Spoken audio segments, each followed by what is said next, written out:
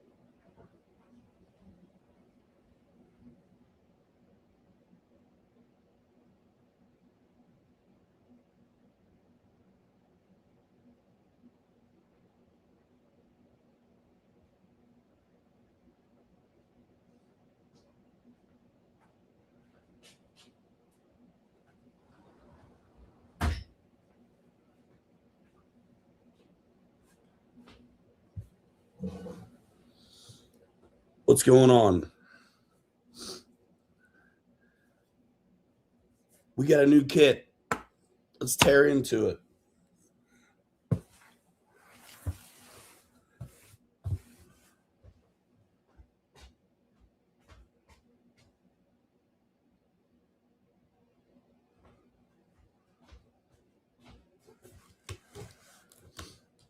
Let's go.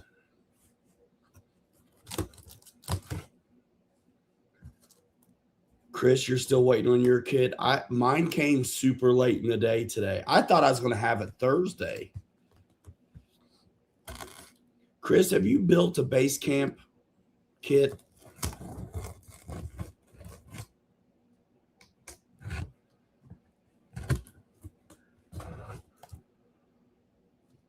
I can't remember.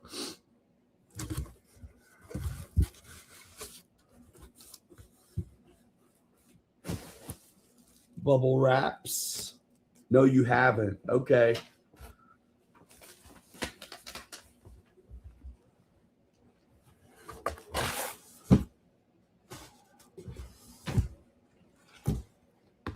So you don't have much to compare it to.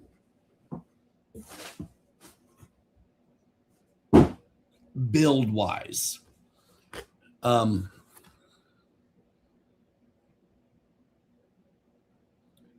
This is very, in a way, similar to a base camp, but also not.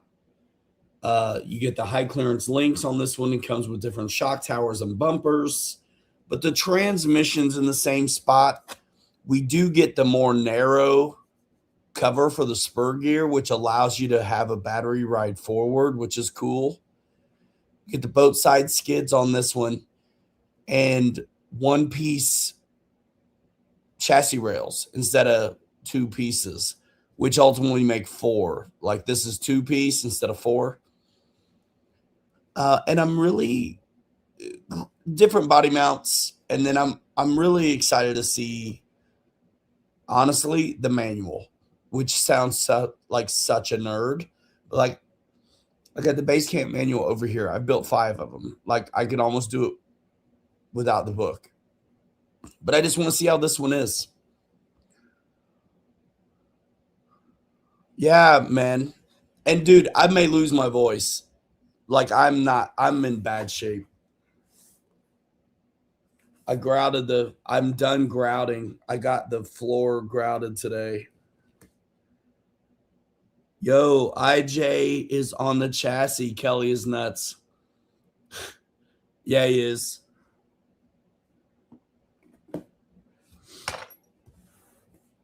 Mine would be done if he would just send me one file. All right, man. This box is a little bigger than the other one. It's probably because the chassis rails are whole. Bag C, some high clearance link action. Bag B.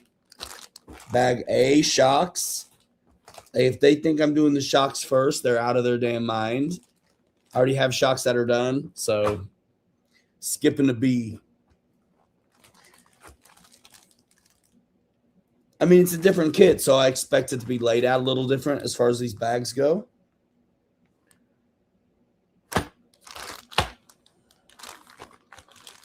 Bag C looks like links and rod ends that you can't see. Bag B, bearing axles. Bag, the D bag looks like chassis and cross member stuff. Bag F looks like transmission.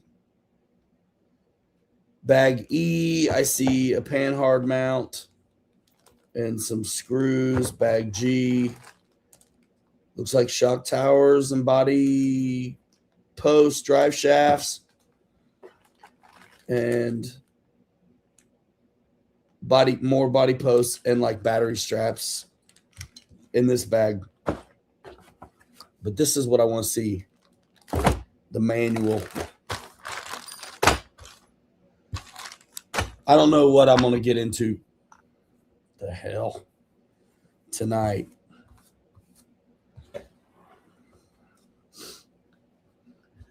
Pete. Yeah, I built a bunch of base camps, man.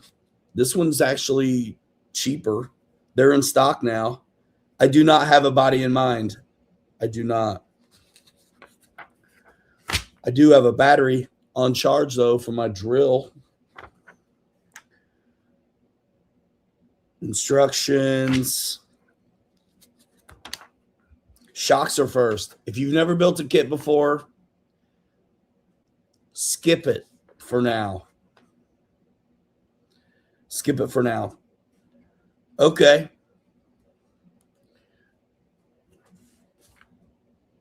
Diffs. Diffs and axles. This is more like it. Makes sense. Which is section B1, bag B1. But I think you get to a point where it doesn't make sense anymore. So then like step B6 says use bag B3 in small print. So I think it gets maybe weird there. Well, let's at least do some axles. You guys want to do some I mean, if you're hanging out with me Saturday night, then I'm not too worried about what you're up to, I guess.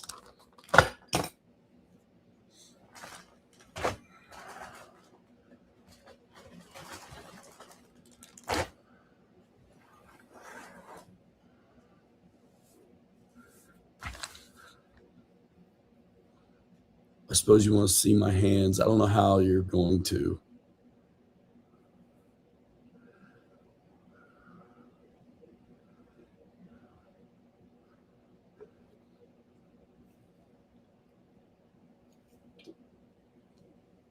Hey-o.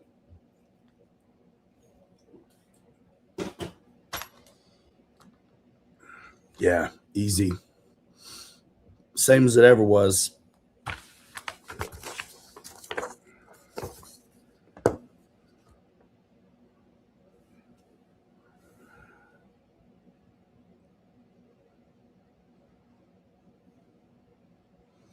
Definitely familiar. I mean, same. I just think it's going to read different. Travel Guy Adventures. What's going on?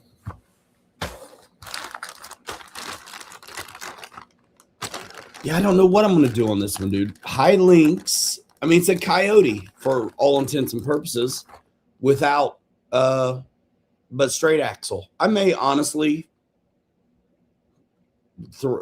use a Coyote body on this. Make a straight axle version. I don't know. I need to charge up for tomorrow, though. We're going out. Different color grease this time. So part of why these manuals change, I think, is because these are made now at a different factory than they used to be. I mean, honestly, I really am excited to get into this because I'm so familiar with Basecamp build. Like, I'm very excited to see how this goes. Let me go get my my battery for this. Yeah. And I don't know, I may be able to get you a little more table.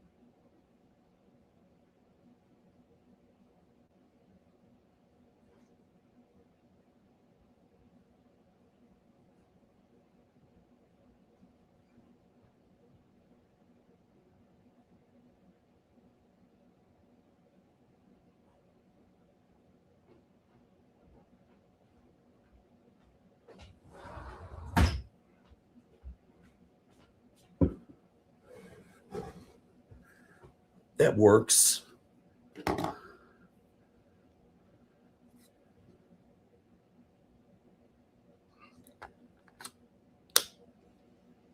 I got shocks already made.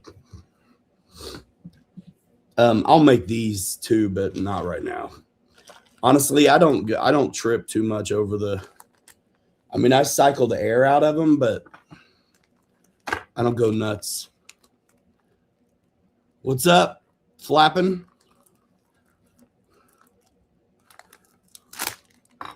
Okay, B1 diffs.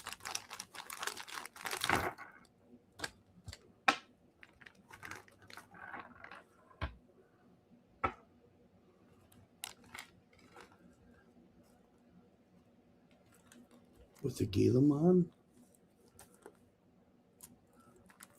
Oh, the ASD. That's kind of neat, actually. When we were at Kirk's house, we were experimenting with that a little bit.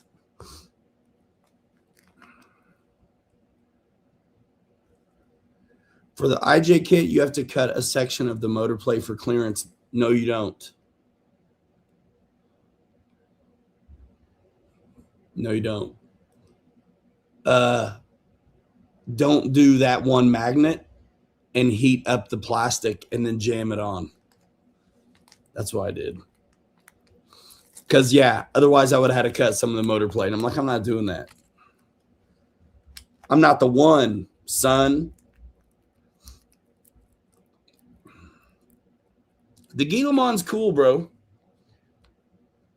I need to order some tires too tonight, you guys. I forgot. I need some Treps. I got a thing I'm going to do here in the future, and I want to have the same size, same kind of tires for the test that I'm going to do.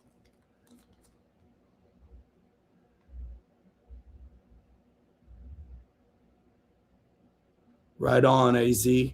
What are you building right now? Origin, Classic, or an Optic, or VRD? What'd you get?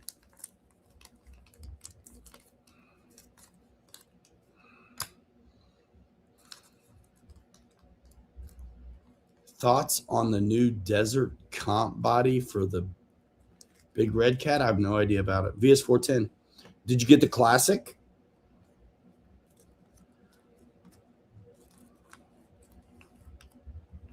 Portal kit. Gotcha. I did one of those once on a Phoenix. These bags have shit all over it. Non-slip grip, I guess. The thread lock's a different color. All right.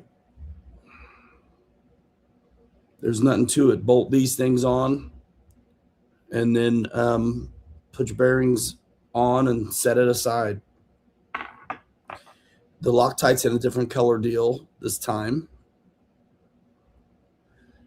I should build on my old manual.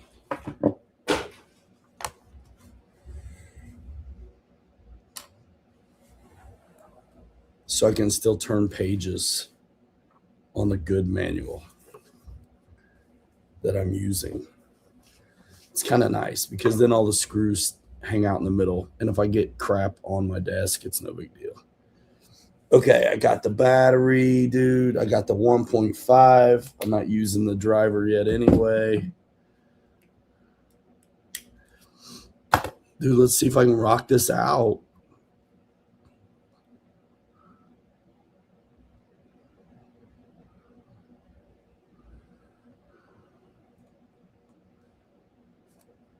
Oh, don't be losing screws. Yeah, so different factory, but same, stuff. I kind of like that it's the blue Loctite we're used to.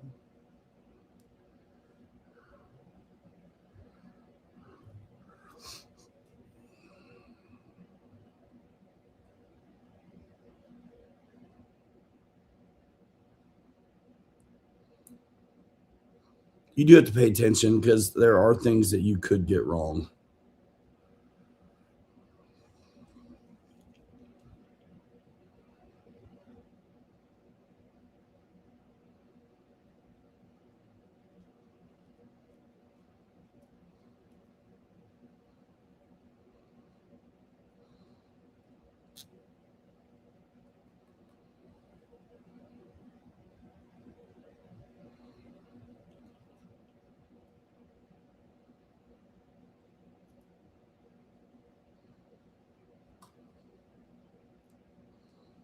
I still got to paint my classic, dude.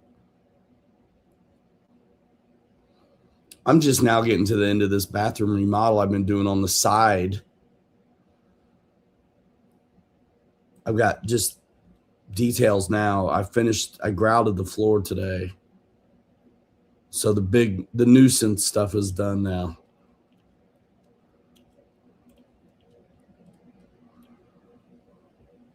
I'm so happy about that.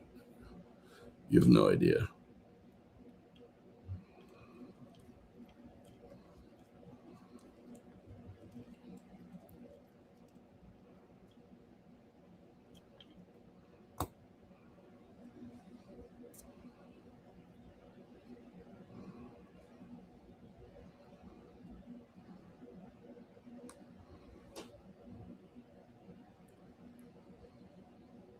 What's up, Doyle?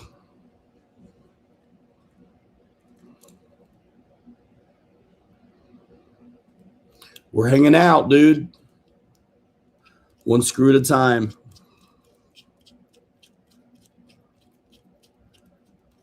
But things will move soon as I get these diffs done. Because then we'll see axles come together.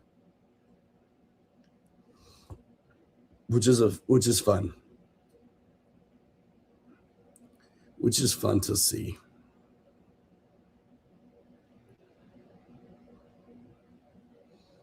The new 10 III builder's kit.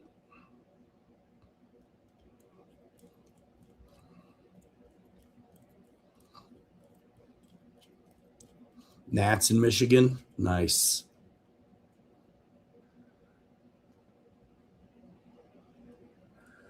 And we are in 1080 tonight, folks. Thanks to me quit being a cheap ass. It's $50 a month to be able to go 1080.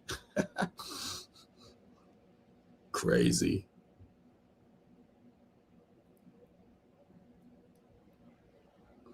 Lyndon Stewart, what up?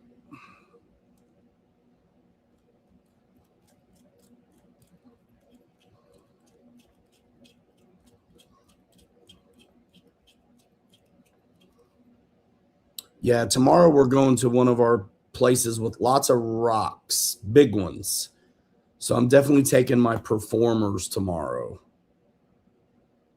I got my coyotes dialed in. My optic is good. That's probably it. I'll take the Helamon as well.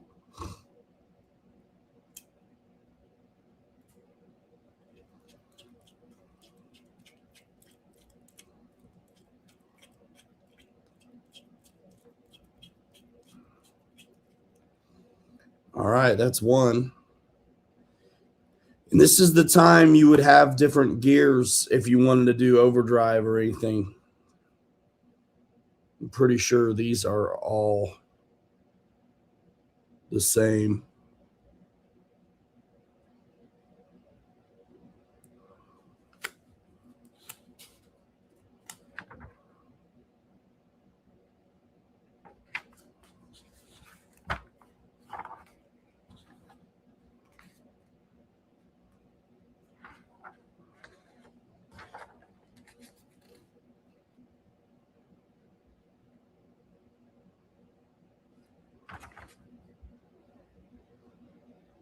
Yeah.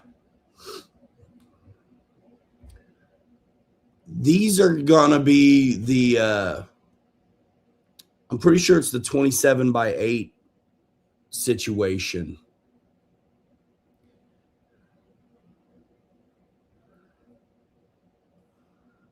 Yeah, the 1080 should look fine, but if I didn't, got to pay for it. So I'm paying for it. So here's one done.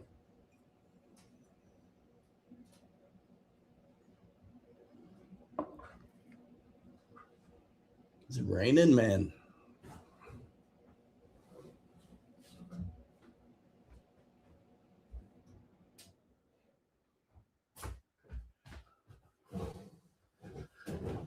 Yeah, there are certain lines we do. They're not like marked or anything, but there's definitely certain lines we do. And a lot of times what we'll do is follow each other through. So FMS Land Rover's nice, man.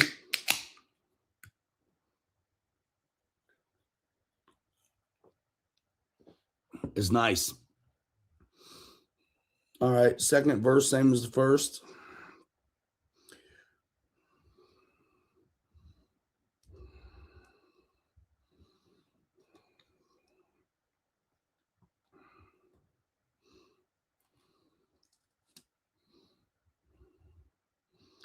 Yeah, so the place we're going to, you've seen videos there before from the Coyote when it was new. It's a challenging place. It's not really our trail truck kind of place.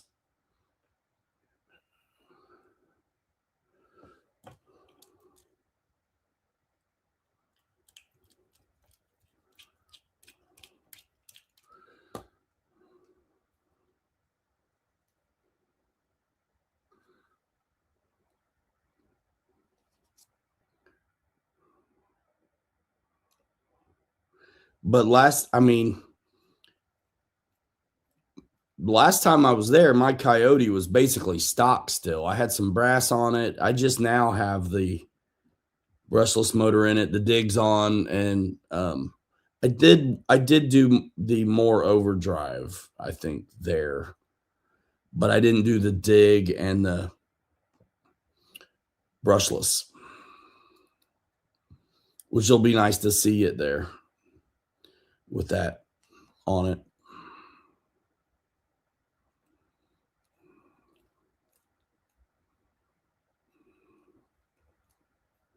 And if you don't have Loctite, just cross thread it. It's Bonneville Mills or some crap. I think it's in Middlebury or something like that, Dad.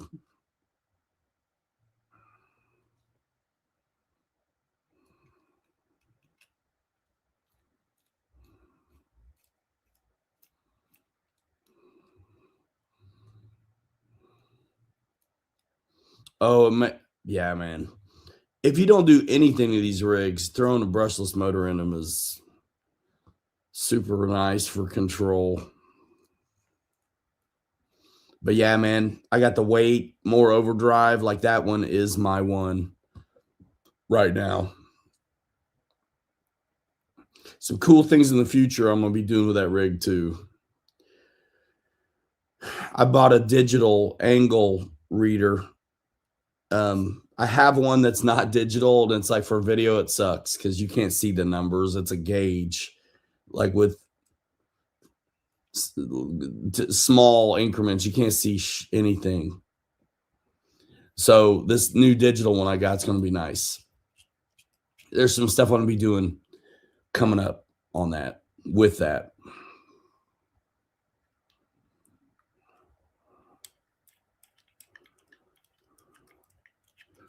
Dude, we're getting into the axle next. The front one, which is going to be bag B2.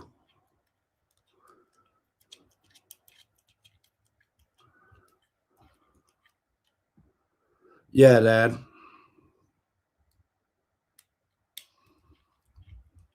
That's where we did the Vertex when it ran the first time, that big 6-scale red cat. Kelly's getting some more video of that tomorrow. He's got the IJ on it, which is cool.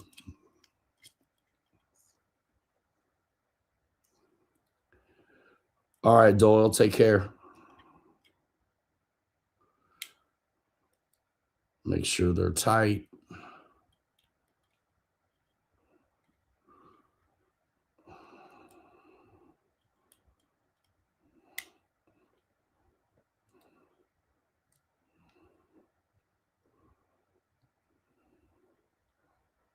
They are. Throw the bearings on it real quick. So that's it. You make sure the teeth face the long side of the spool. At least that's what the book said. Bearings go right on.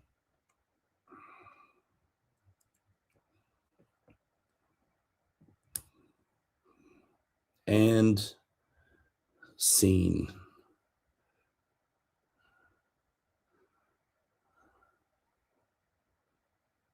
Boom. Jerry, what up? Awesome. That weather time is here.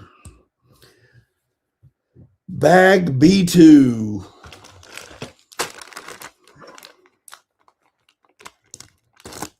And now, down here, this section is what we're doing next. Axle stuff. So the diffs have been assembled and axle housing. Yeah, Dad.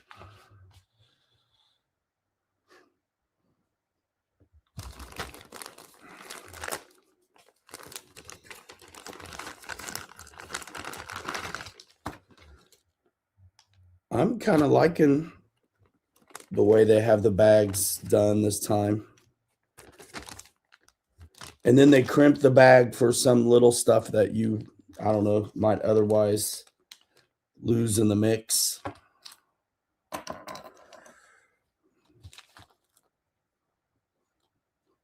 Awesome. If it makes it easier for people, that's great. I'm all in for that.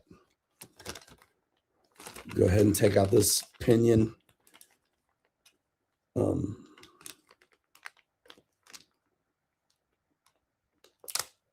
Might be selling a bottle of Coke Zero for $400 and you get a free IJ body. Yeah, it's kind of like how it's illegal to buy raw milk, but if you're a shareholder in the cow, it's free. Just saying.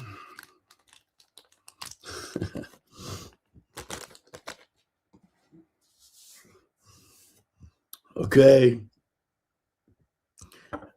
Axle housing. Bearing with the output drive, otherwise known as a pinion.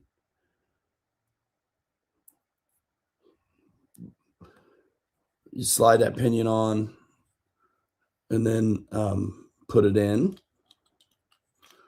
the housing. And there will be another bearing that goes out here too. And then diff goes in. There's only one way it goes in. The housing's got a bigger side. So obviously that's where the big ring gear goes. Boom. This is when you get the grease out.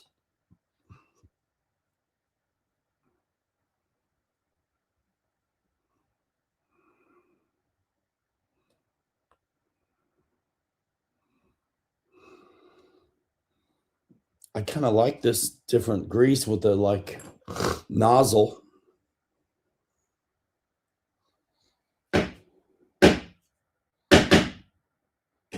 come off of there now.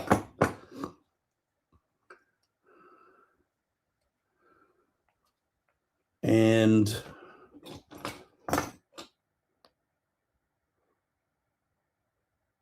it's already got a hole in it. Right on. So let's see. Where's the screws for this? They're going to be in here, right? Yep. For the diff cover, because once I grease it up, I'm going to cover it up. This is all part of that same instruction right here. And then you got your bearings for the hubs and things, shoulder bolts for knuckles, stuff like that.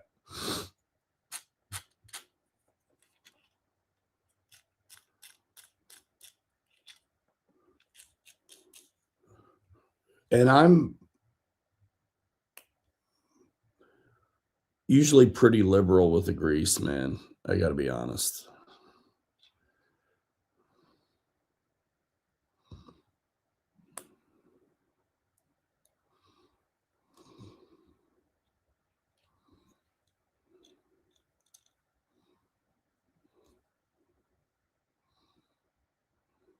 If a little is good, a lot is better, right?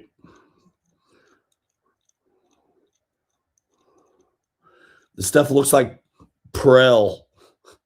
Who remembers Prel? Shampoo. Wasn't that what it was called? All right, so diff cover, boom, goes the dynamite. Boom.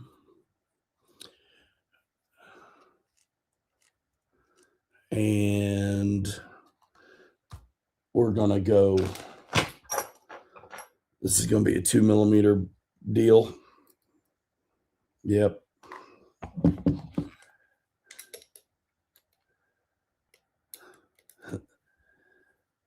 Yeah. Prel came in a tube like toothpaste, and it was green, right?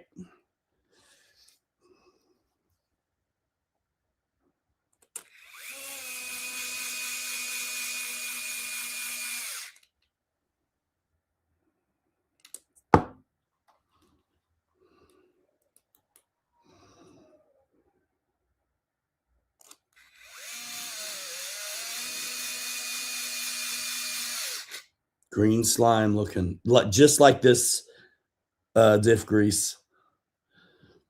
It's probably what it is, dude. Soap.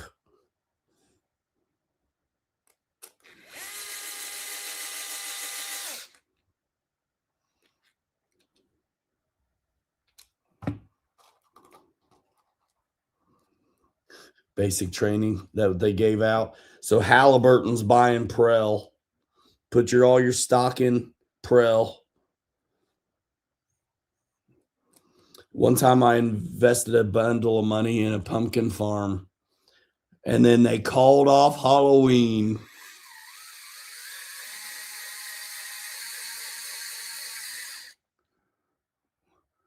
Thank you, Rat Pack, for that joke.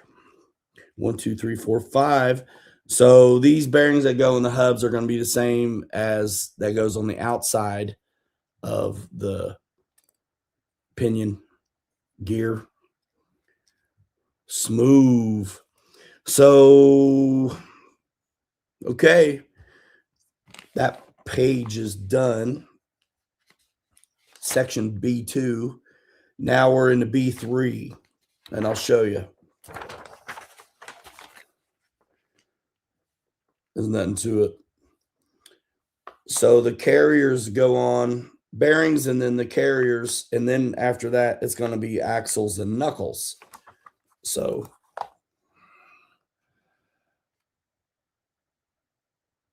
you can kind of see what's happening there. The book's good so far. Yeah.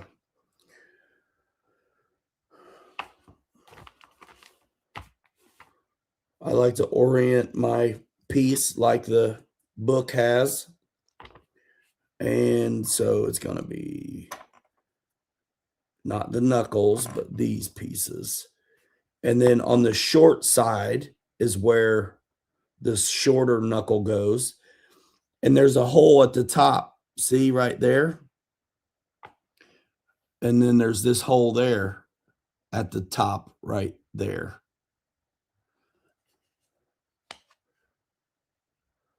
Yes, that's right. The step number is not the same as the bag number if you're not careful. So that goes on there and lines up. And I should have put a bearing in first, I think. Yes. I should have put a bearing first in, I think.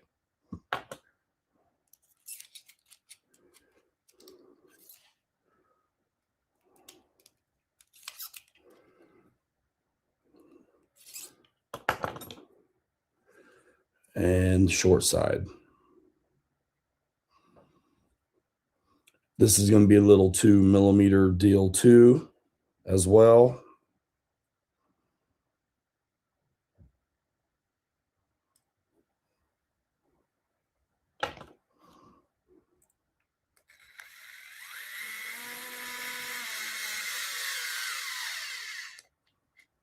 Boom.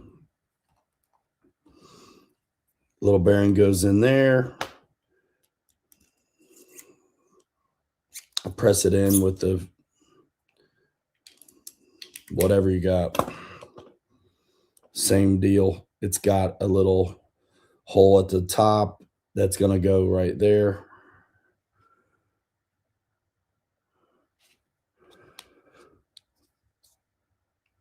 And you should be able to see through them at the axle. And there's a right and a wrong side to put the screw in. You can tell because there's like a recess for the head. So that's the way it's going to go.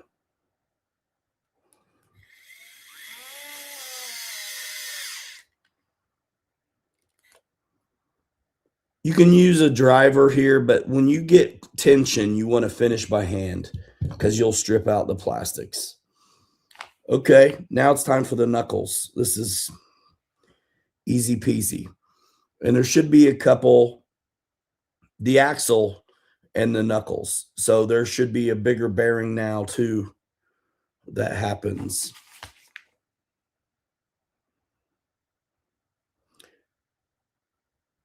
They've got you kind of assembling the axles in a way first with the knuckles.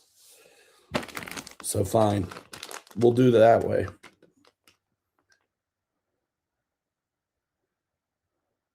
Ha, flapping. I get it.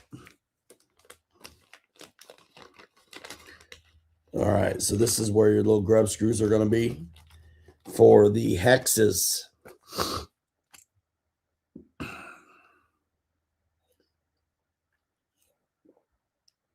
My voice. Let's see. Now, if you're not careful, you'll get your knuckles on backwards. So pay very close attention. That's not the right one. This is the right one.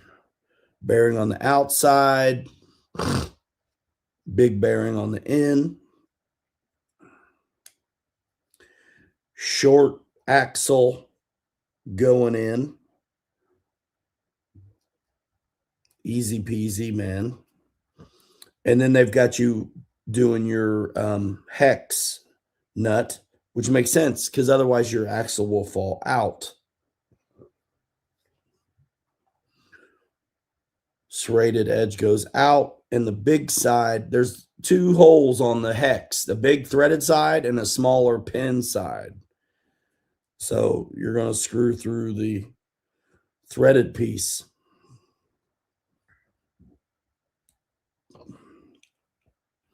This is nice because it'll hold your axle in from falling out of the knuckle.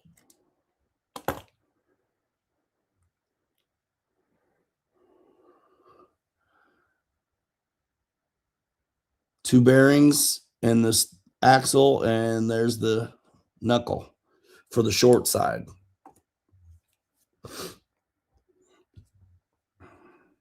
Now we'll do the long side. Boom.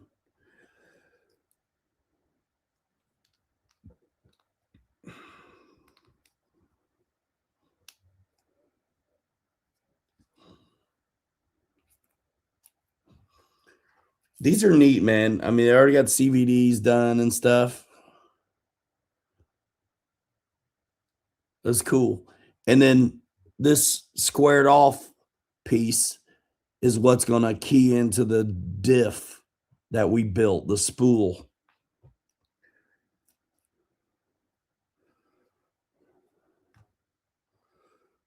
Ba-da-ba-ba-ba. I do like these kits.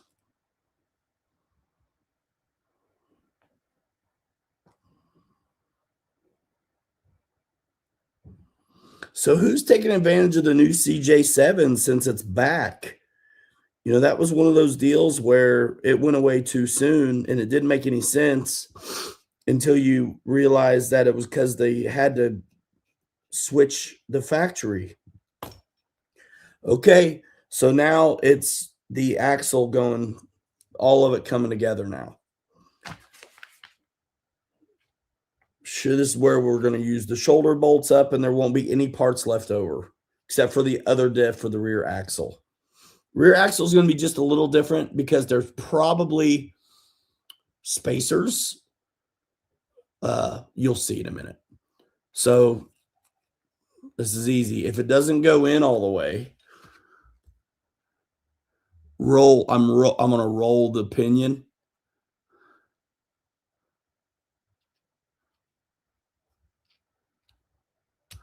There. Now it's in the diff.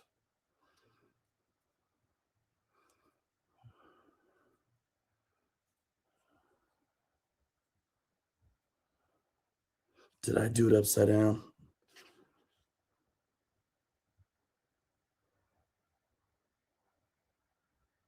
I did.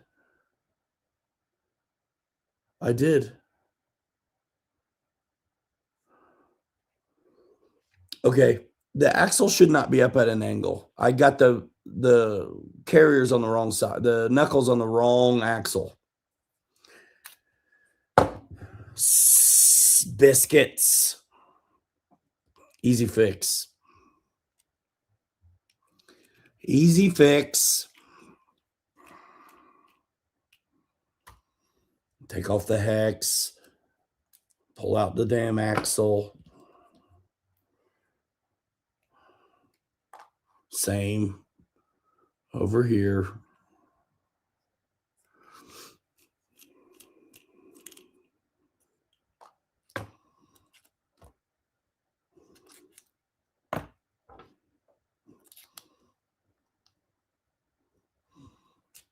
Do it again. No big deal. No big deal.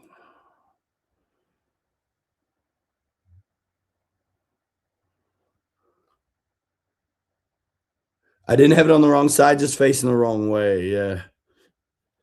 Is that, don't tell me that's the truth. Don't tell me that. Don't tell me that.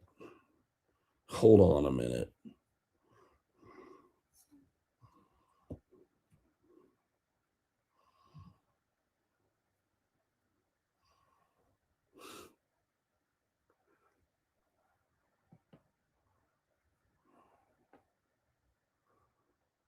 You're right. I was right the first time. Yeah, I was right the first time. Come on. I was right the first time. Dummy.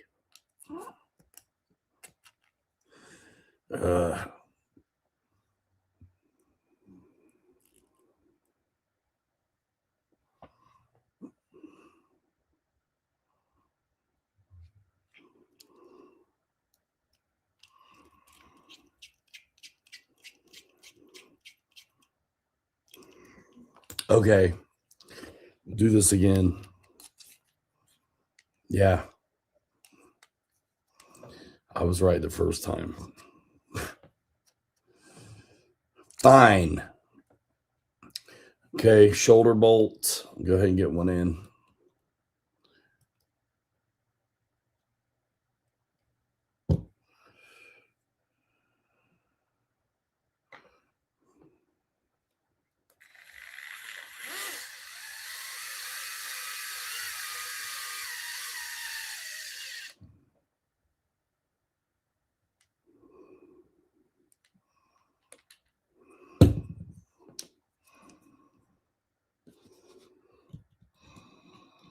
Man, I had it right the first time. I'm actually glad I had it right the first time.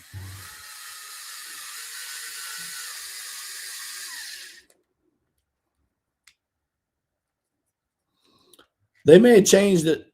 I don't know, man. I feel like before you could tighten these up and then they were too tight. Now it feels like you can tighten them up and they're just right. So the axle, stub axle, and the axle itself on the housing are in a straight line, as they should be.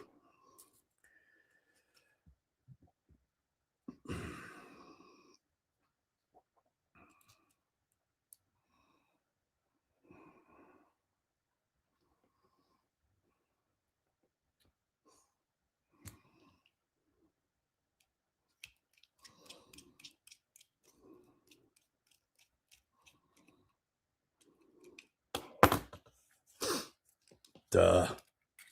My gosh. That one went right on.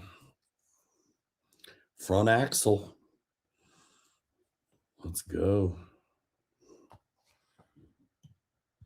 This kit is for, it could be for somebody else, but it's for me at the moment. I just wanted to build the new 10 III to see what I thought about the manual, to be honest. I mean, for the most part, the parts are the same. There are some new things this kit has the base camp kit does not have. This is basically all the things that make the Coyote different is what this kit has, with the exception of the Coyote kit. The Coyote RTR comes with portal axles. This is straight axle, but all the other bits are from the new Coyote.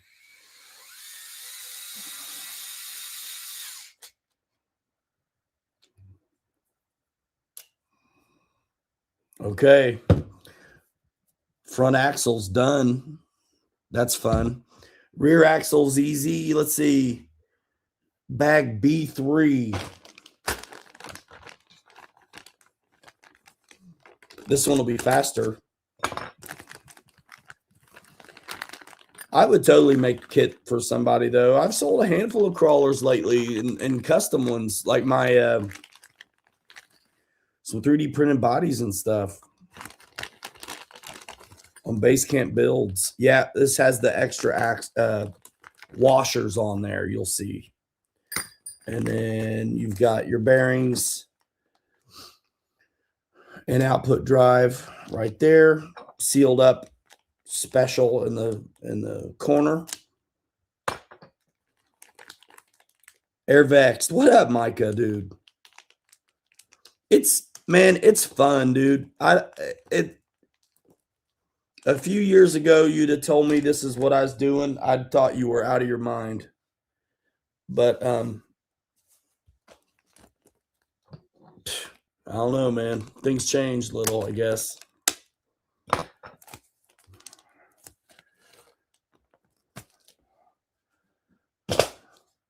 We're ripping through it. Okay. I'll look at the book, but I don't need it. Let's see. So output drive, little bearing.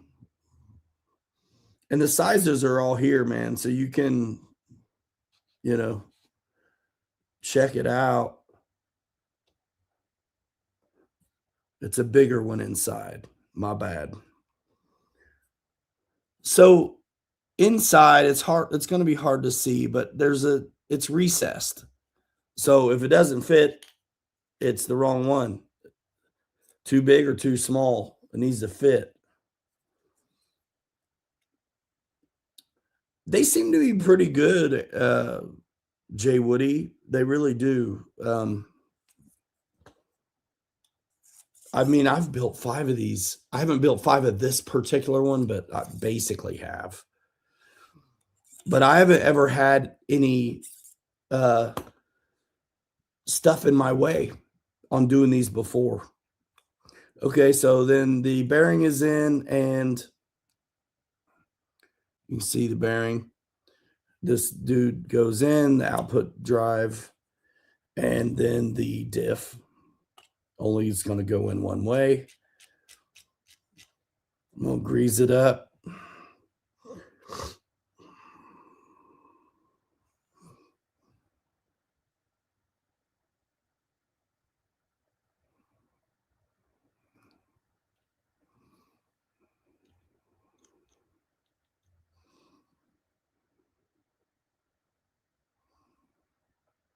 You just make sure you save enough grease for the transmission, but otherwise you can really put a bunch in there. Prel.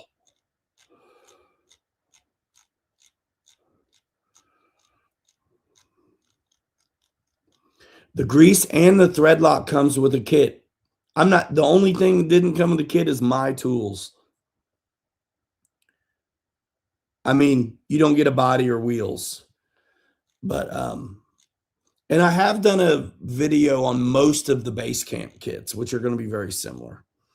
Okay, so now before you make a mess, you throw on your diff cover, and yeah, man, they're clean. There's no real flashing in the way, which is cool. Boom, seal it up tight. I'll go ahead and throw my bearing in here. On this side, this is what will hook to the drive shafts eventually. Things are spinning good.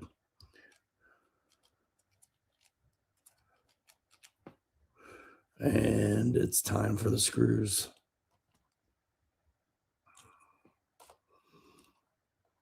And I like how it is bagged and numbered, so you don't end up with too much stuff open to think about.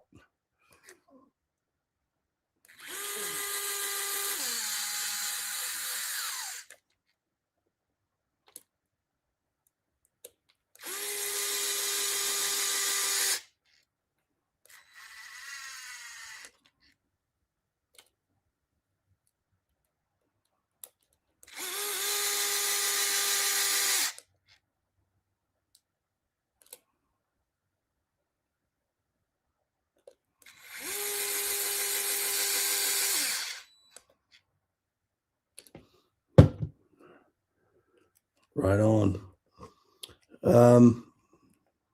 It's got to be the axles next. Has to be. Yep. Yeah.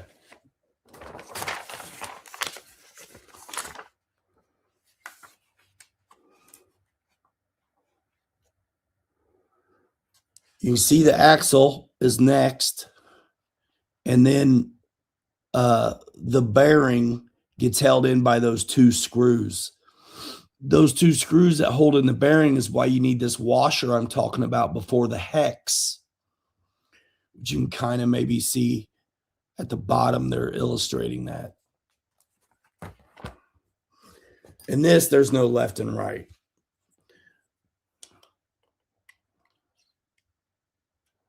So the axle goes in, then the bearing. Well, you can put the bearing on the axle first if you want. And it sits down on this edge.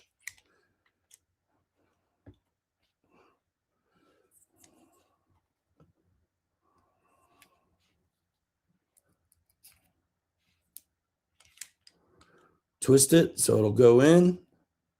Boom. And then we got our little tiny bolts that hold the bearing in.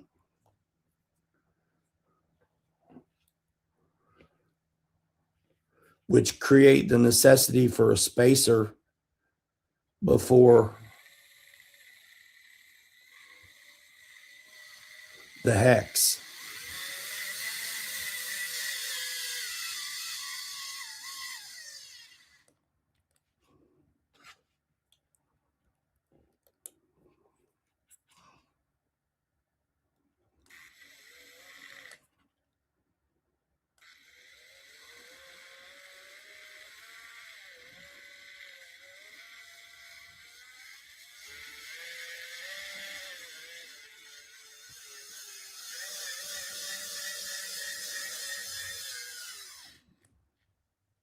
Those are kind of hard sometimes. So then this little silver, I'm just going to put it on. The little silver bushing spacer, aluminum spacer goes on there before the hex.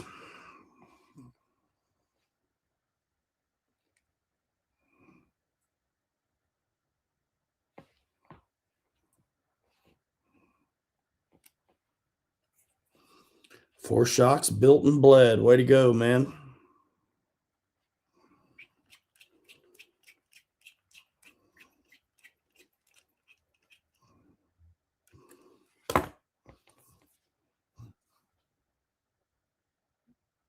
You can see those screws stand tall so that silver spacer gets it dialed. And they've thought about all that because the hole for the hex is in the right spot. You know, this is cool.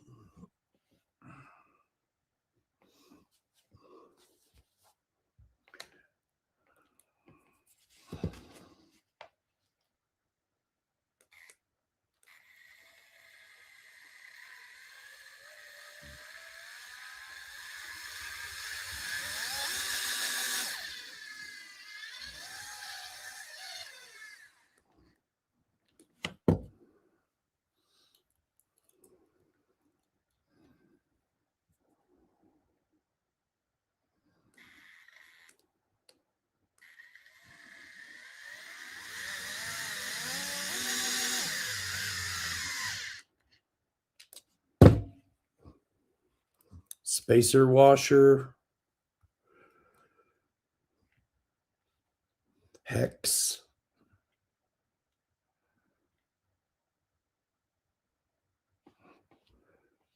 set screw, pin.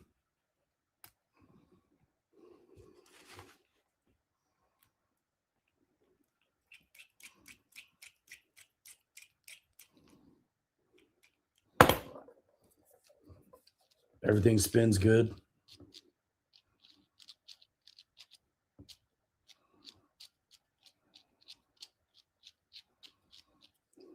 So we got 2 axles done. Nice. Let's see what they have us doing next. Links.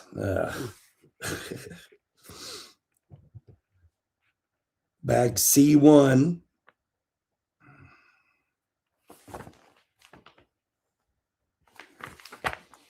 Let's do it then. Why not?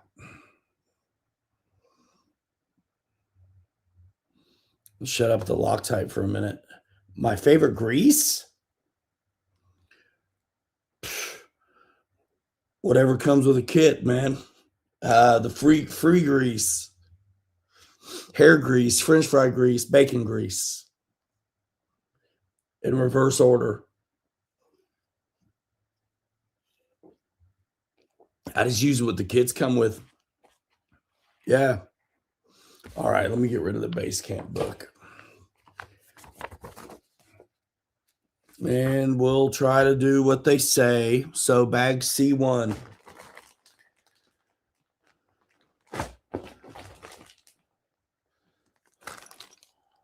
Bag C will be comprised of multiple designations of number C bags.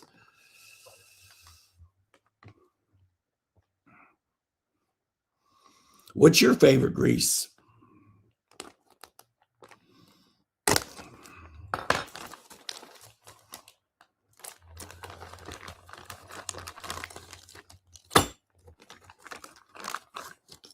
C1 right here, little steering link. They got them all separated out, it looks like. That's fine.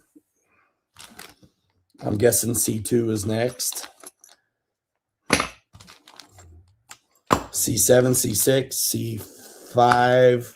Yeah, this could have all been in one bag. C4, C3, PO, C2. I'm guessing is after C1. Call me crazy. So one thing about these links is different is that they do not have a hole through them. which is what I use to hold them still so I can spin on the rod ends. So I don't know what I'm going to do here.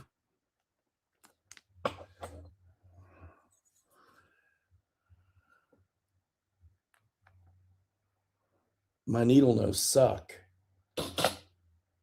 My pliers aren't big enough. Did this come with anything like a little tool for this?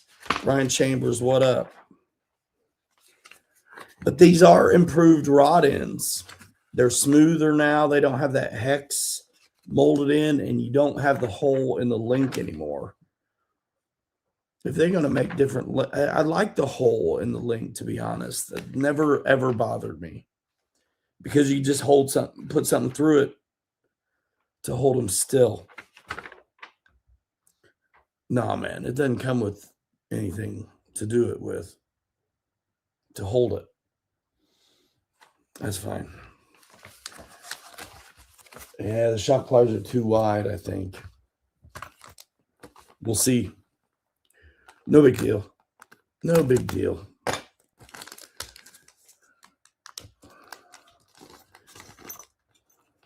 We'll see. We'll see. Go ahead and press in the pivot balls.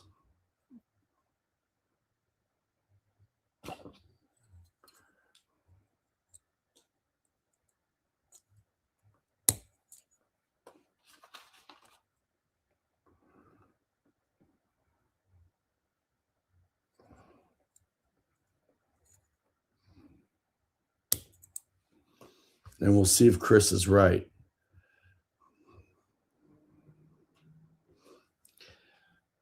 The flat spot's what I'm talking about, when they used to have a hole through the middle.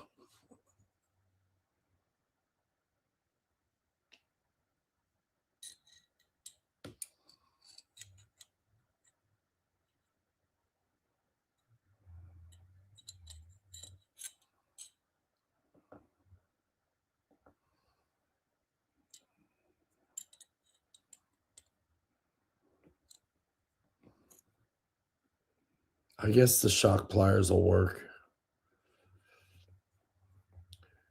Singing in a new band. Nah, man, I'm sick as a dog.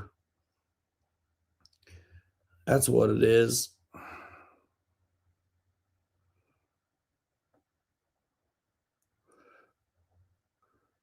Dude, it's allergies or something. Dude, I got like stuff bugging me so bad now that even my fake teeth itch. And my ears itch, but you can't scratch them.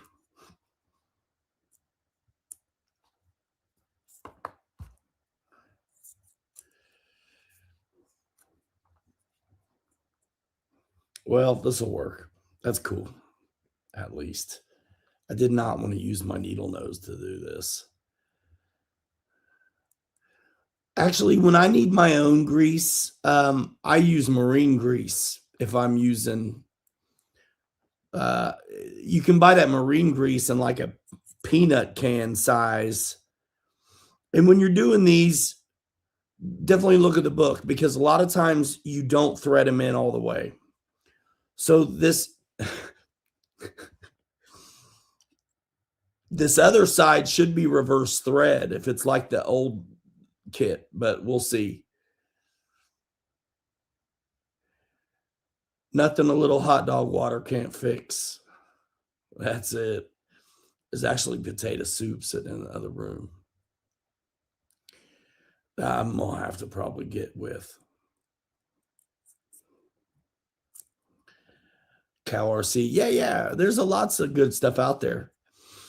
But the marine grease, shoot, I get it at like Farm Supply. It comes in a peanut can. I've used it on my garage door stuff and packing diffs. But I use what it comes with first. Let's see. So the book says 58 millimeters on the link. They show me a picture. And I'm too short. I tighten them in too much. So we'll go open that one up. And same with this one. And we'll hit our 58 millimeters for the steering link, I believe it is. Yeah.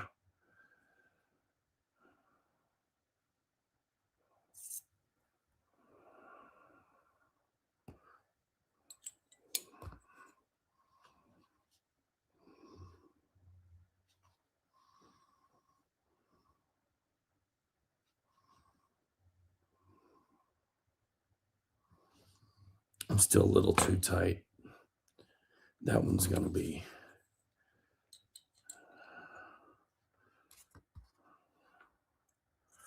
lefty loosey.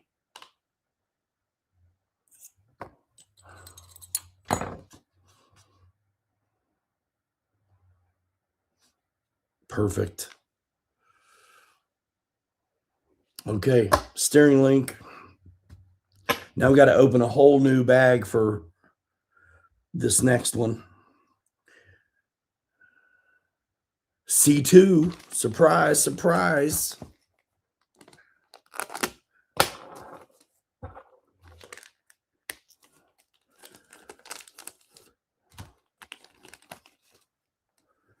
Don't let your pivot balls run away.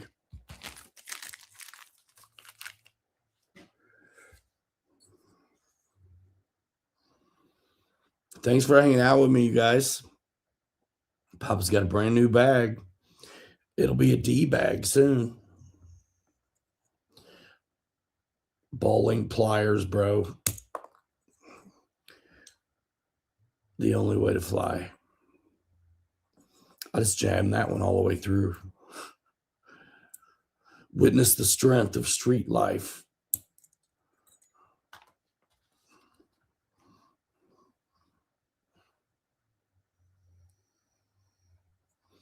But I do like that it's got the millimeters of the rods and stuff in here. Okay, cool. So the reverse thread, I think, is the one that's close to the flat spot.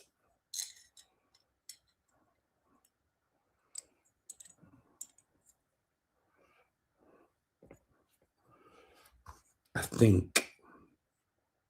This one does look like it's bottomed out all the way on the threads.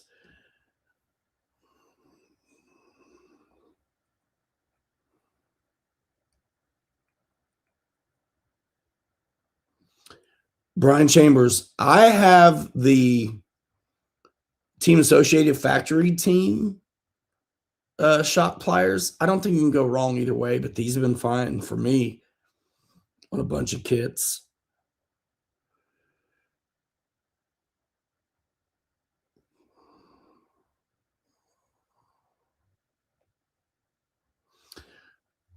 It does appear that it's the correct thread on the one close to the flat spot.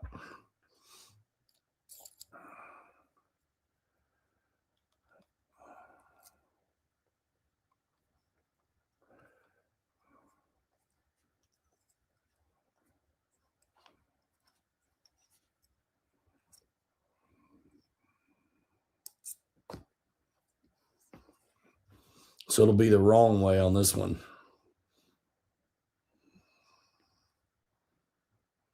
Probably.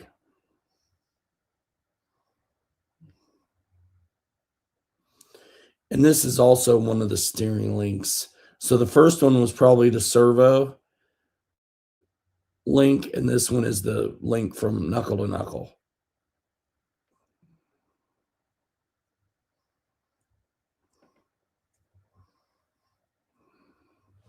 Man, it's a son of a bitch to hold it sometimes. No, these pliers, I think they were under $20, dude. Even the Team Associated ones. I don't think they cost me more than $20. Check out my link in the description. Go to Horizon and find you some. Oh my gosh. My hands are so done, dude.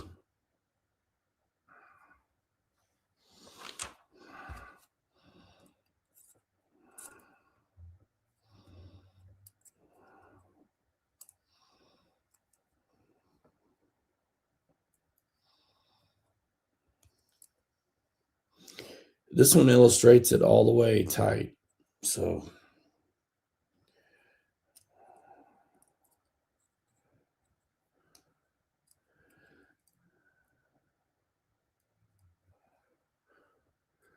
dude, I don't think these were more than 20 bucks.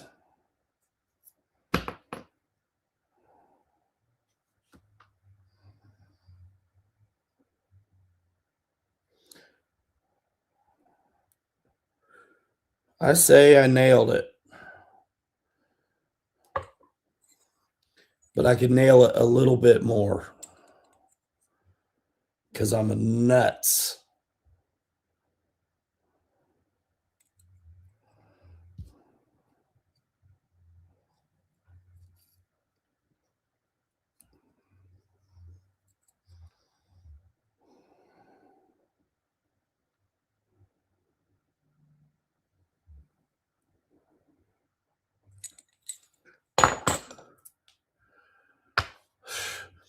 Dude, it's the tile job, man. I've been grouting, and that's like a ton of float work and then scrubbing.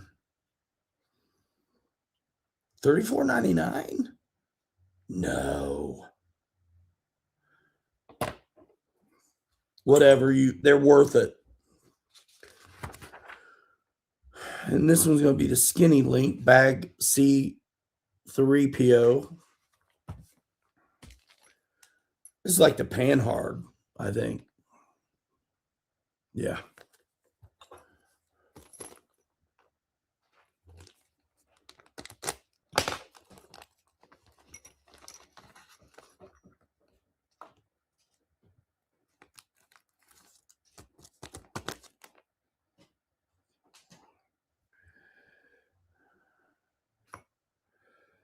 This one, the flat spot's so small, I do have to use something else.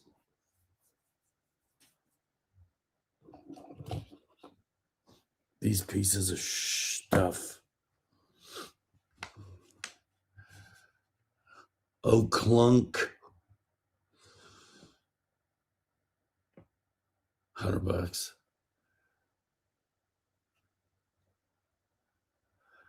I'm familiar with who you're talking about, but I haven't seen him flapping.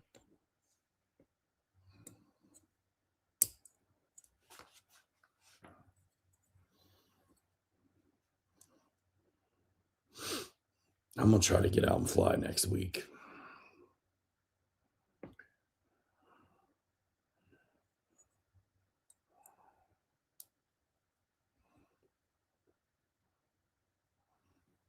I feel like there's a side that it likes better for putting the pivot ball in.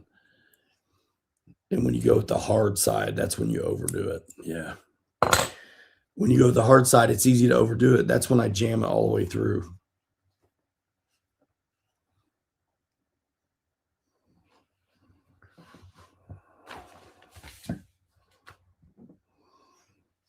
Front track bar, as they say.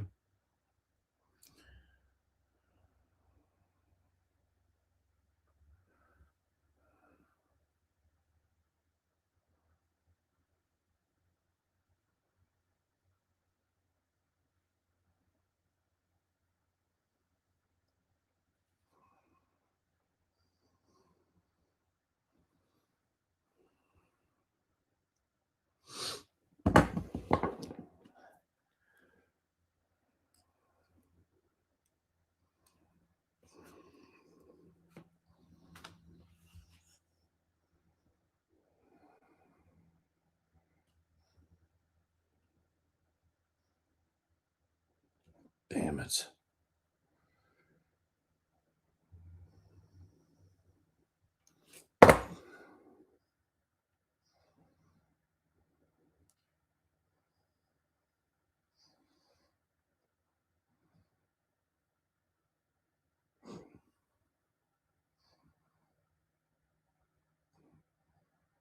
Yeah, I thought that was the right thread.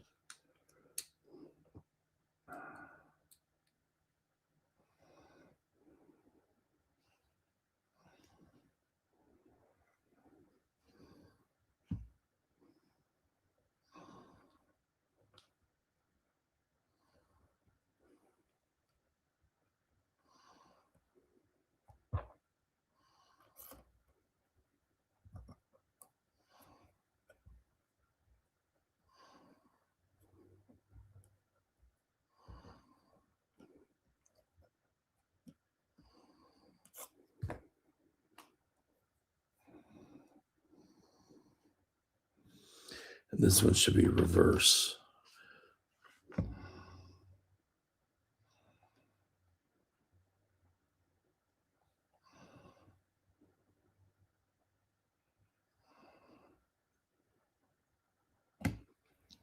I ain't gonna lie, dude. Sometimes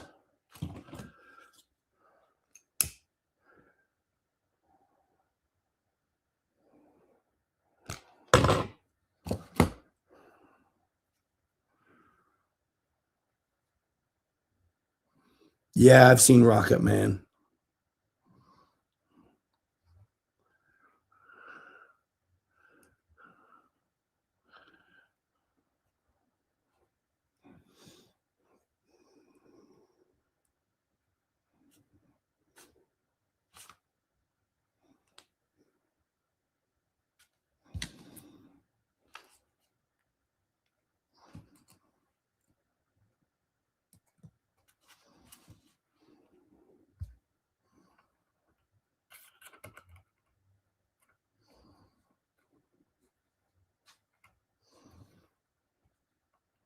Reverse thread is weird to me every time. I don't care how many times I've done it.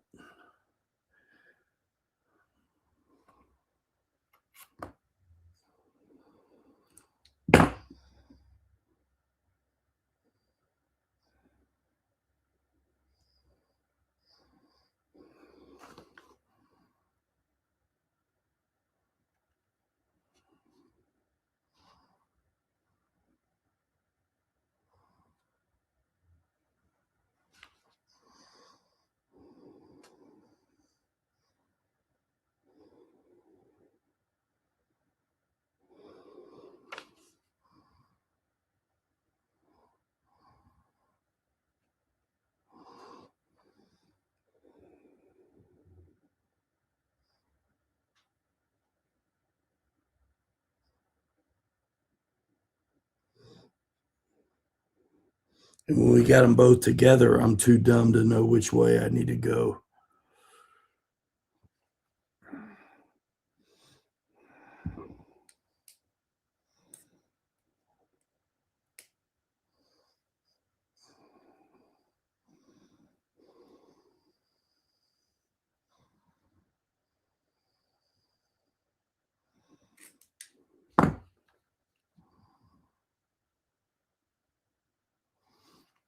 Reverse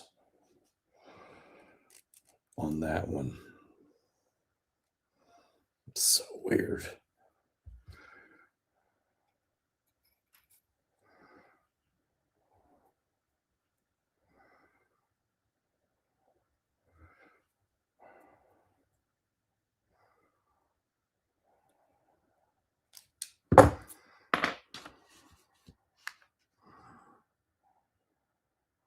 There we go. I do what the length call outs are. Why not? Bag C4. More of the same, y'all.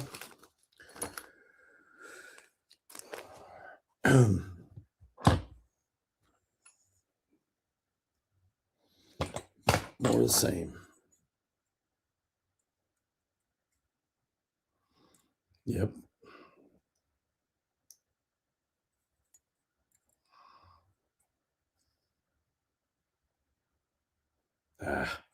Come on.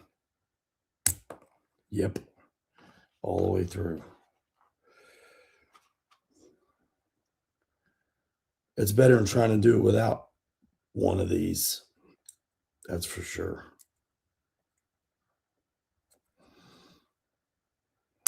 Come on, man.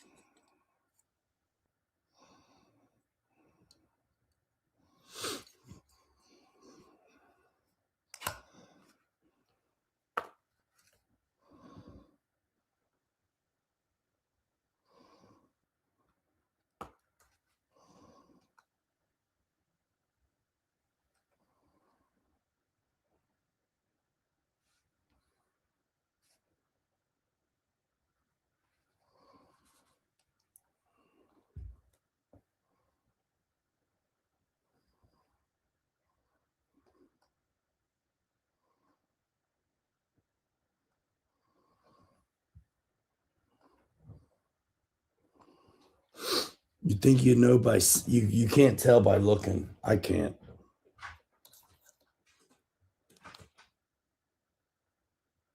What in the heck?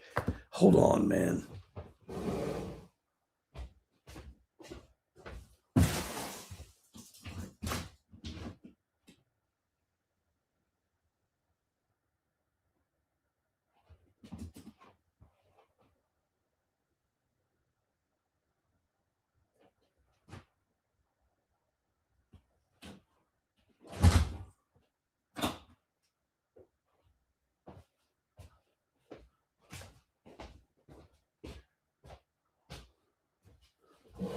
What is going on? It might be, dude.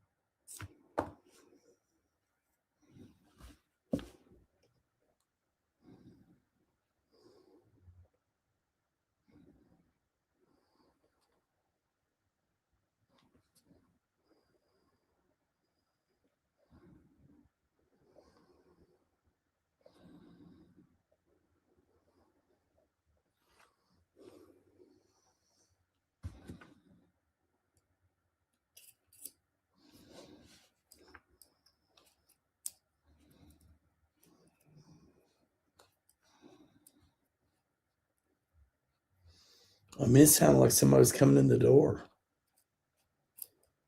I was like, is our dog out there?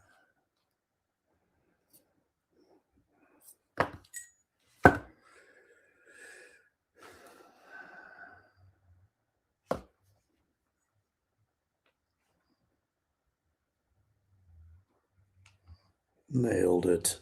Nailed it.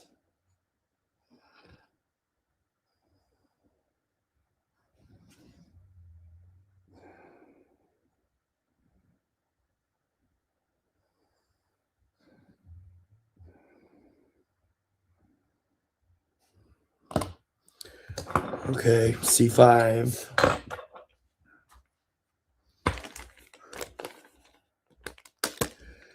This is a blast doing links, ladies and gentlemen. What else?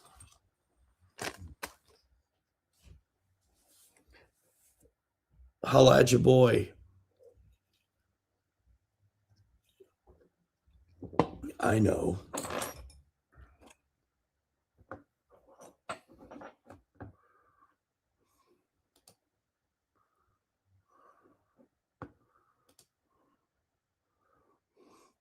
There you go. Links. Let's go.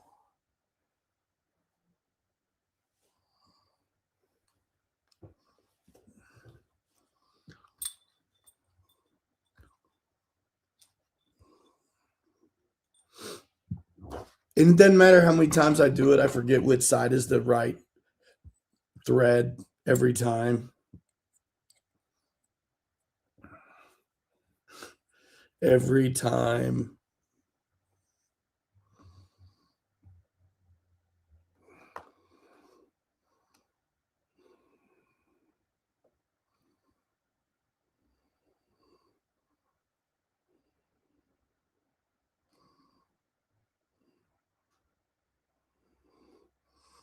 And just when you were thinking you're wrong, you're not.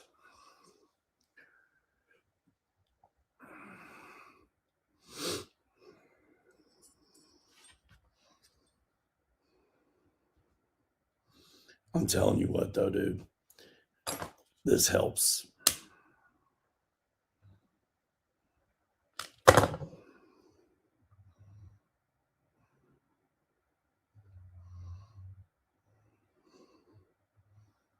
I think it helps. Links, that is.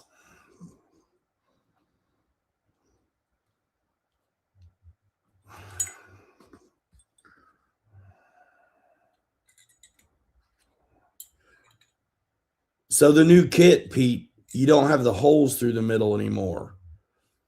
And you don't have, the rod ends are different. They don't have that hex folded, molded in. Let's see if I heat up the metal instead of the plastic.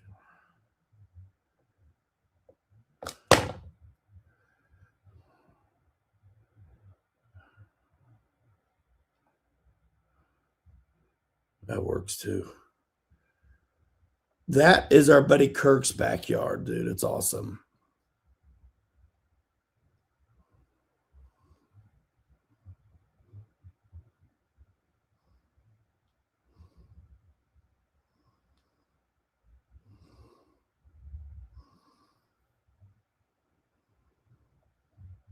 Did they thread that one different?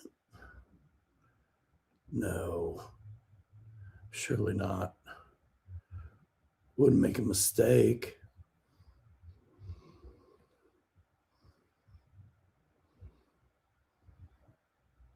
No.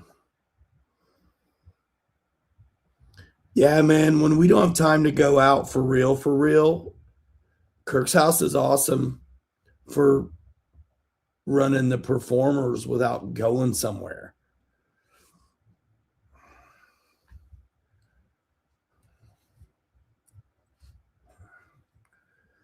I don't know if I'm driving or filming or what. Because I like to let the guys drive my rig. So I'm probably talking to, I haven't put this out yet. I haven't edited it or nothing. I'm not sure. I mean, I'm going to, but I filmed it anyway. His place is dope.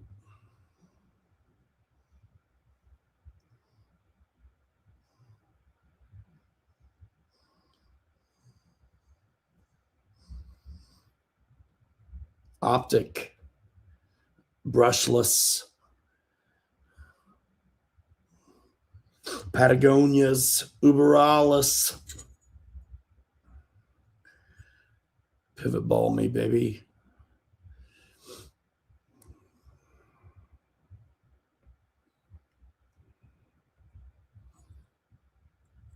Yeah, Brian Chambers on the raccoon. Remember how one year they were under my sunroom right here?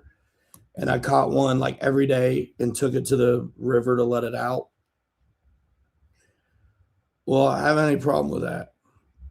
But these sons of bitches found their way to my attic. And I'm handy on the house. There is a lot of stuff that I will do. That ain't one of them. So I've had guys here off and on this week getting them bastards out.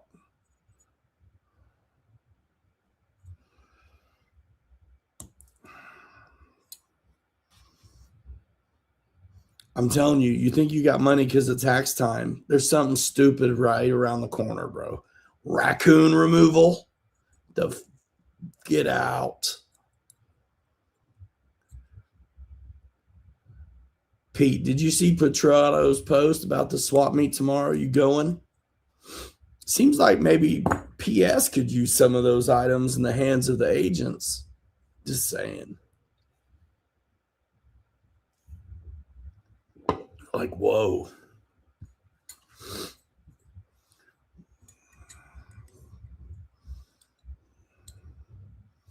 Whoa.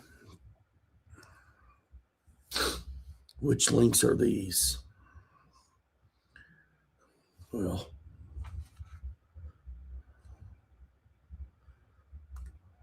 those.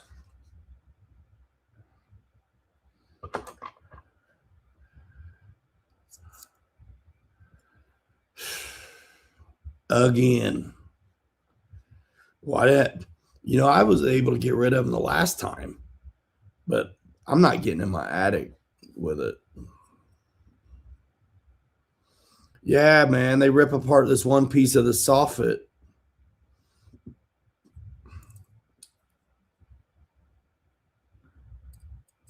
Well, it's baby season, so you got to get the babies out.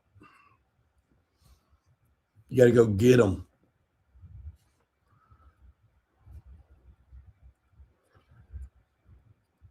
I ain't the one. If I was getting them, it'd be with a gun.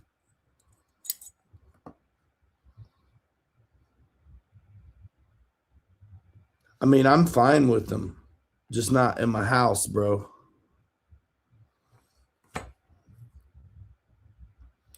I got a cage. That's how I caught the ones under the house. But man, it's fine.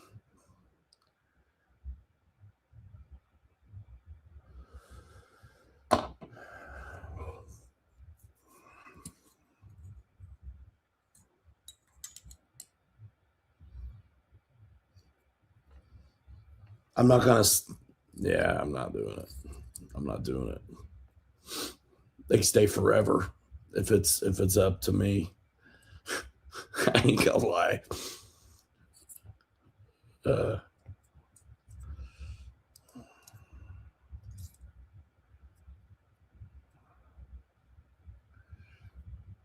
the Capra is dialed too. It did really good. That's Kirk's Capra. It's nice.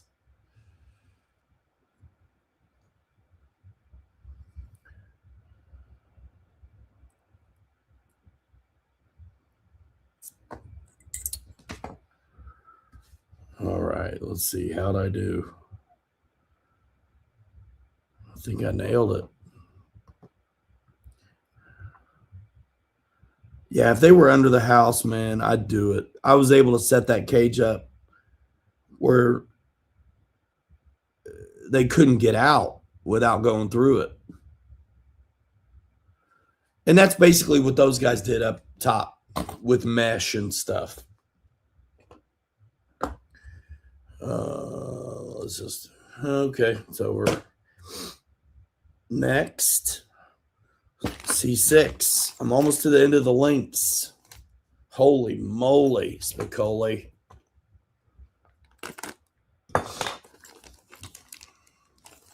It's you I like.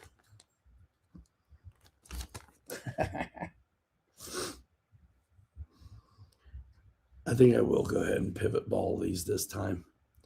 I've been doing that, and then I didn't on the last ones. And I kind of wished I did.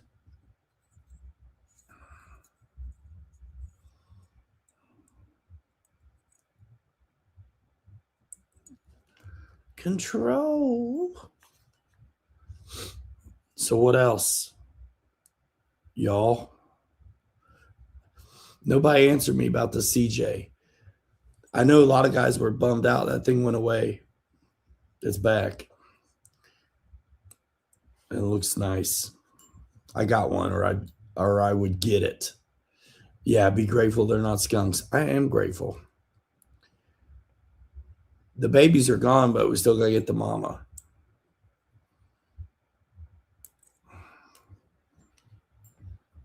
Went up in after the babies. I think mama was sleeping. It wasn't me. I was working. Those guys came and did it.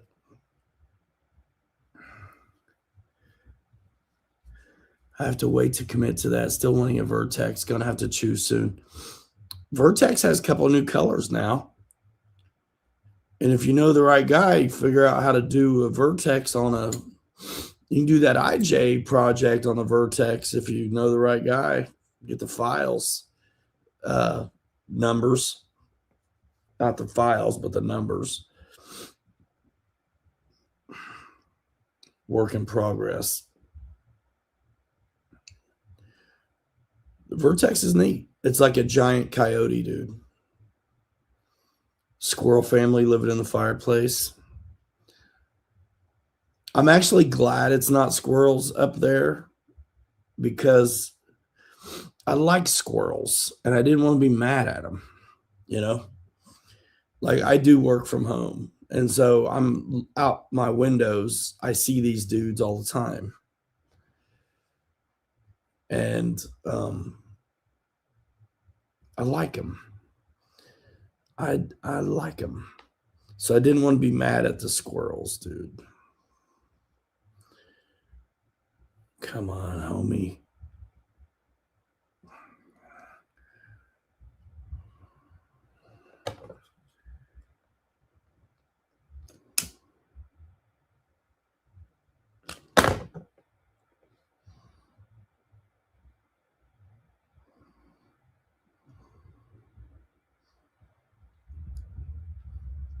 I'm telling you, that works for me every time.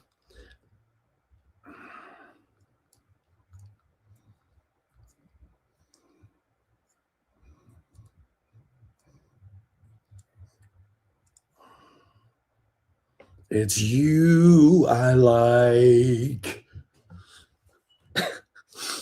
I miss him a little bit. Fred, good old Fred Rogers, man.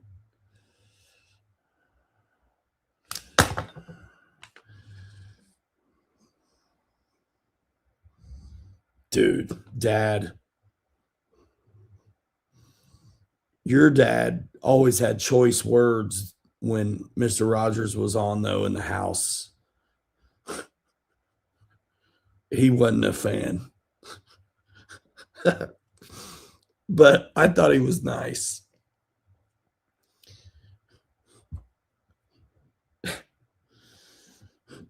You already know.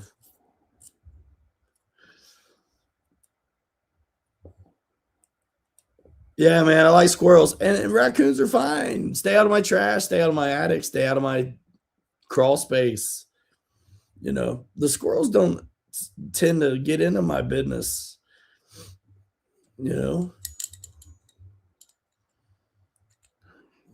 it's squirrels I like.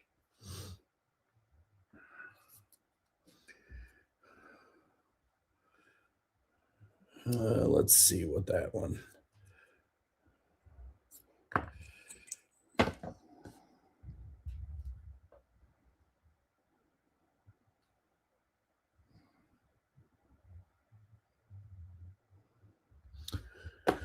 I think that's good. It's what's for dinner. Yeah, dude, I remember Grandpa spitting the shot out on his plate after eating squirrels. Ding. Where the squirrels are. If I knew it, I would.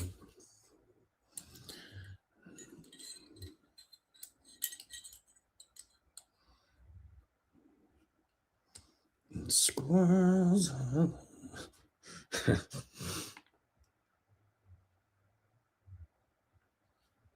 Sometimes you can start them without the heat. And then other times it's like you can't.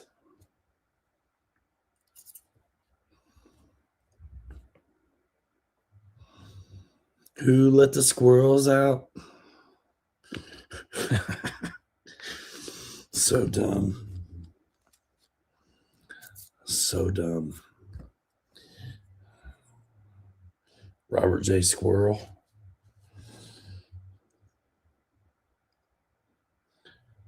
We had one at the house, man. The mom died, and mom nursed it with an eyedropper. And dude,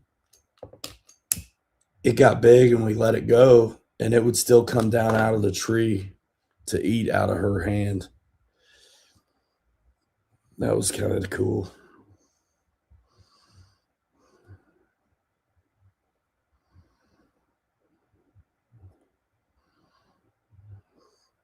I'm telling you, the heat, dude. Not too much. Run a tap. Nah, I ain't running a tap. Let's heat them up, brother. A little tiny bit. That tap's a good idea.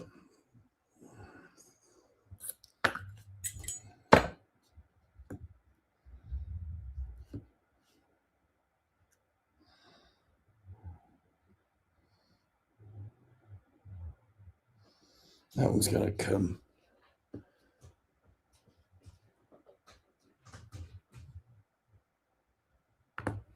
Dude, seriously, is our dog outside?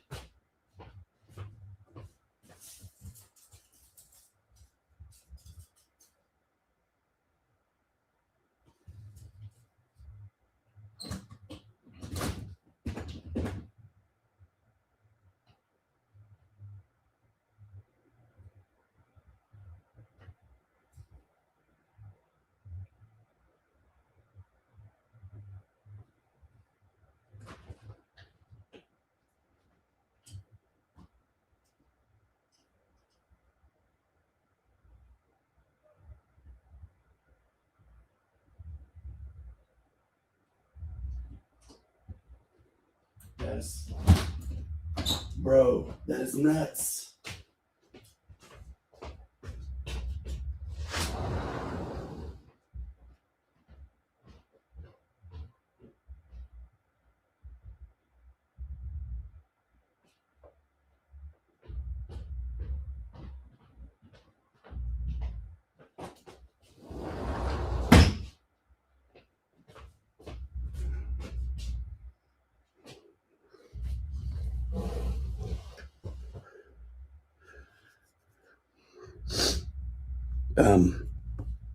Yeah, my dog's in the house, so I don't know what that is. I don't know what that is.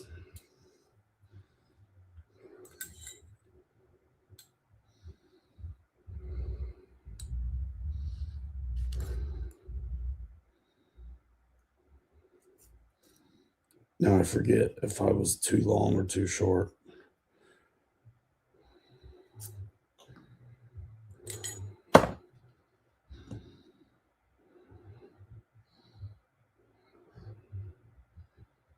Short. Bro, it might be, Brian. She's pissed.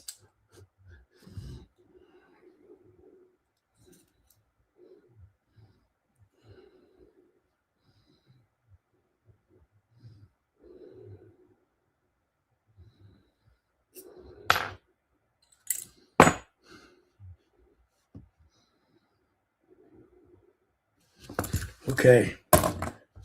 One more bag of links. C7, and then we're getting into cross member stuff. Reef's wheel weight inserts going into the front of my linked TF2. Got that flatbed from Scale Garage Systems. Needs it.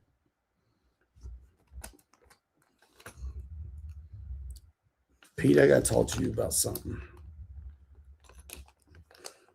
similar. Along those lines, maybe.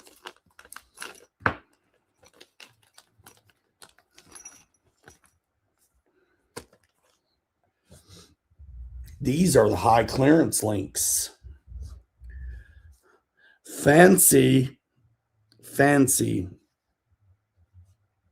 Nancy.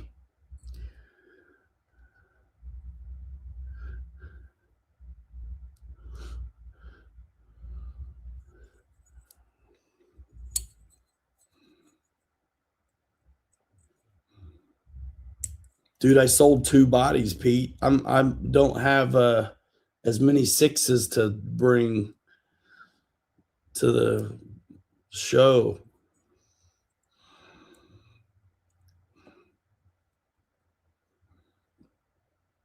This one's going to go all the way through. Yeah.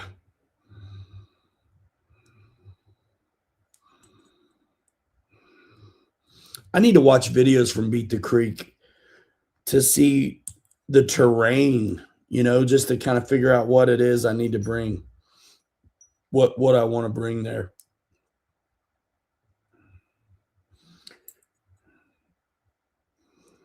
You can kind of feel the bigger side on these rod ends. If you go with the tight side, you generally push them through. Urban Legend, Ty, my guy. I don't know what I'm going to do for a body on this one. What's neat about this new 10-3 kit is it's totally like a Coyote, except straight axle instead of portal. So I could use the body mounts for the Coyote and just slap that body on this one and basically run a straight axle version. To me, the Coyote is kind of, whatever. It's like a performance rig, but it's not good looking. But it does have the clearance links. So, really, for all intents and purposes, the axles are the only difference. And so it might be nice to have a performance, Coyote,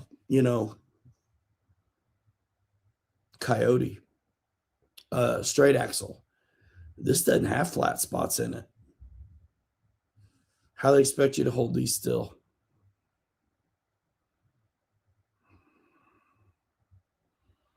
I guess because it's angled. They think you can do it.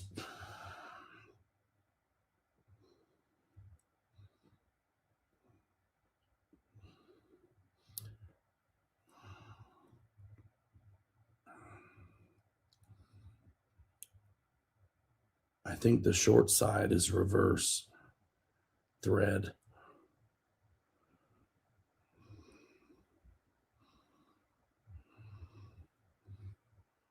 Seems that way. Yep.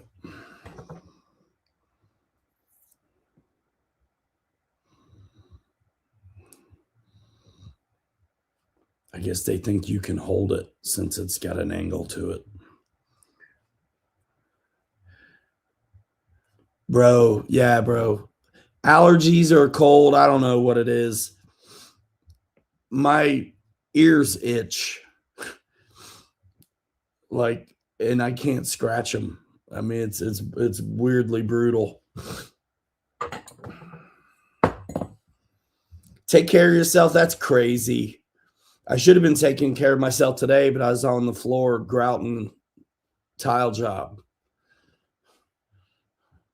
And tomorrow I'm going to go out and play toy trucks.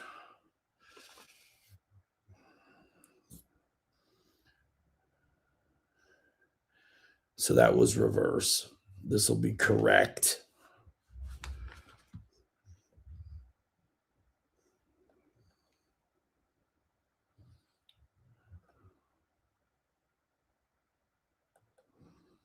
Yeah, I got the axles built. This is the last of the links, and it's chassis stuff now coming up.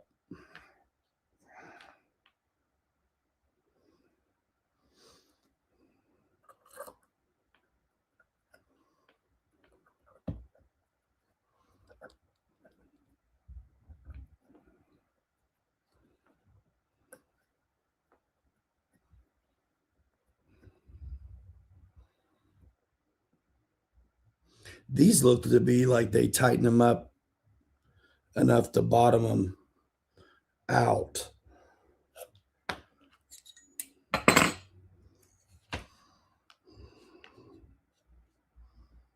Yep.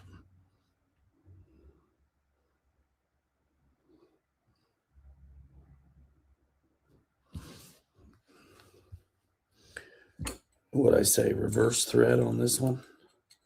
On the short side? Yeah. I can't remember.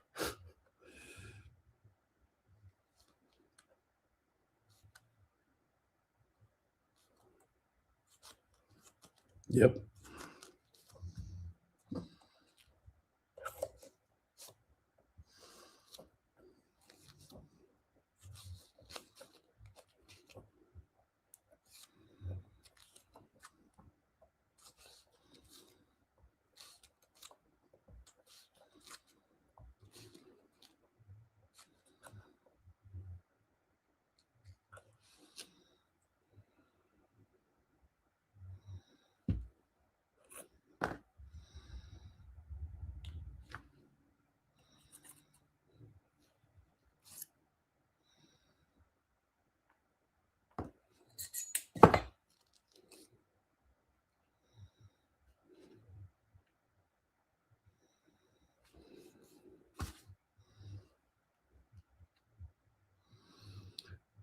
Yeah, I don't, it may be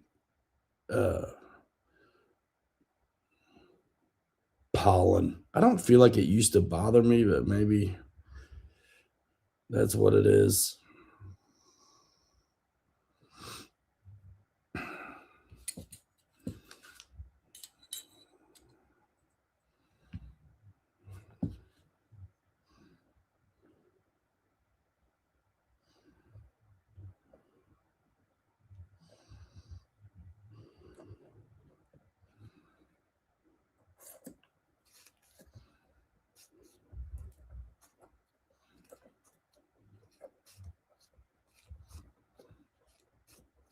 Yes. I'm so glad I'm done with links.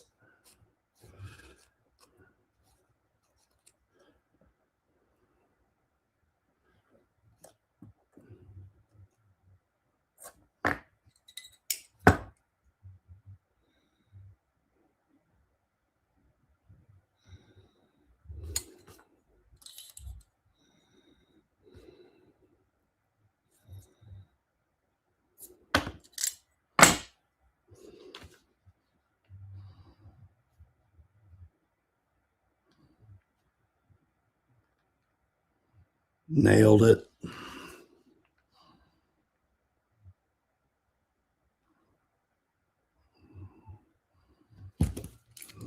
That's the links.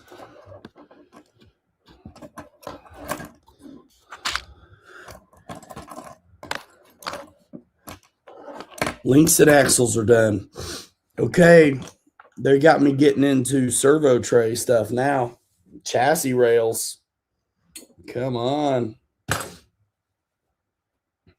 I'm going to do it. You guys want me to hang in here and do it? How long have I been on?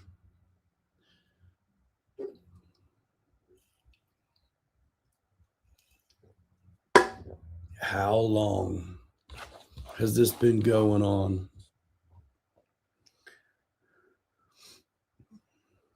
You guys got to chirp up if you want more.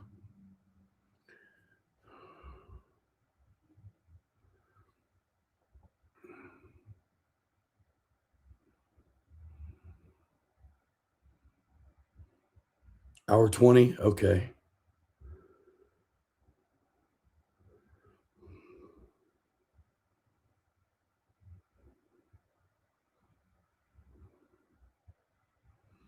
Pete, you here?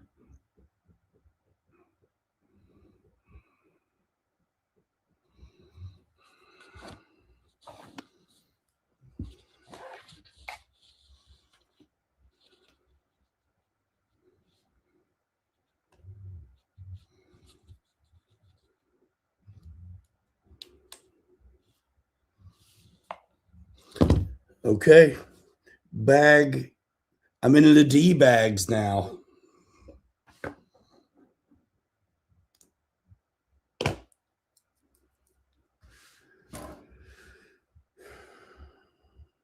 Okay. Let's do it then. F. That ain't it. Bro, is this it? This monster? Holy moly. Yeah. This is the D bag. It's huge. Okay. I'll put the axles and the links in the box. Holy smokes. Let's get into it. I wonder how long I could do one. It would take me to do one all at once. I don't have a motor here. D3. These generally are going to go in order 5, 7. What do I need? D1.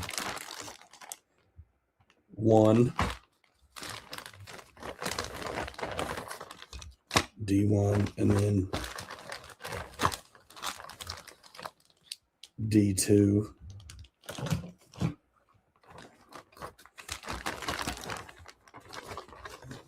Let's see, lay them out. D3, D4, D5, D8, D7. Put them in number order.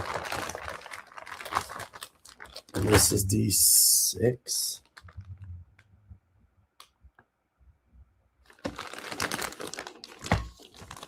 Yep. D6.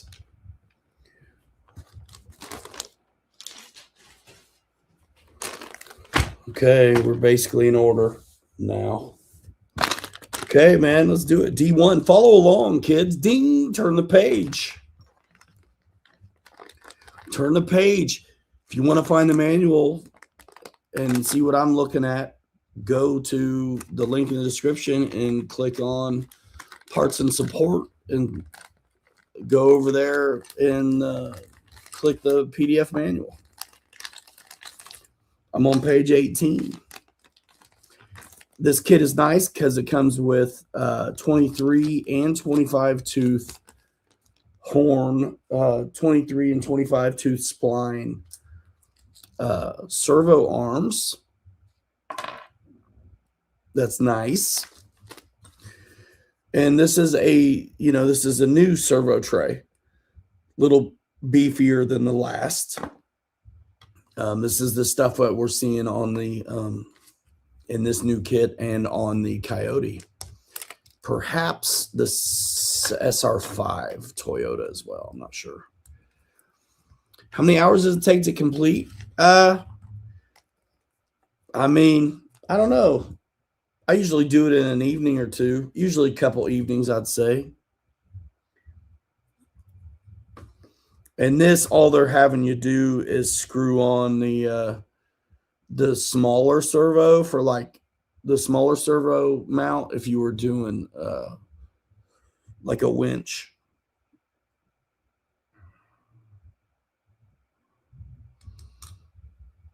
I'm going to put it on, but I'm not going to need it.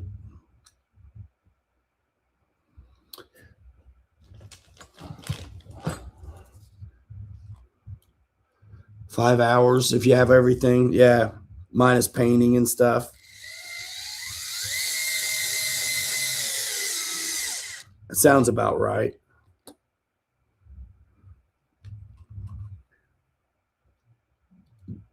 The shocks is probably where the time is. And the links, the axles are super easy, I think.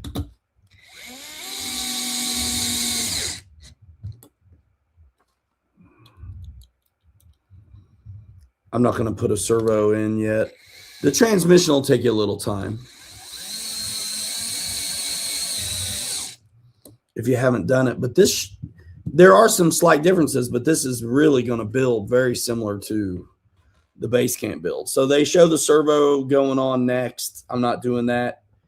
So I'm already into section D3, but it's bag D2. And this is one of the chassis rails and shock tower and cross member stuff. So let's go, man.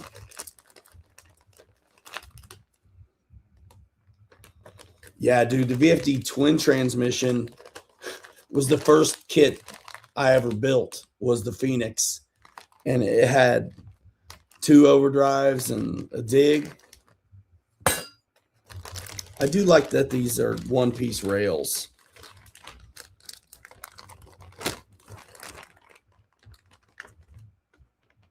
The Axial and the IJ.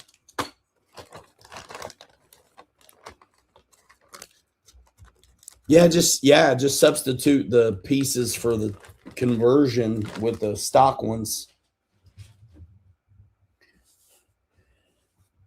Okay, so I'm not installing a servo right this minute. But and that stuff's easy to do later.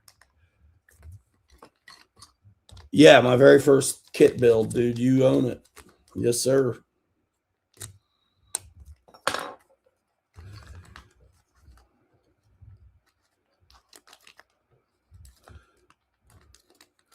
This has been okay. I was a little bit worried about how this manual was going to be and stuff. I think it's fine. Okay.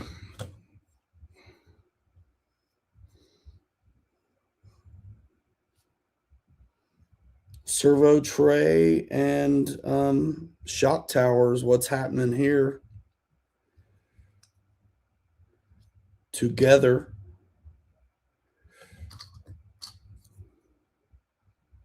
Nice. There's the screws for it. It's going to be the tapered ones. Wait a minute. One's longer.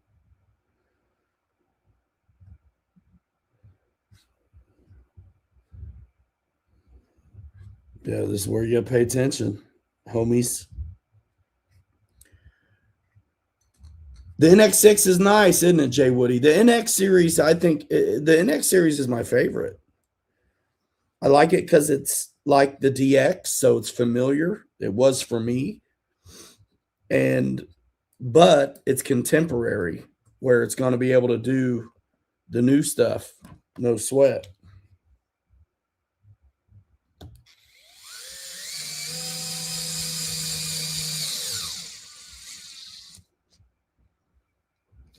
Boom.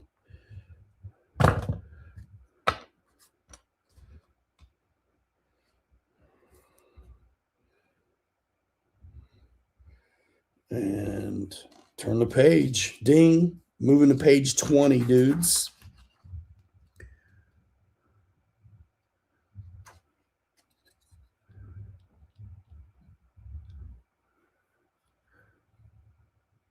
Gotcha. This extra little, this is like the Panhard deal. Oh, cool. Does that go right there? Yeah.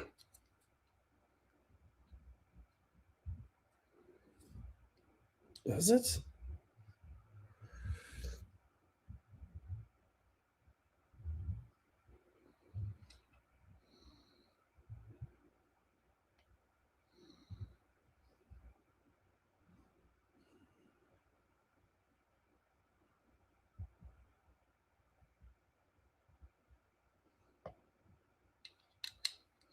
It must.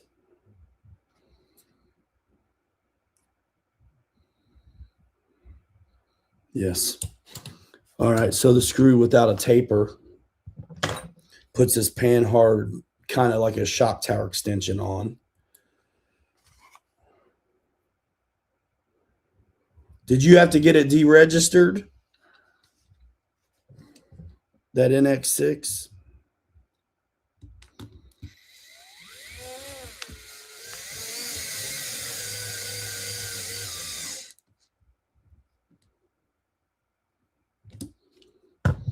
Now, the front bumper mount. And this goes together.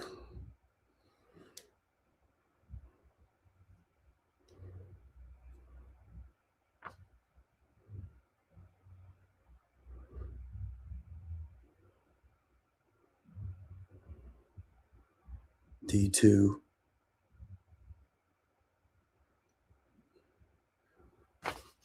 It's working out, man. It really is. No, the guy never registered it. Yeah, that happens.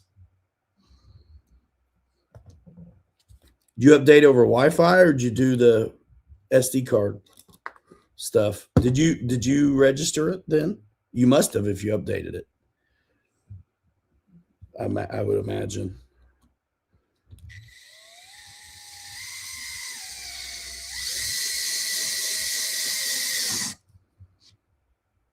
Yeah, I'm building this as it comes right now. So bag D3 is what they show me next. And this is going to be Panhard mount and a couple more little screws.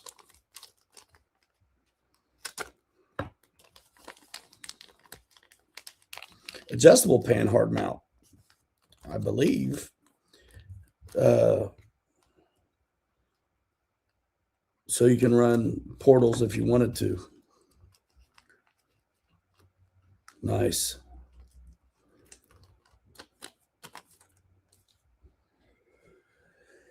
Okay, so that stuff's on. Now,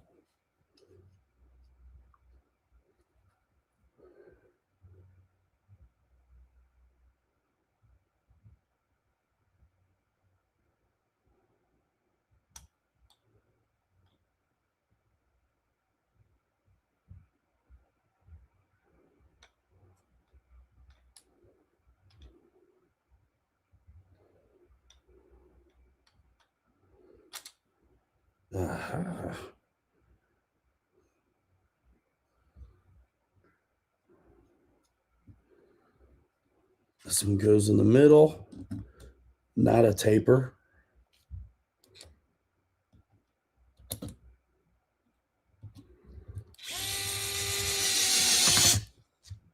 This is why I wanted to do this, because it is different than the base camp. The short one goes up here.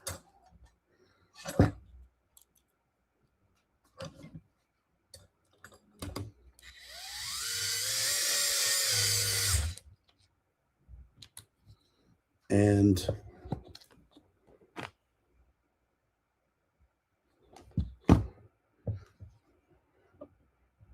that's the only one that's left.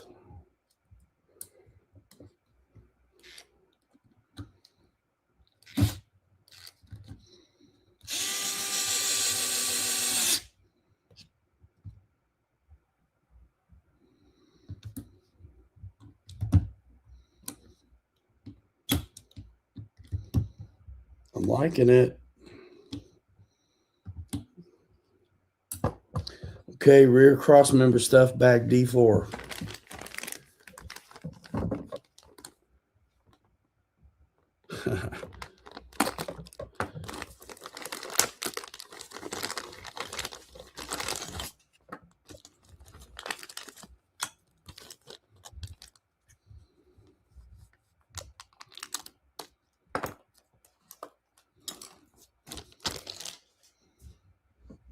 This is awesome. Okay.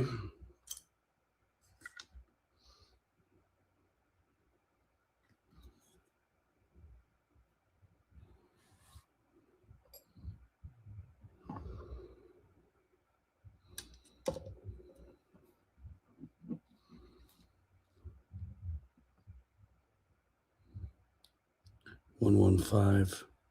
This one.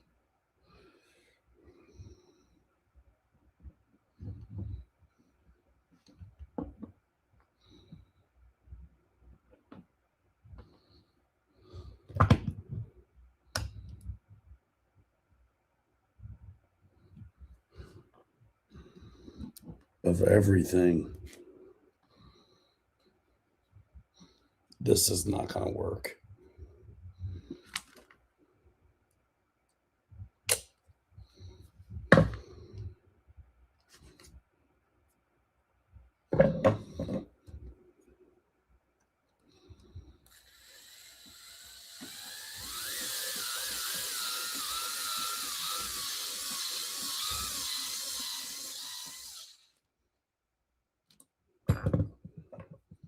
Nailed it. Okay, shock tower rear.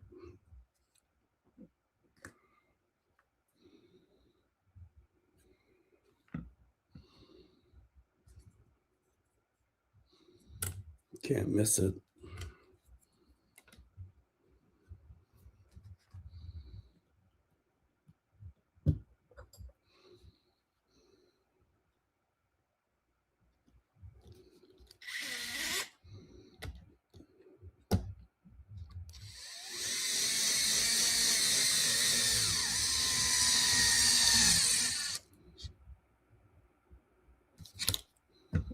Nice. Solid chassis rails, yeah.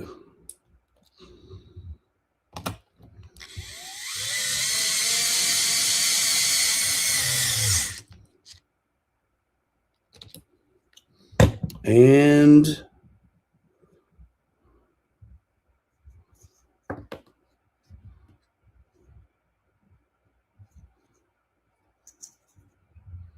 rear cross member. Boom.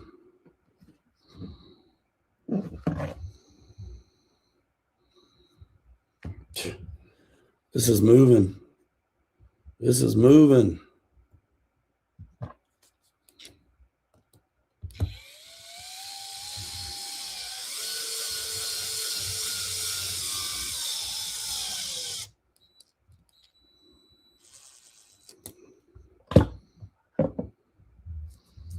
Bag D5.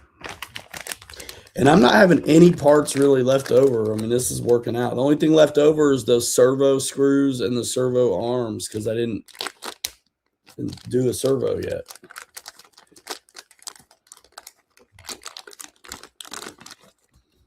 So this is part of the mechanism if you're going to do a the clipless deal. But it also has the provisions for the shock tower mounts if you're going to use the posts, the body posts. So I'm putting it on for now, but I may end up cutting it down. We'll see.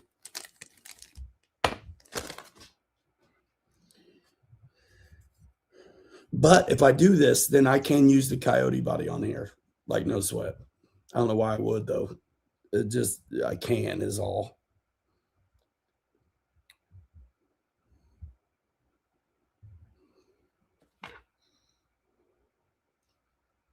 That's neat, though, how it goes together, man. Really. Without a doubt. That's cool. That's strong. This is pretty good. This is pretty neat. I cannot tell a lie.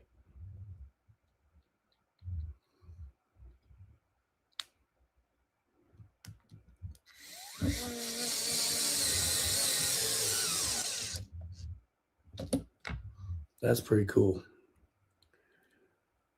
Because it really uses the shock tower this cross member very well.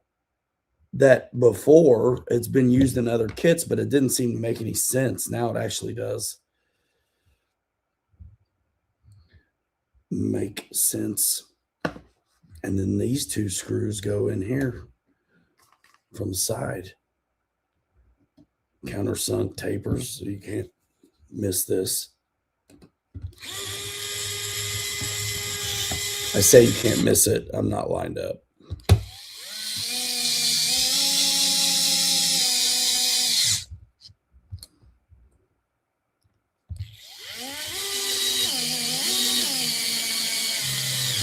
I was going to say, getting one should help line it up. Man, I'm moving, dude. Sweet.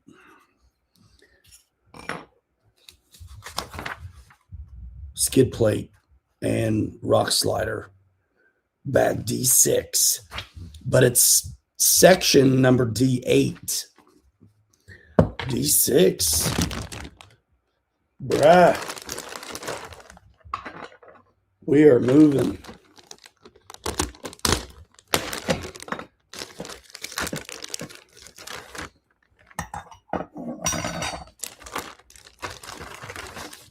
And here's our boat sliders.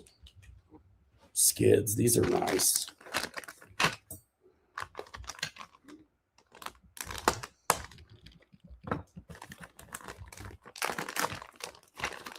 Skid plate.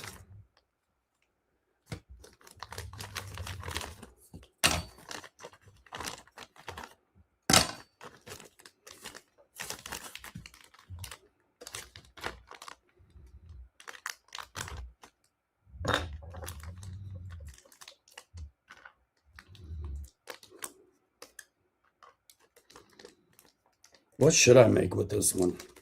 It could still be a scale truck, even though it's got high clearance links.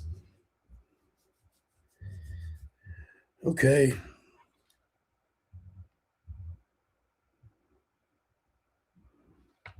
Skid plate. So you're half of your boat sides because the bottom piece is smooth. This is going to go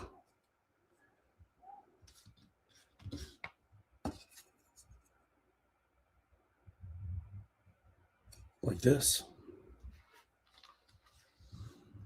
And these sandwich together. Wow, there's no doubt about where stuff goes now. Used to be kind of weird before with the two-piece. I think folks had trouble. Can't get it wrong now.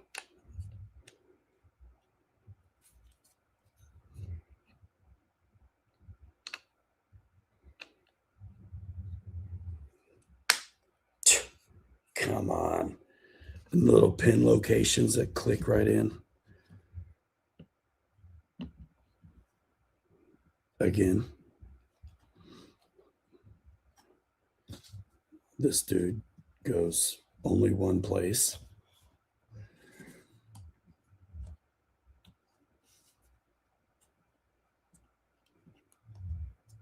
Should be a little notchy notch.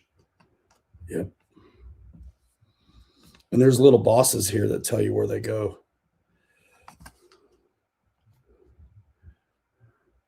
One, two. Or are they showing 4 screws? For the other side later. Yep. Yep, for the other side later. For the other side later. CG, tear it up. What up? We're rocking on a brand new kit, dude.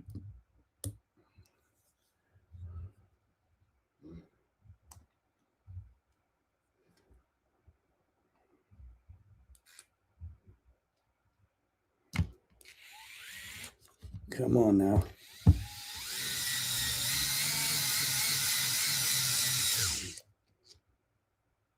Yes.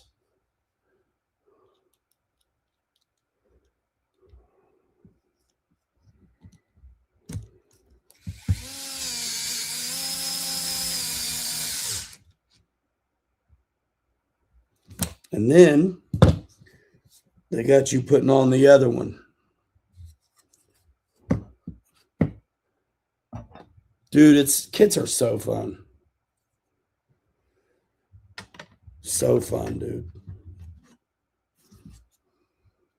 I mean, we are moving. The axles and the links are all done. This thing is moving, you.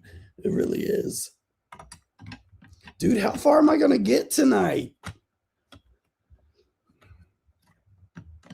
This might be more done than I thought it was going to be.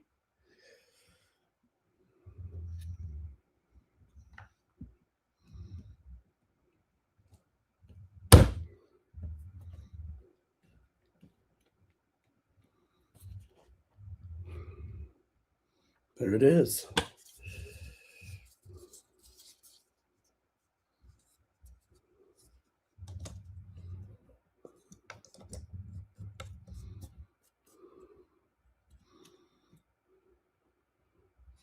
Sick.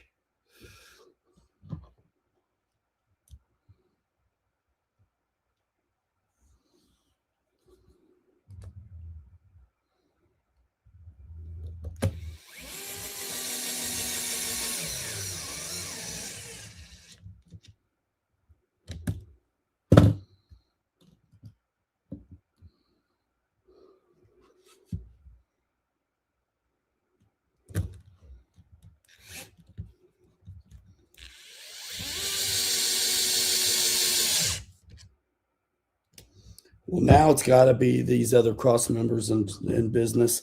So rear shock tower, bag D7. This is going really well. I was nervous because the manual was different, how it was going to be. But it's great. You just have to, the steps and the bag numbers are different. So you got to look at the fine print, but it's been perfect. Absolutely perfect. Rear shock tower. Let's go. A few different size screws here. Not a problem.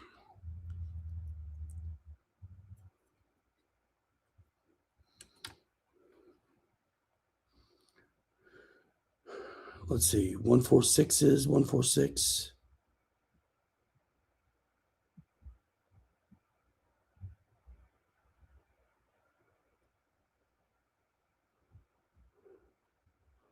One 114. So let's use the oddballs first, and then everything will be the same. So a little short one in the back.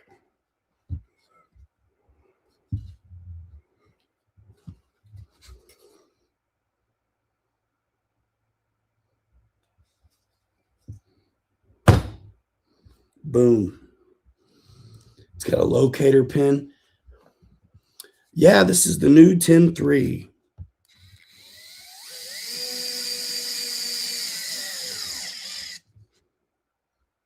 We'll go ahead and do the other oddball screw, which is going to be forward.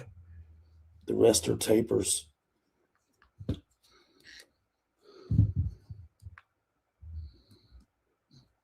All the same.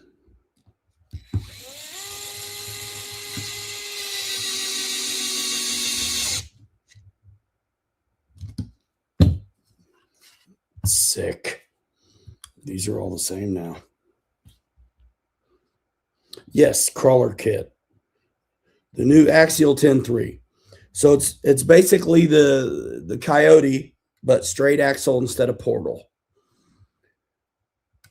Otherwise, same bits.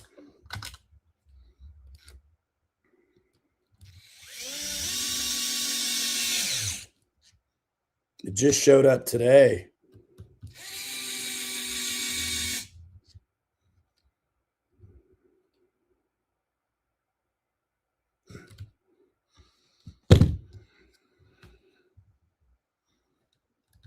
this evening.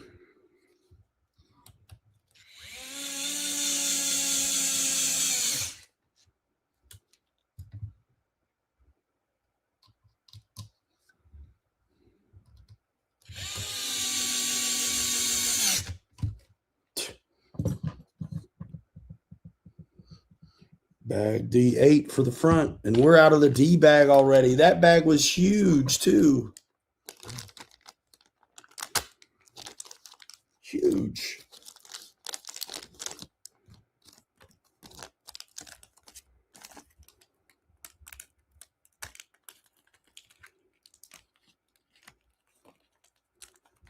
Huge. Bro, we are seriously in it. 4 6s.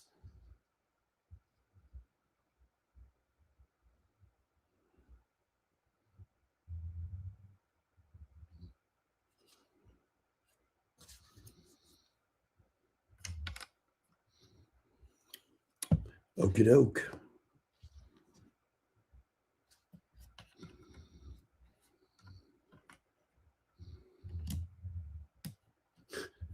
That's what she said.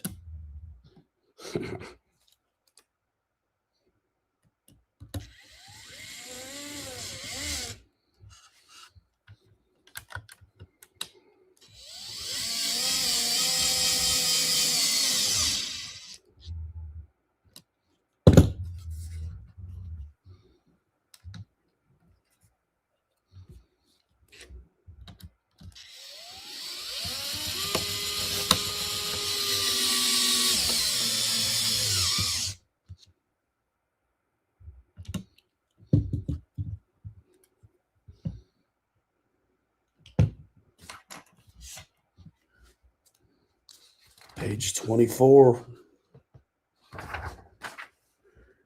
And this is the little extra widget deal here.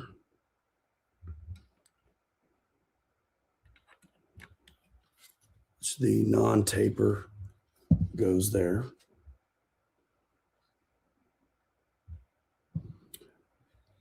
The price is good, man. It's $30 cheaper than the base camp builders kit, which is fantastic as well.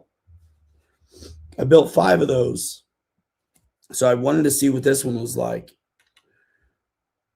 It has not disappointed so far.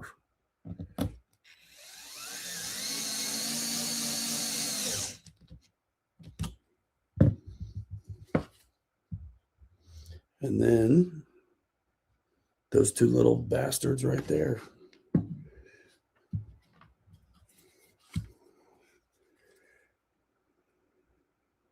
So cool.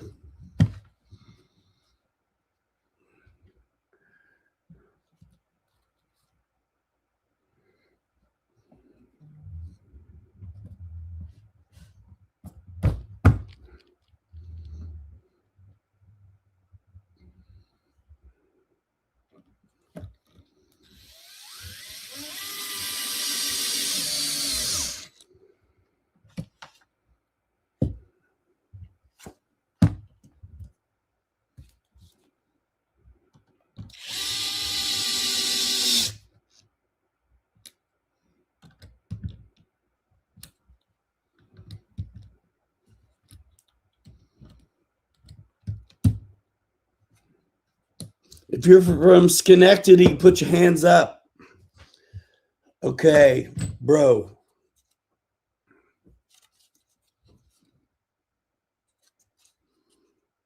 Dude, they're talking about putting links on axles now. I'm getting a glass of water and we're doing this. I may not do the transmission tonight, but we'll see. But man, they're having me go for the links.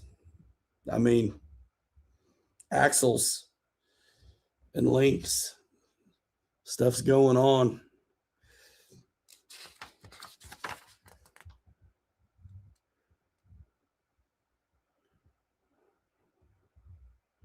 Yeah, dude. Just beat it. I'm getting water.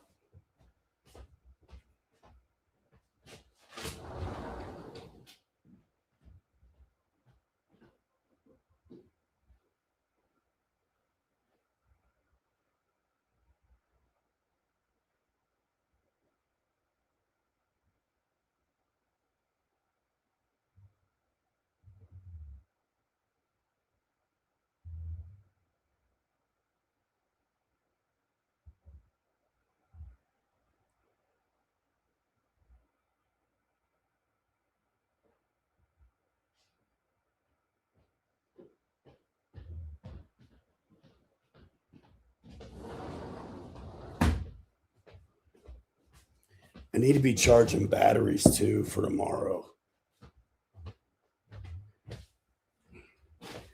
Let me do some of that.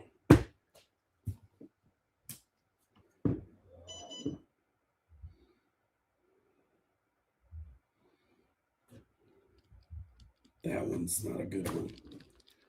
Shit. This one is.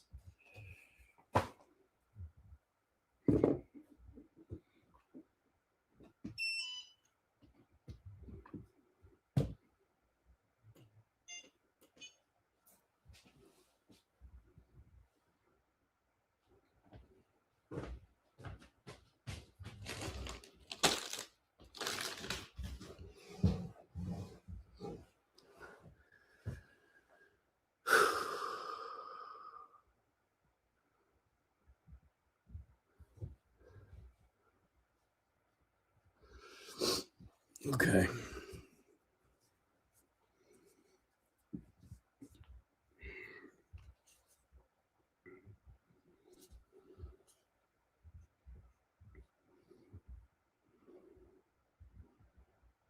Oh, nice.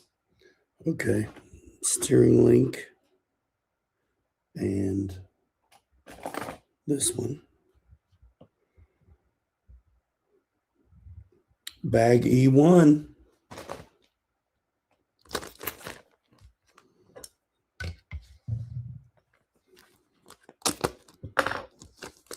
You guys may be with me for the long haul, dudes. I'm feeling kind of froggy. Like I might just jump E1. Booyah.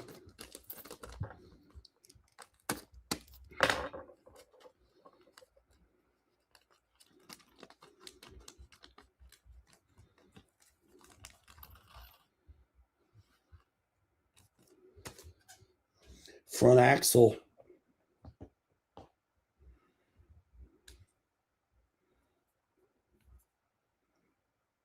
Sick. All right, so the big long one goes through the shorty right here, and then through the boss, the standoffs for the knuckle.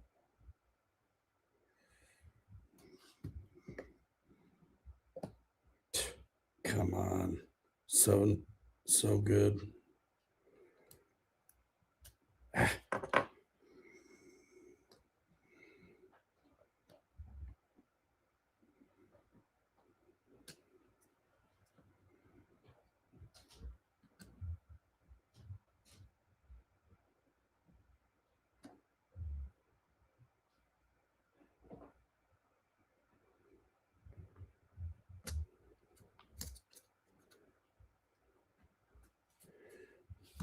And then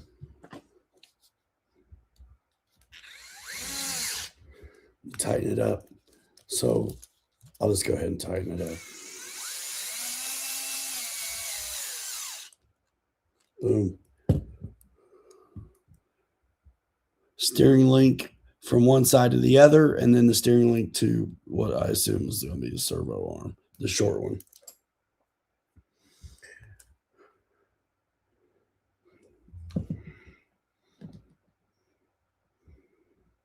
I think these manuals are amazing because they do tell you the links of the rods, even if it's not what you would do on your own.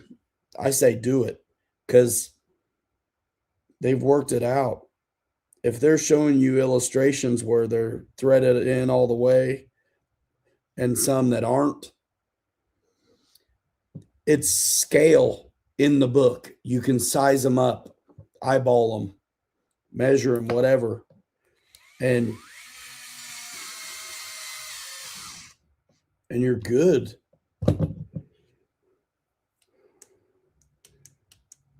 Come on, dude. Get out of town. So the next thing already is going to be, it's a 3-link front end. So there's our screws.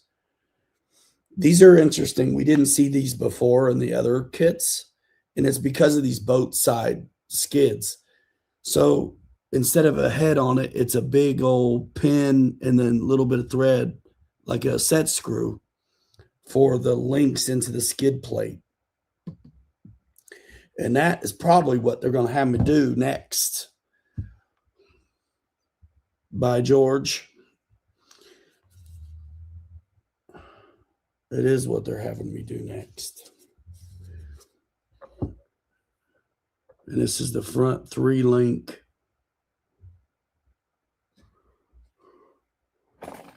Which means it's not that one. It's not that. It's maybe this. It's not that. And it's not that. So it could be these. I bet it is.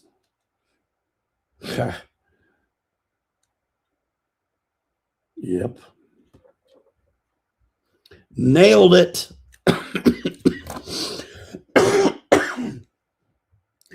Okay. And so the front of the rig.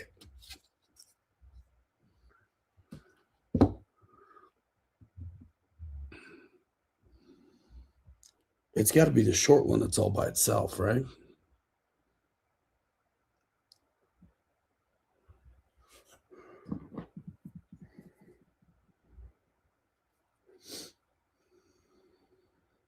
No.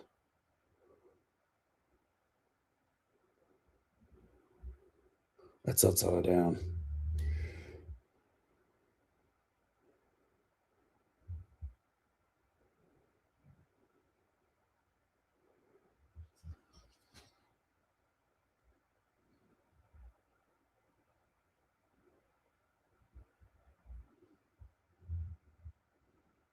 Oh. Looks like you could do 4-link if you wanted to.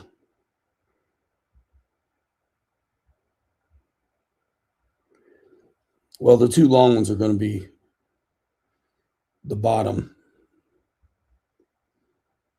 And the short one will be by itself.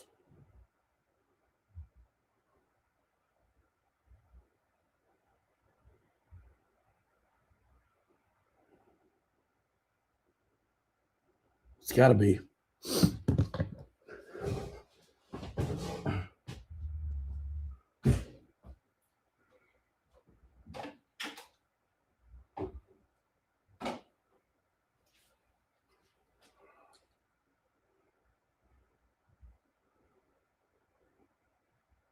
Yep.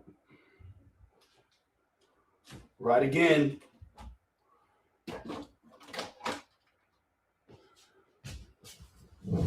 Right again.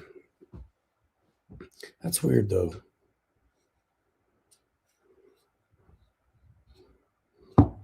Let's do it. What's up, Axel?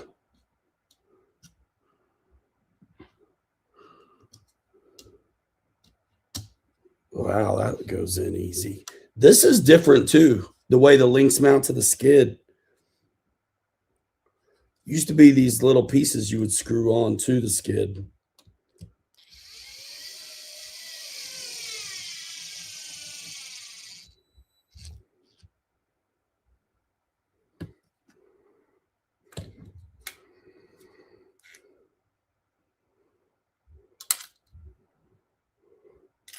That's not in far enough.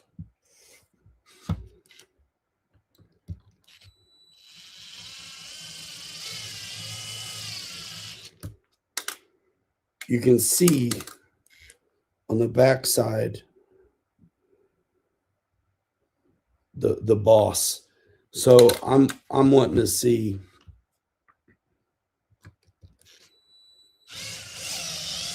that come in a little more.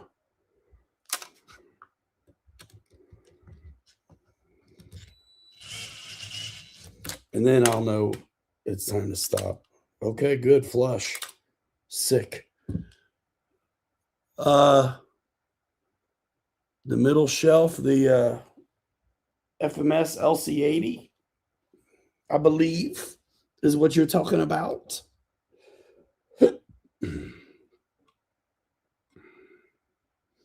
I do believe. I believe I can fly. I'll do this one while I'm on this side.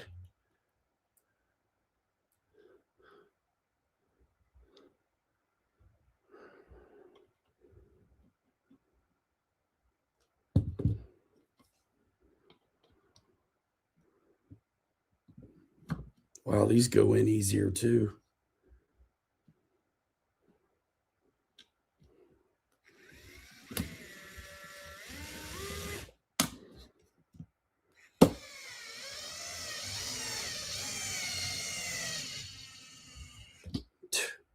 That's nice. That is nice.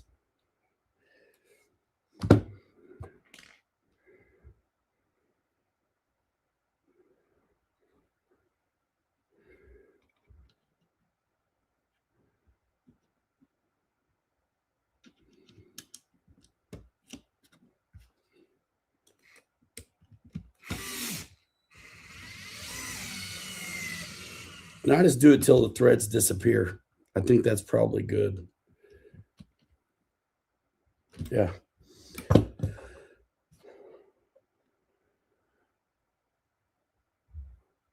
Bag E2 for the axle links going on.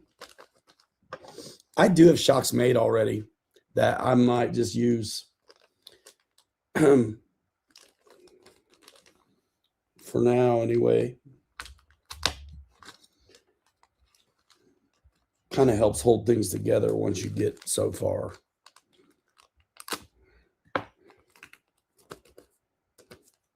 Bag E2.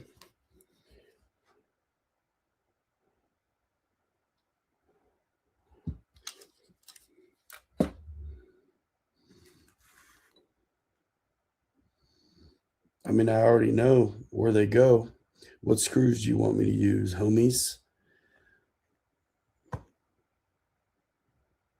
910, 910, 910. Okay.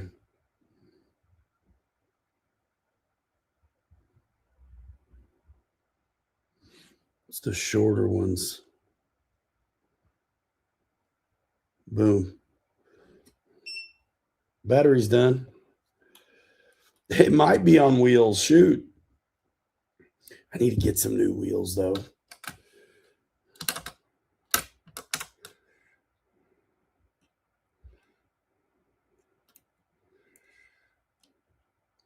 Honestly, this is where I'll build it the way they want me to. But a lot of times I will put my shocks down here with these links and drop the rig for basically free, like a ½ inch. But I'll just do what they say right now. That's not lined up yet.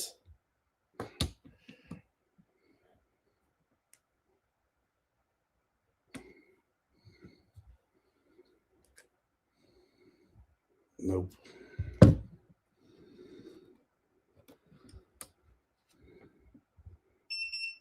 Okay. Stop.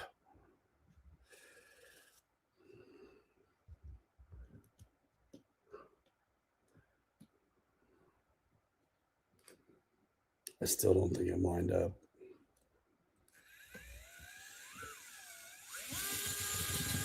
I am. Ha.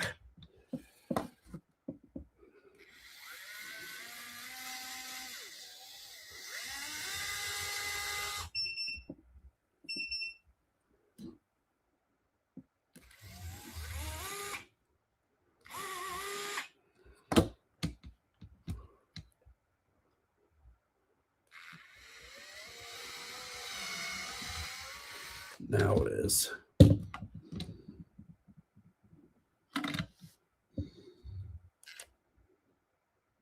Those screws seem short for that.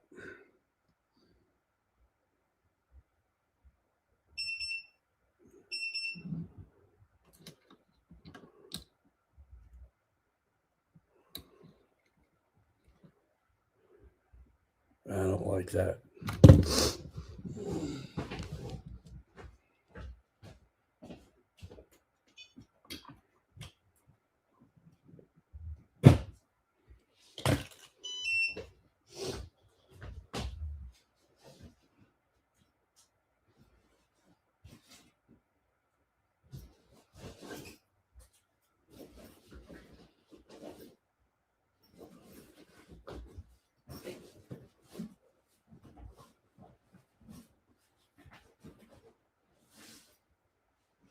I'm wondering, I may have a battery in a rig still. I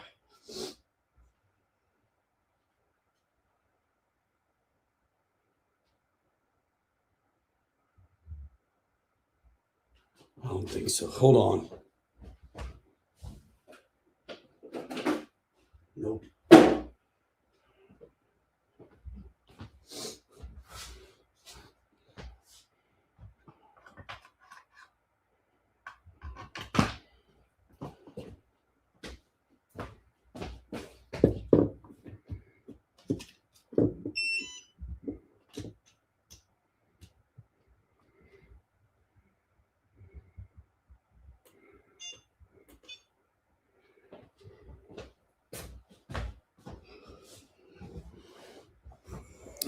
I don't like that one. Doesn't seem long enough.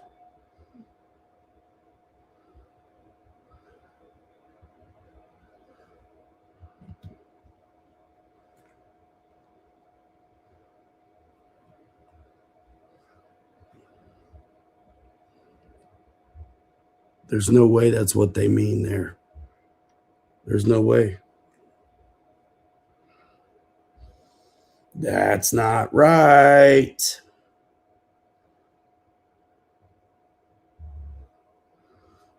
Let's see what these other ones are used for. I mean, hey, no typos yet, but maybe just now.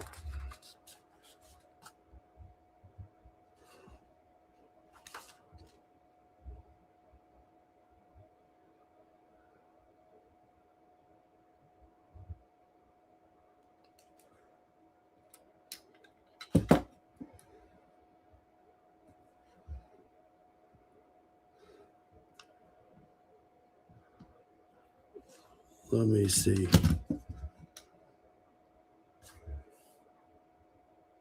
116 for the panhard.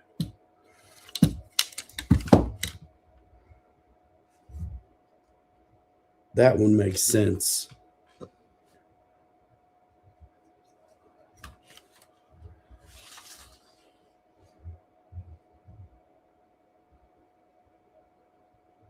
That makes sense.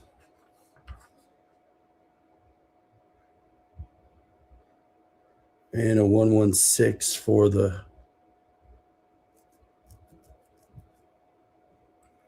yeah, dude, that's not right. That's not right. They didn't mean what they said there, because this one is for something else.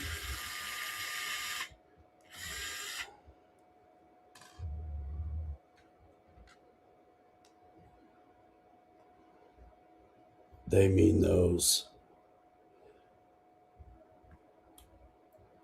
Ah, gotcha. Bro, I'm making a note.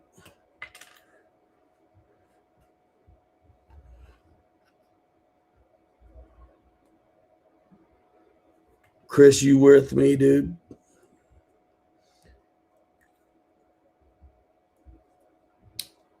The E3 part, they show 910s. They don't mean it. It's got to be the 116s there.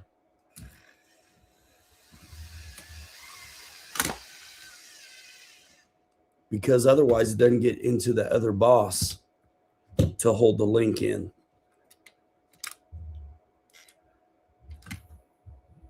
That one does.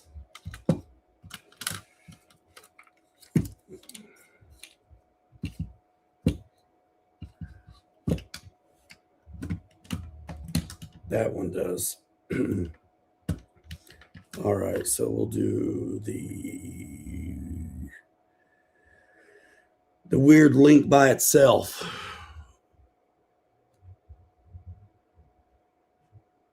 Yeah, dude.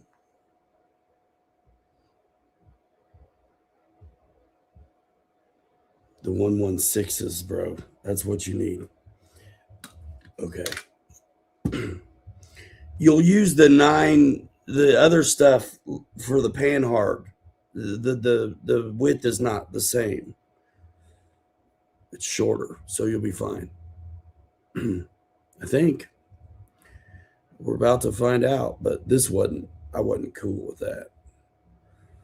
I wasn't cool with that.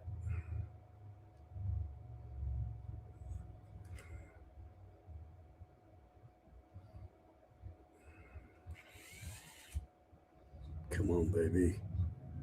Who loves you? Let's go.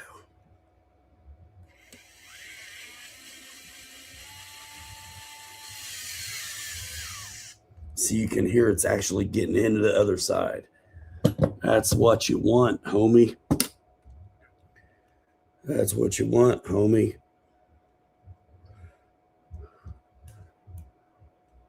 Yeah, the light on that wrench, you guys see me okay, but what I'm looking at is on the dark side of the moon. So that driver with the light is clutch.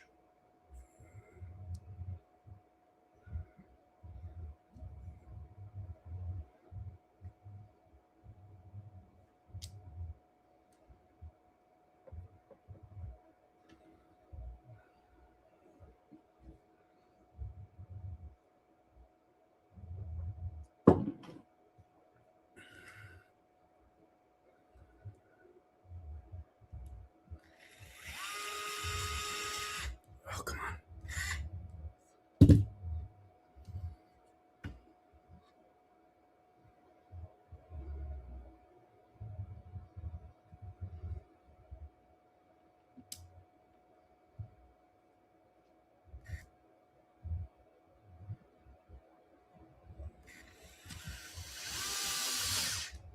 There.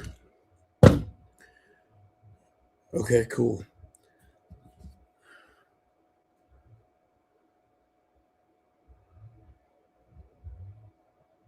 Where am I at? Oh, yeah, I turned the page. No?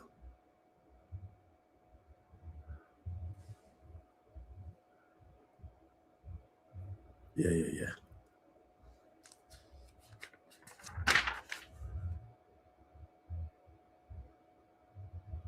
Use front holes for straight axle on the panhard. Gotcha. 1185s, that's those right there.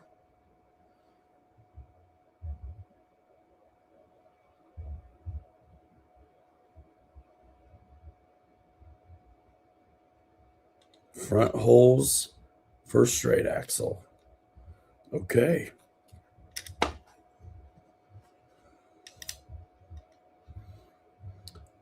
What they're talking about here, you can see the back of the panhard has holes and a little nub in it. And it's going to, where my thumb is, that's the panhard mount. They want you to use the front set of holes. If you have portal axle, you use the back set.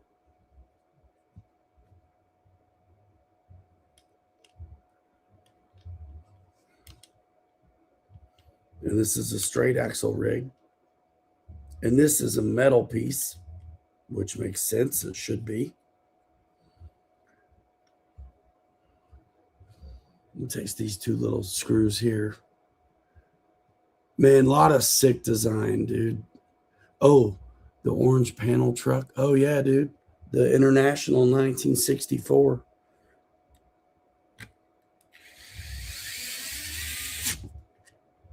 .3D print body on a leafer chassis.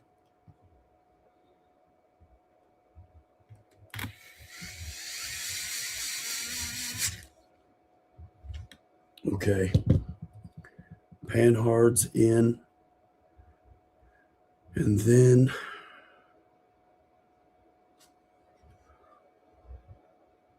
it's a 147 taper. What's this?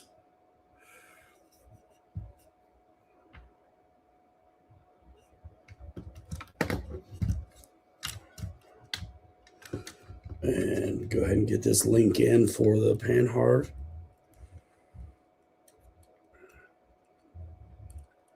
Making sure everything's bent the right way because it's curls on the rod ends.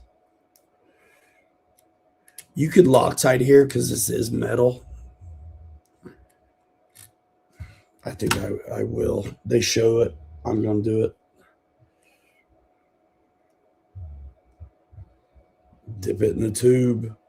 Doob.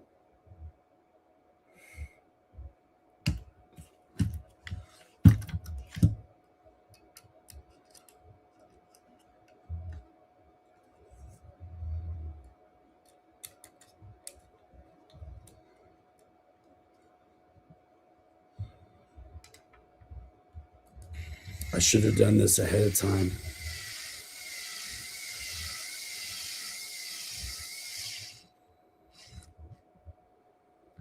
Before I put the mount on, that might have been easier. And then, I mean, we know where this goes. It goes right there. And it's going to be a 116. Which is that?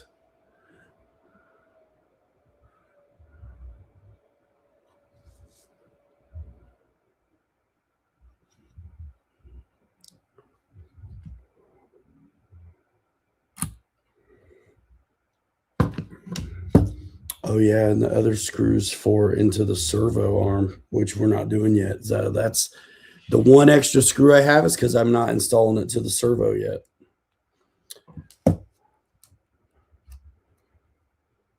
And this one goes in through the front.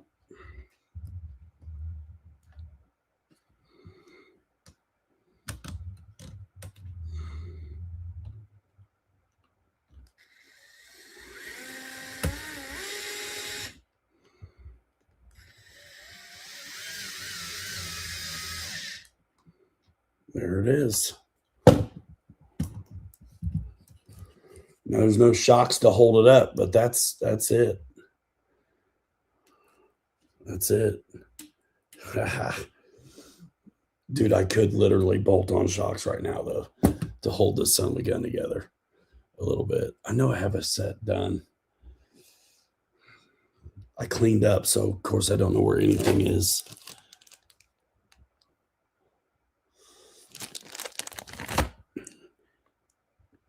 We'll hold off. Rear axle. Let's do it.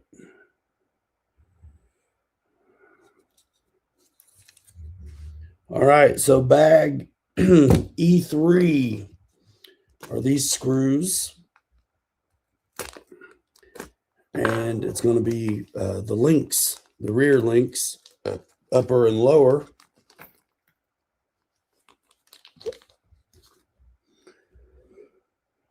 Which you can't really get this wrong because the bottom links are going to be the ones with the high clearance, the bend to them.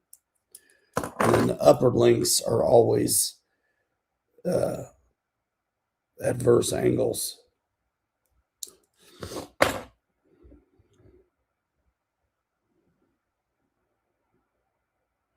Sweet. And so the angles go, in towards this is the upper. So this goes in towards the middle because they're going to hook up in this top of the rear axle. So just decide where you want your weird little flat spots at and do it.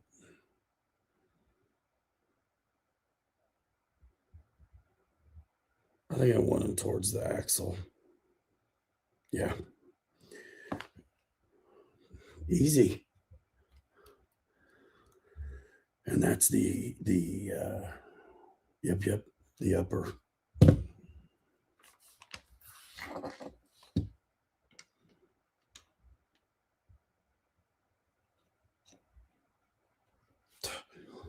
They have improved some stuff on this, man. It fits. Everything fits really nice. No screwing around. Man, that's cool.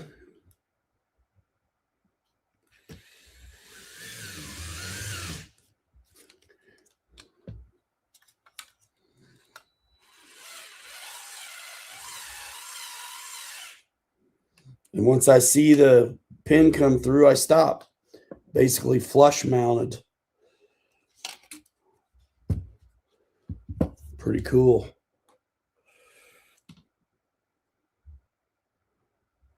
Same with this.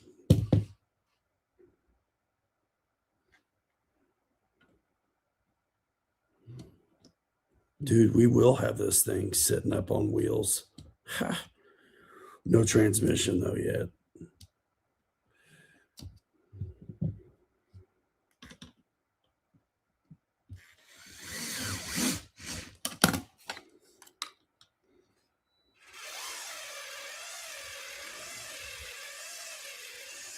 Flush.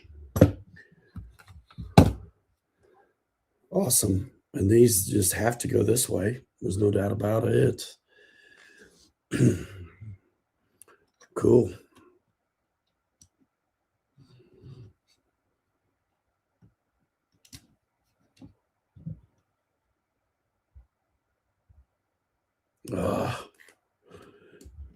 Yeah, mine went to Indianapolis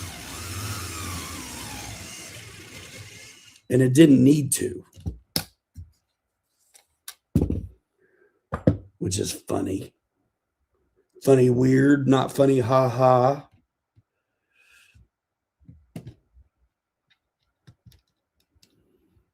Dude, this is a good build, bro. I'm sorry you didn't get yours yet.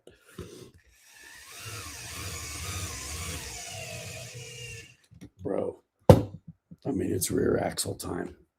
Let's go. It has to be. Has to.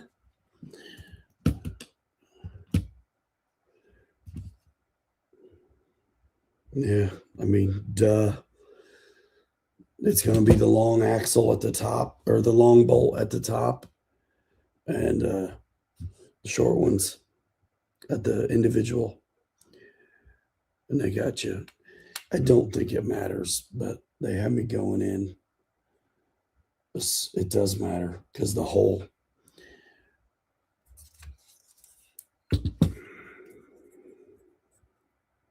The big hole is over here.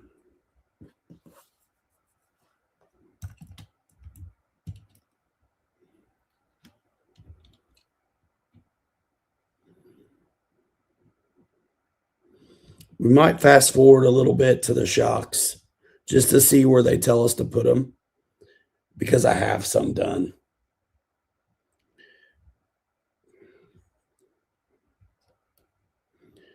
And I've learned, go ahead, if you got one side in, go ahead and get it started. Yes. To hold it in place for you. We are in 1080 tonight.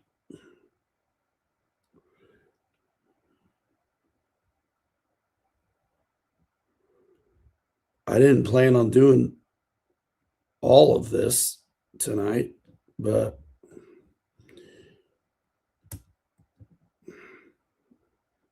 we're doing it. Awesome.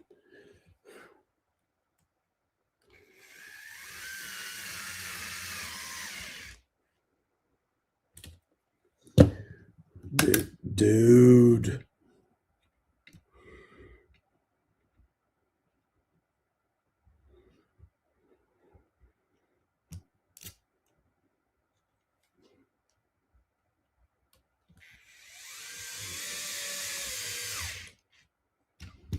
Come on. This is moving. Moving.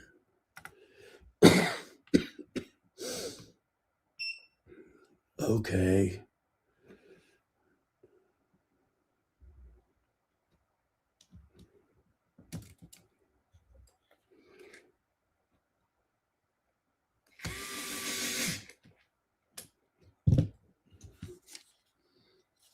Guys, there it is.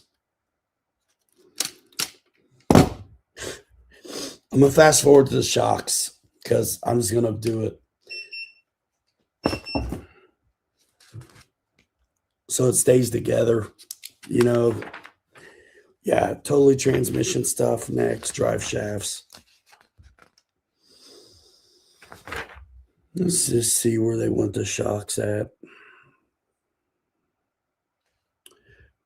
Bag G4. I'm going to do it. I'm jumping ahead. Just barely. Barely, I say unto you. Bag G4. Let's do this. Let me shut up the beeps.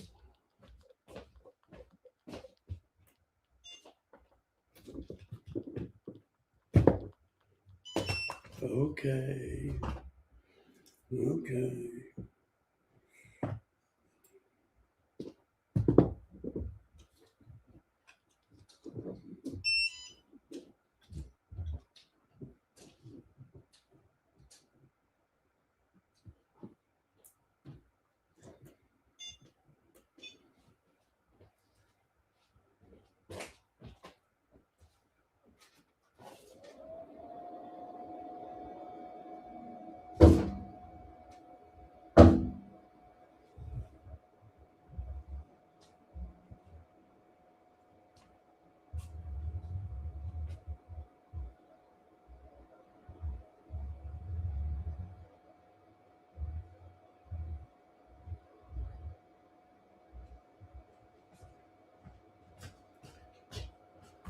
Okay.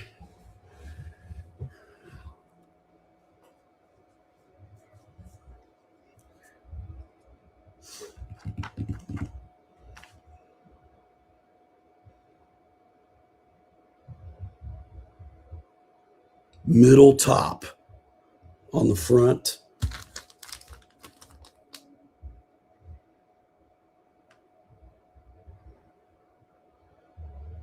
$118.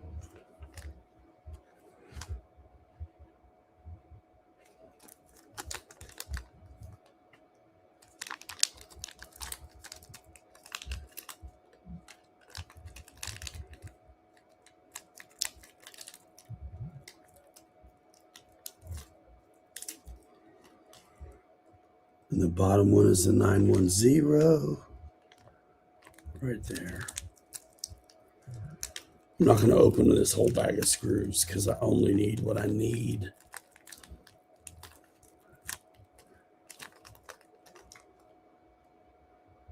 And then the rear.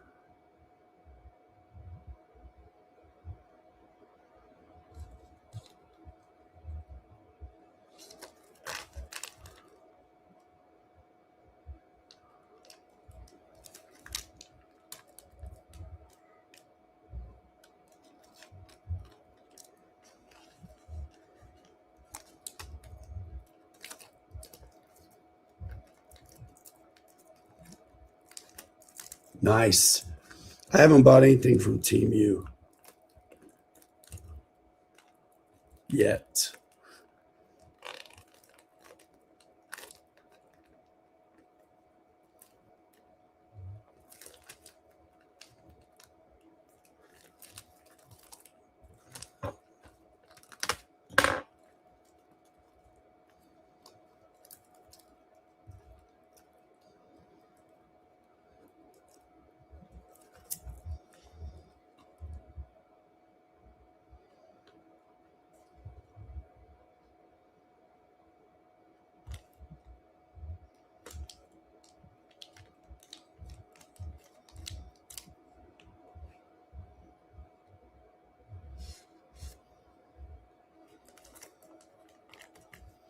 One of these screws is usually a little smaller because of the servo.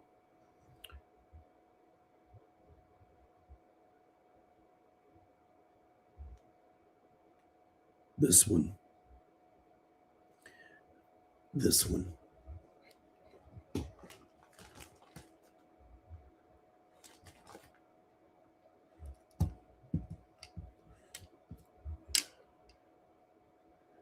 And on the front, it's the middle top. All right.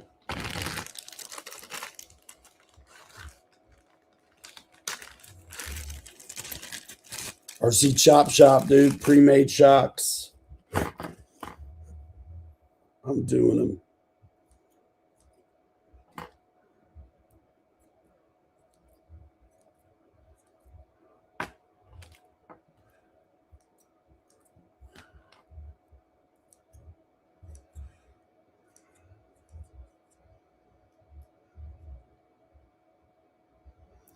Would you put your stiffer ones in the back or the front?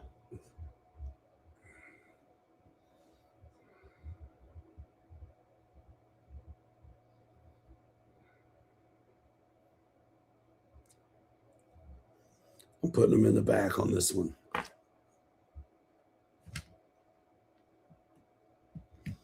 All right, and this is the servo side, so that's why it's short. Stiffer on the rear, yeah.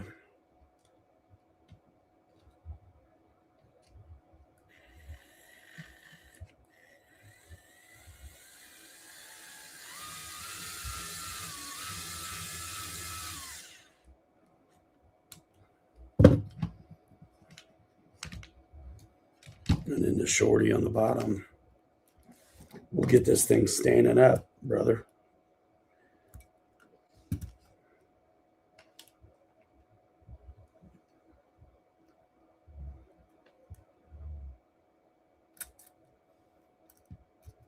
Again, I usually put these down with the links, but for now, I'm basically doing it the way they say.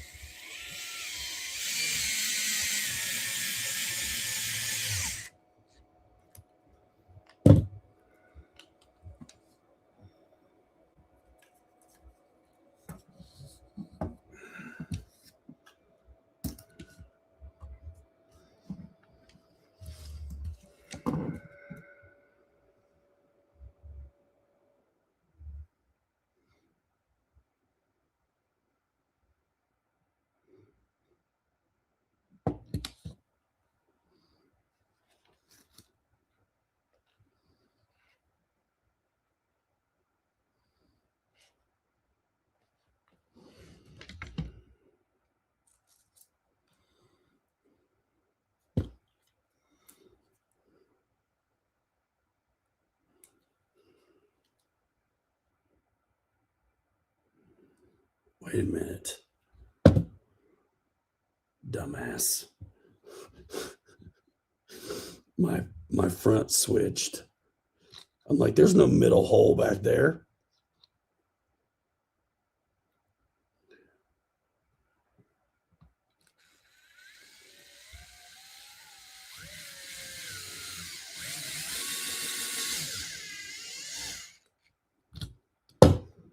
But there is here in the front where I'm supposed to be.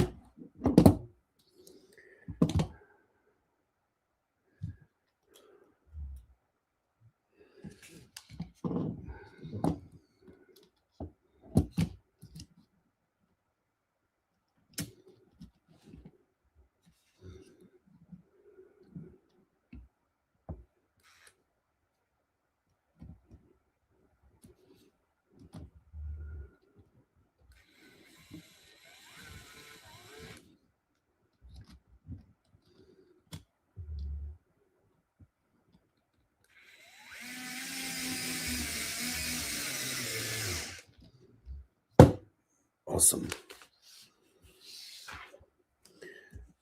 We'll do the backs.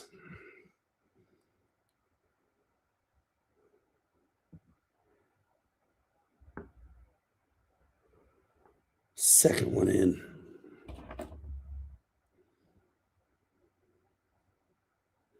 Second one in from the back.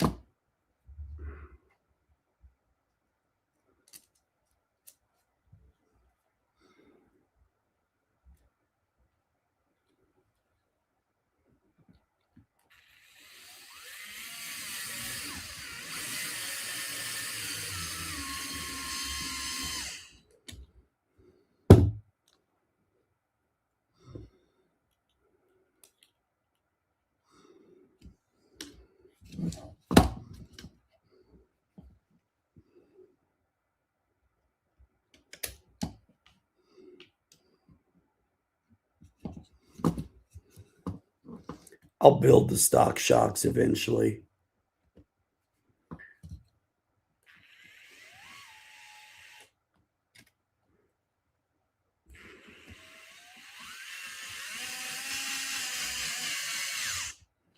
But these are done, son.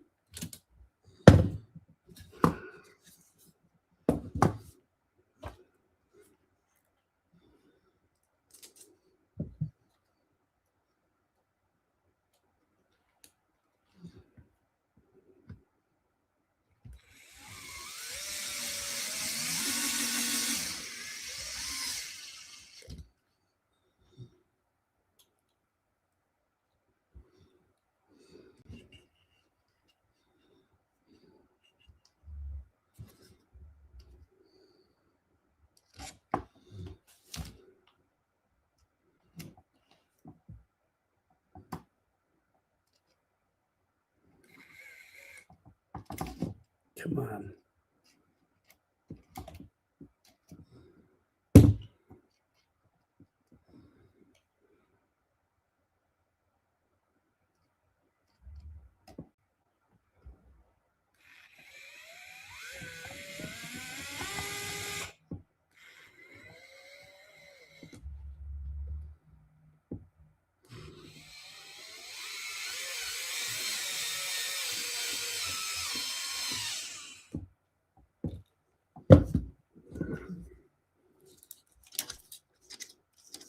There it is.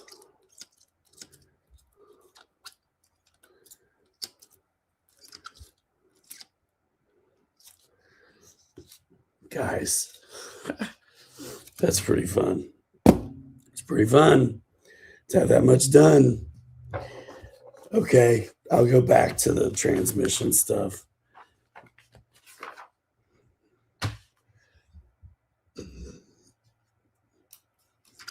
It honestly won't take me too long to do it, but that might be enough. How are you guys doing?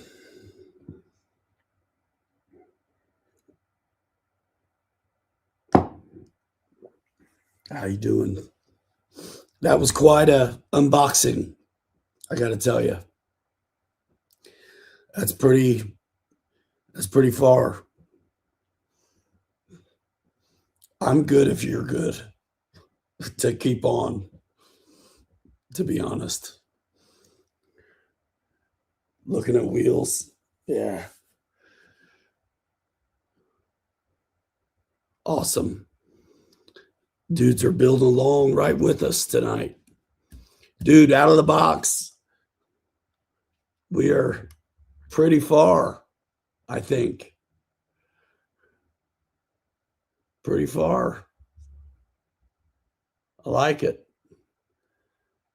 I like it, man.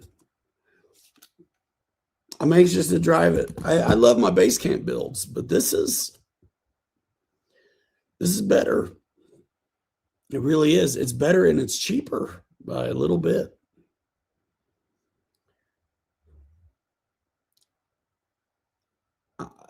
I want to do the transmission.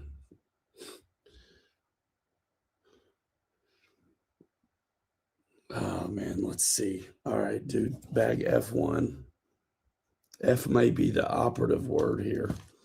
I'm throwing this G4 back in the G bag. There's not much left.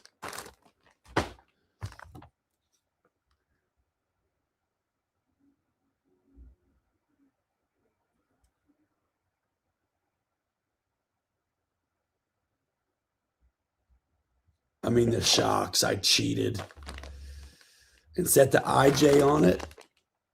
I shouldn't have put the boat skids on it. I may humor you even more than that and slap some wheels on for you.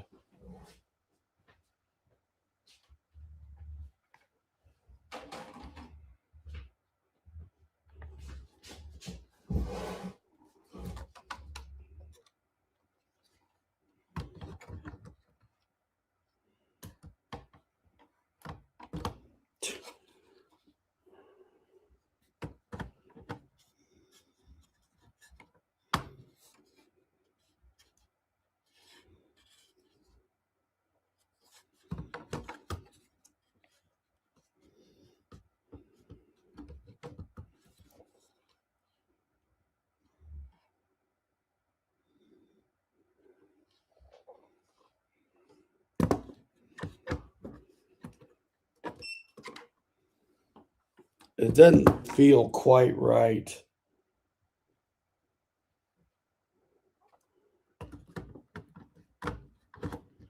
But I think it's where the shocks are. I've got other options.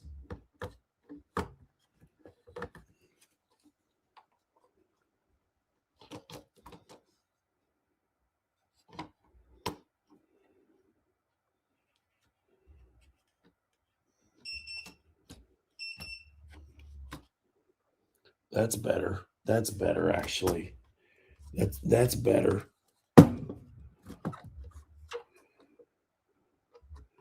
I don't know if it's right, though.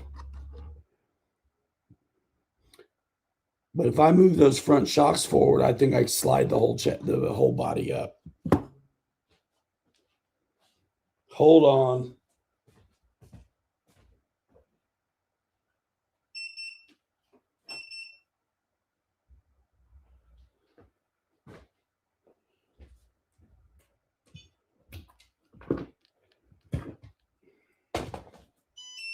Let me just slap.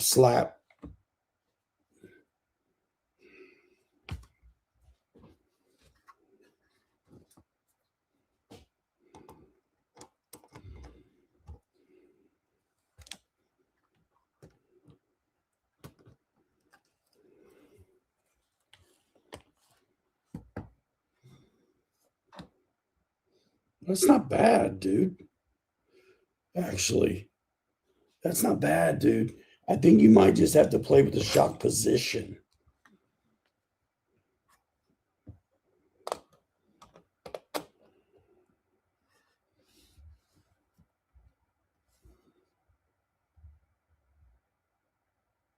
Bro, Pete, this is the kit. Hold on.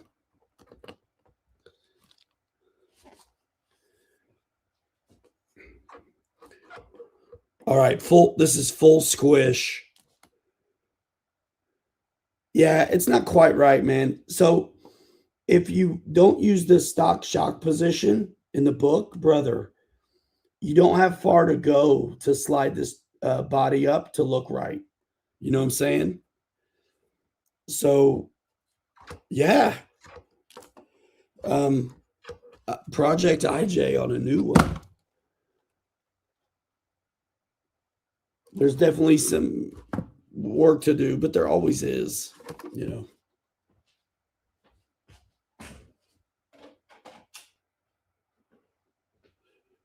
But none of the provisions are here for that IJ. This is stock so far, right? Yeah, Pete, there it is.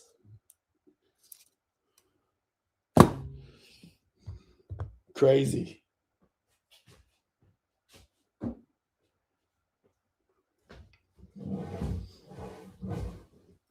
The guys are wanting me to start the transmission.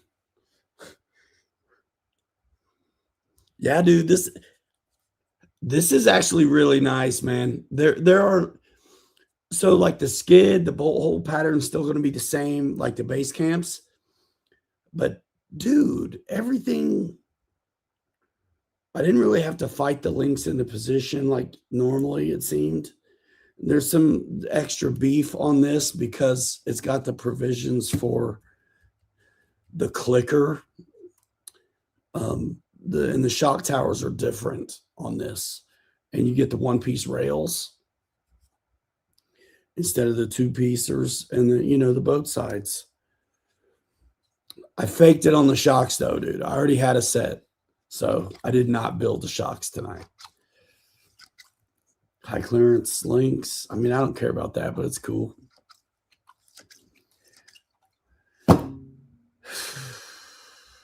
Transmission. I was thinking about it.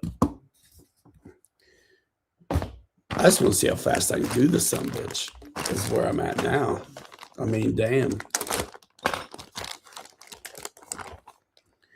Saturday night. F1.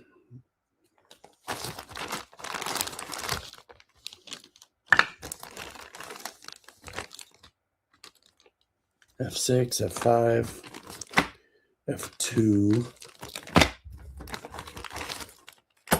There's circlips involved in this, though. I know it. F1. What the hell? F4. Let's go. Let's go. I'm going to need to Loctite.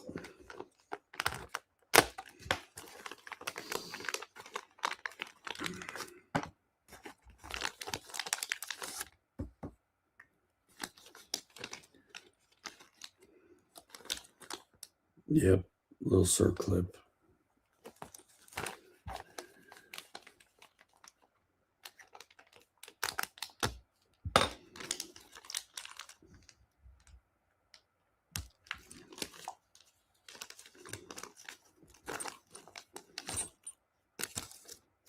All right, man. Let's go.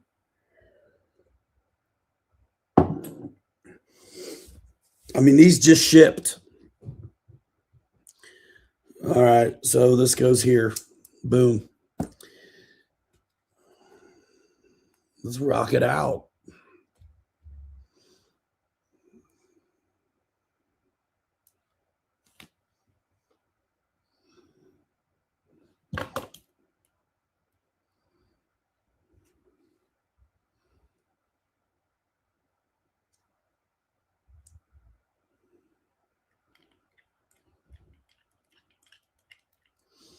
I never tighten them yet until you at least get 2 in. You know what I mean?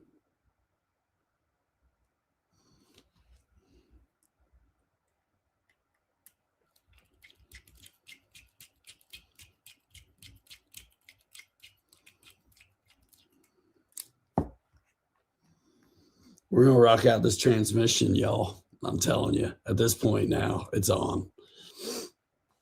It's on.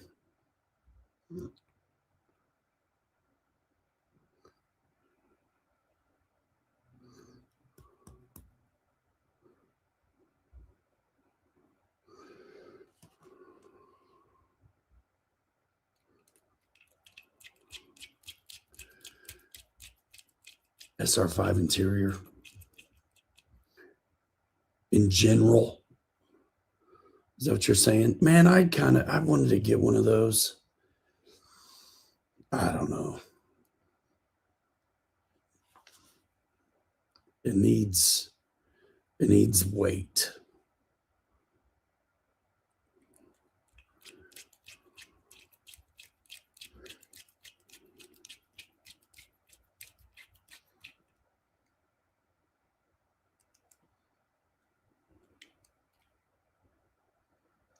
Just took the bedsides, the one you ran. Oh, you took them off? Nice.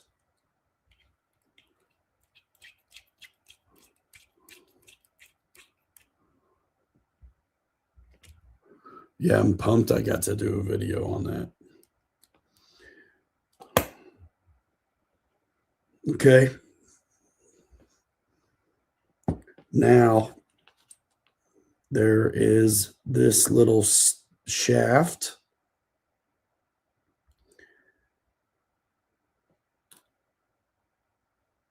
and a pin.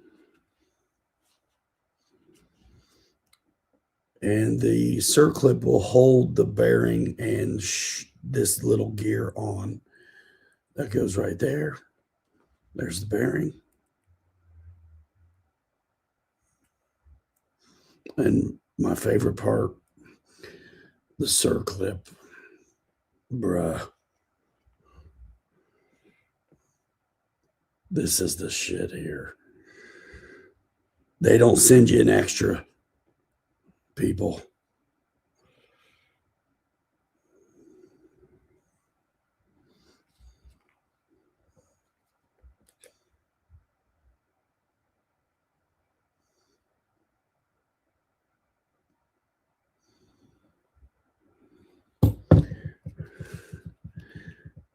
This is scary.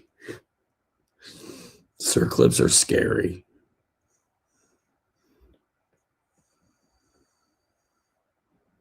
And this is where I'll fumble.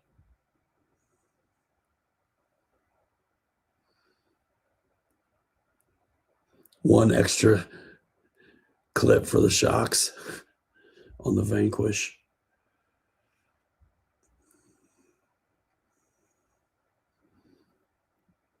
There's more room on this shaft than I feel like there ever has been on others, though, which is, oh, it's because I'm in the wrong spot, dumbass. That's why. I was going to say there shouldn't be play.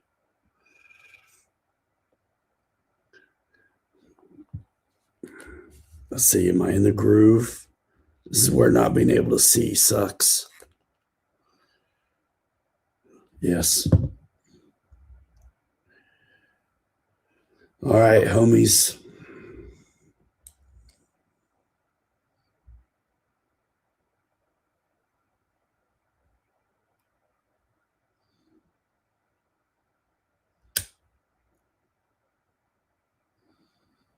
Don't stay. Stay.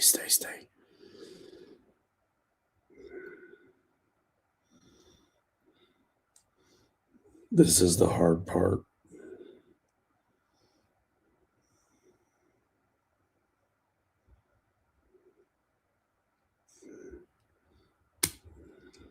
Ha!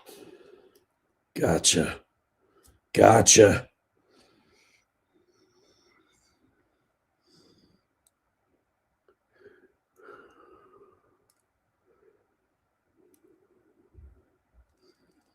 I like to make sure. Got it. Holy smokes. That's surgery. Okay. Those things are ready.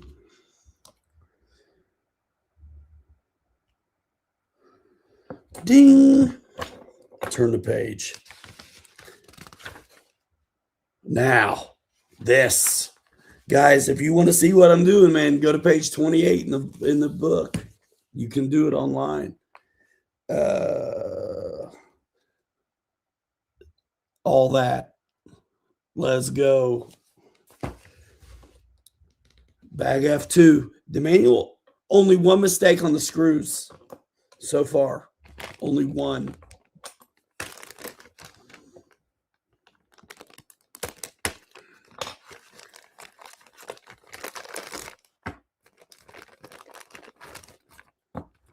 I like how they did the bags, though. I was worried about it. Thank you, Dirty Thirds. I'm very familiar with the base camps, and that's what this is basically that, man. This is like, basically, this is the 6th one I've done. There's only slight differences on this one. Okay, picture pages. That ain't it.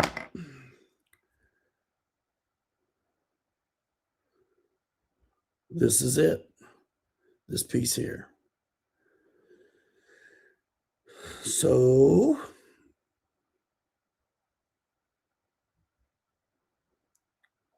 we're going to open these bearings up.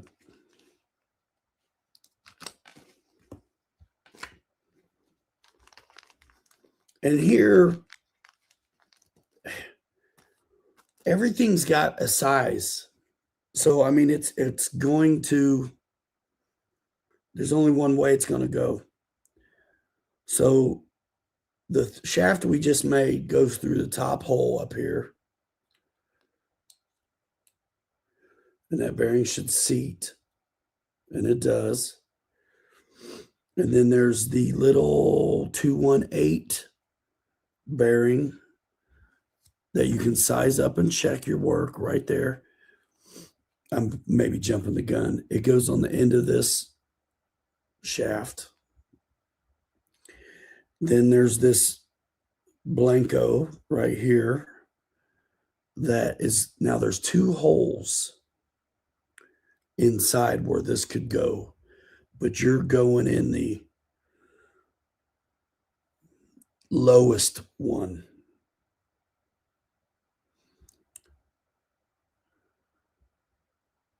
And then another 218 bearing goes on it. Because if you put it, it's because it's straight axle, this is where it goes. The upper hole is where you would do it if you were going to go portal.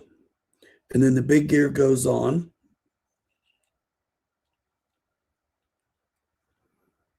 And it needs a seat on the bearing. So let's just do this.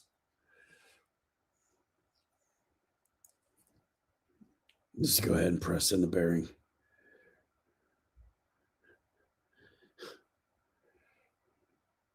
There.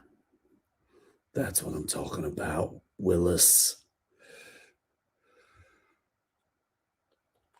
All right, so that's there. And then a little tiny bearing goes in here. It's the only ones that's going to fit. 213. Now, 5x8. There's two little bearings. One's got a big hole, which is the one you need for this bigger shaft. And it sets, I'm pressing it in now. It's in. Sometimes it's nice to have your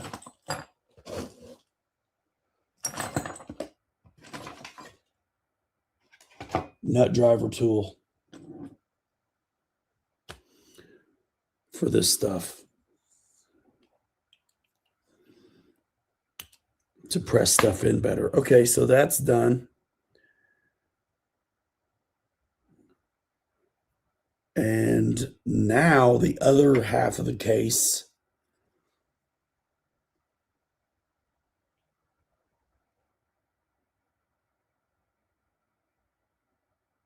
No, we're just missing the big gear.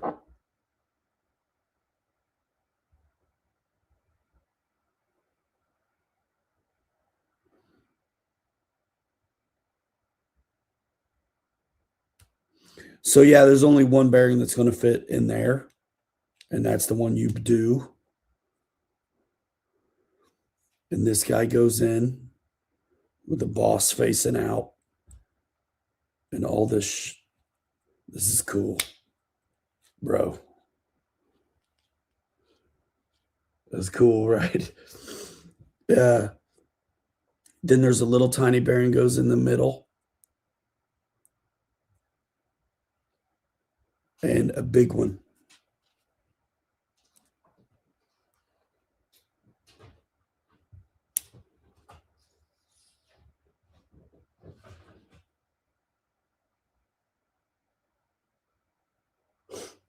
I got stuff crawling all over the house tonight, man. It is nuts. And then grease it. We're like about to put the case on. That's it. I mean, basically, y'all. That's it. There's more, but there's the dig stuff coming.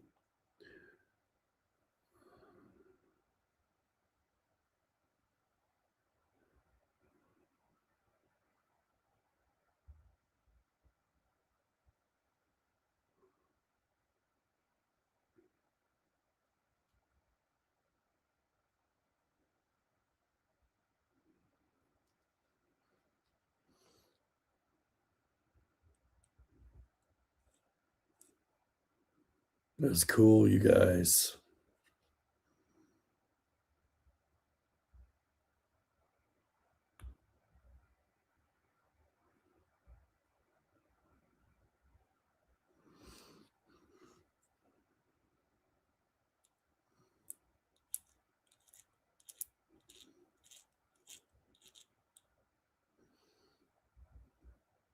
It's greased up pretty good.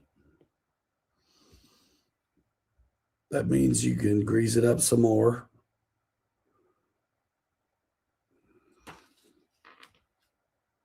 Don't let your bearing run off.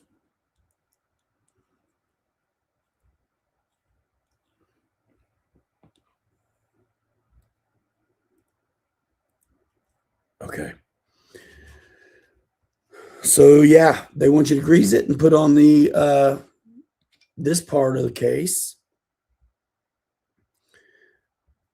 And this is sometimes kind of tricky, but it'll go.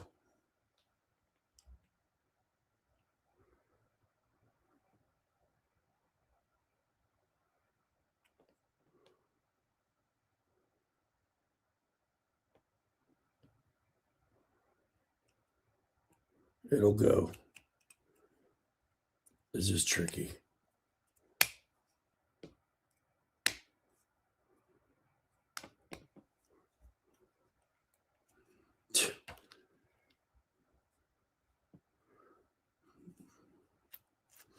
That's in. That's in. Okay. And then what 3 screws they want? The top 3. Yep.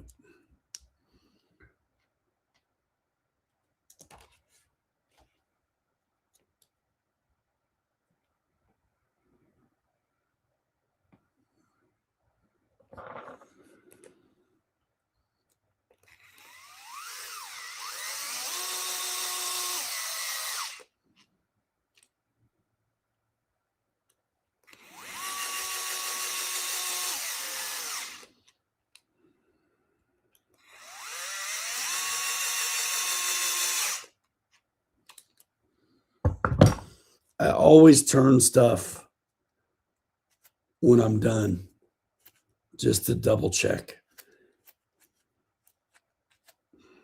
before you get any farther. Okay, so now, bro, no way. The bearing fell out. Son of a, oh, it's okay. Because it's the one that goes in here. Ha ha ha ha ha. I don't have to take it apart to get it. Ha ha ha ha. Sick.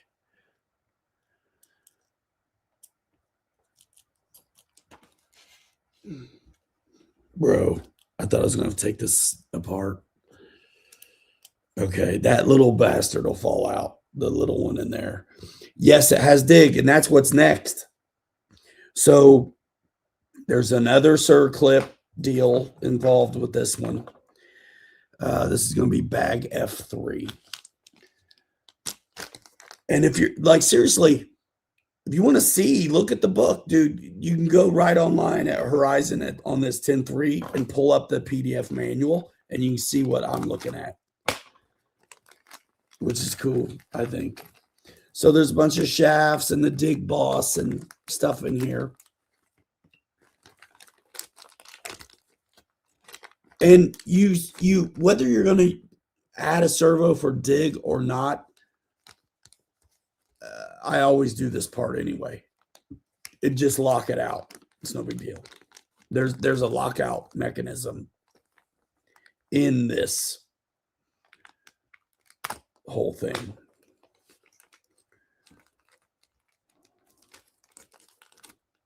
This part might be kind of tricky if you've not done it. All right. So there's the part of the dig case. There's going to be a bearing goes in there. There's only one that came in this little bag deal. So that's easy. And then you screw through this case and install this, which is part of the lockout. When the gear slides, it goes in here and stops those back wheels from turning. We're not going to do it, but I always put it all together anyway.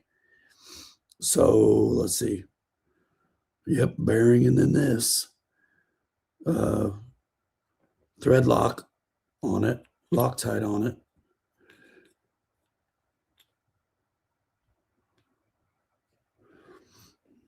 So that's what we'll do.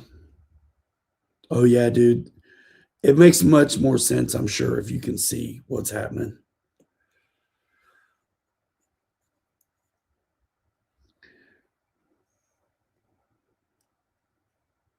That's a lot of Loctite there.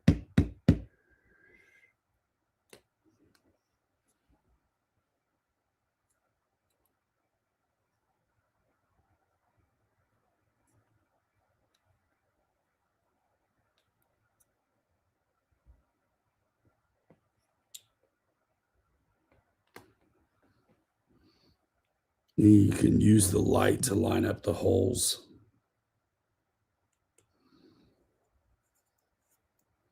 But yeah, this does dig. You just have to add the servo.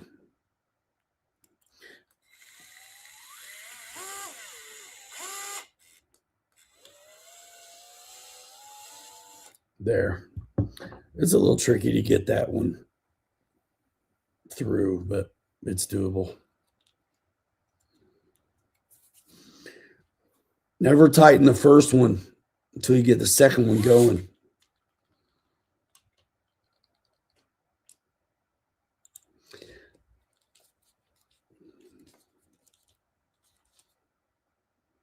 All right.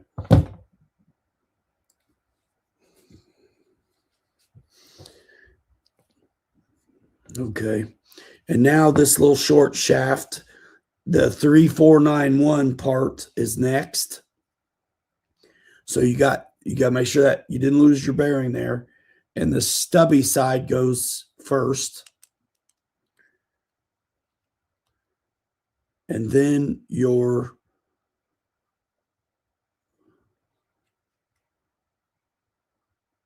it makes sense to put some of this together ahead of time.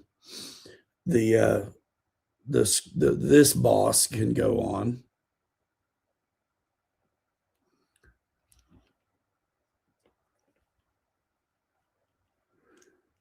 And it should slide down over it. Yeah.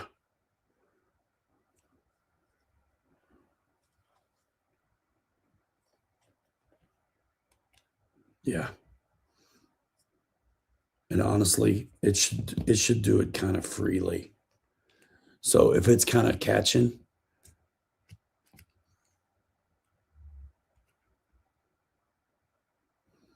just work it.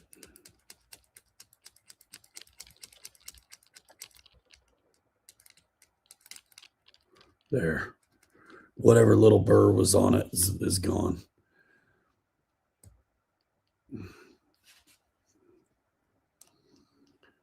Now that you got to set that aside for a minute because you got to put together this fork piece.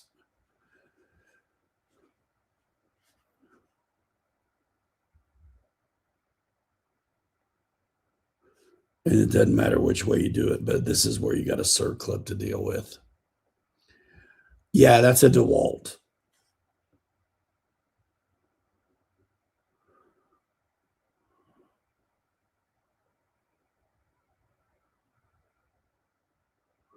This part's a little tricky, man. The circlip here. They don't send you spares, bro.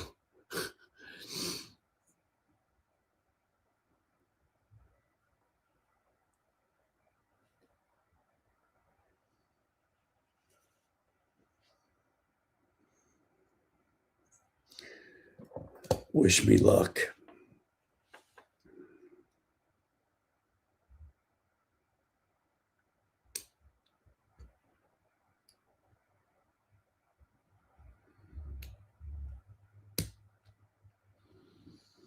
Sometimes it sounds like you got it, but you do not.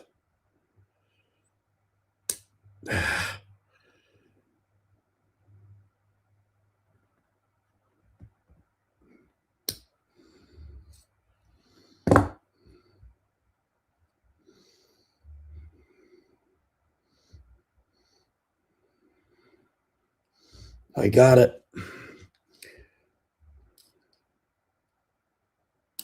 One, just double checking. Sick. Whew, that shit's rough.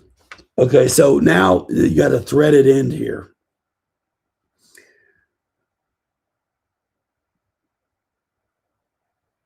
They don't have us putting anything on yet. That makes sense. That makes sense. Okay, so this little yoke part goes in the groove on this boss. And there's a locator pin in the case where the backside of that shaft goes. So You'll see what I mean in a minute. It pulls it in and out. So now this already has the boss inside for the lockout, and you have to put this on next, because if you put on your rod end here for the lockout, you'll screw yourself, because this has to go over it. So, and I mean, the drive shaft's going to attach to this, and on this side, the drive shaft attaches to it. So the bearing and the boss is in there. Dude, we're going to have this gun ready. And you'll see the dig stuff coming up in a second here. So then this case goes on. Boom, it's on. We're going to get it screwed on before I start jacking with it, though. There. Nice.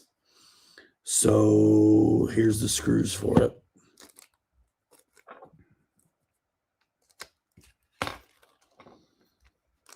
The bags have been perfect.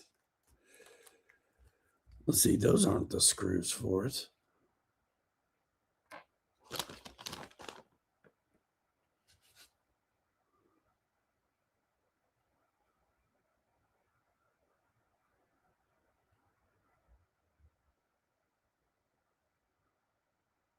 Yeah, they are. My bad. My bad. I was looking at the wrong piece. Okay.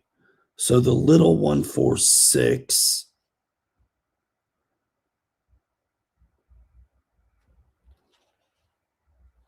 makes sense that it's short so it doesn't get into the gears. It goes up in the upper part.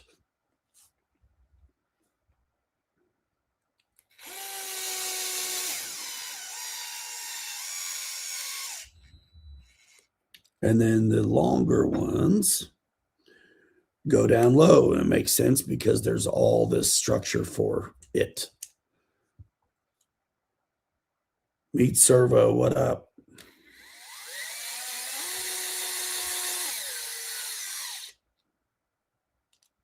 We're going to have this lockout installed and everything. I'm going to show you guys a trick about the lockout.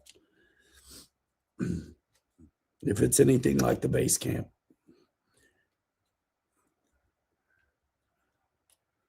Sometimes the screw will pull stuff together.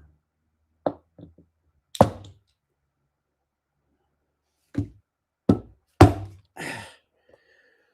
sometimes it's nice to whack it.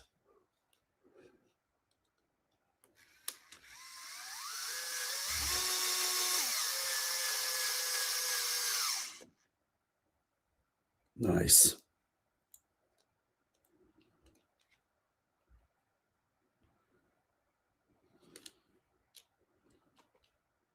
Okay, this is cool. So that's the dig lockout part.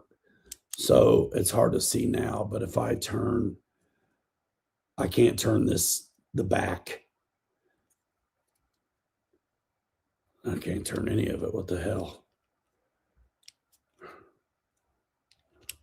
It's because it's hard with fingers. That's why. This is a better way to show it. So this shaft is not spinning. So that's the back wheels. The front shaft is. And if I push this shaft in, it keeps that boss disengaged and everything spins.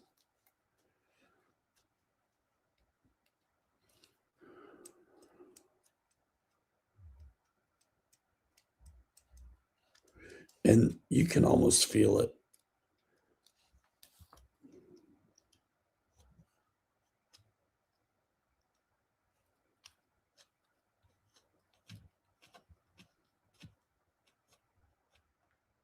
Like you can push it in, but you almost need to spin the shaft, and it'll go in another 1/8 of an inch. And if you're locking it out, that's where you want it. Okay, so this part is fun.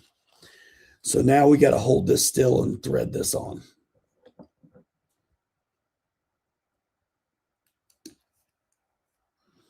Let's do it like this.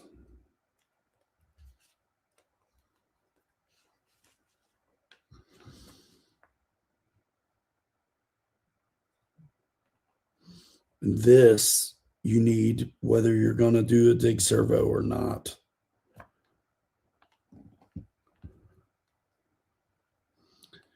And you can see how this shaft had a thread through the case, so you can't get this on ahead of time when you have all kinds of access to it. So you got to do it now. And here's the trick. You're going to be inclined to want to spin that in all the way. Leave about an 1/8 inch of thread showing if you're going to lock it out. That way it's locked out all the way instead of like halfway. If it's like halfway or not all the way, you're going to hear crazy noise and you're going to think something's wrong with your diffs, but it's not. It's this. It's this, man. I need something skinny, homie.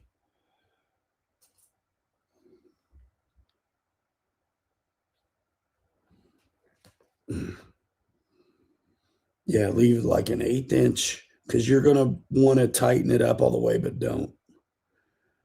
Okay. And you'll see why in a minute. And then you get to screw this little post onto it. And you can see that at the bottom of the number 4 in the illustration. This big ass screw goes through it. And the flange part goes on the base of the rod end for structure. Structure.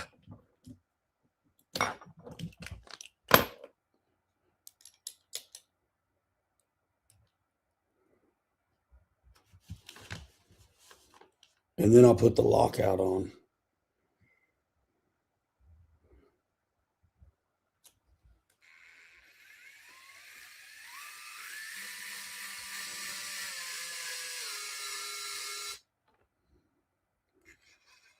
That's plenty. It'll compress it, so stop once you get through. But yeah, so what if you're using the servo, this is gonna do it. If you lock it out, it's just gonna be where it needs to be. They're talking about the motor mount. Okay, fine. F4.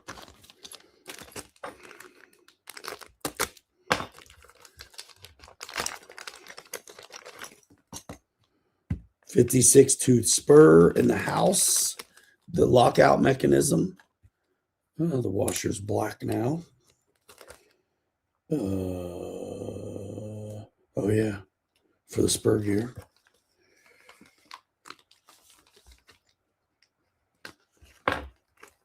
We're kicking ass tonight, yo.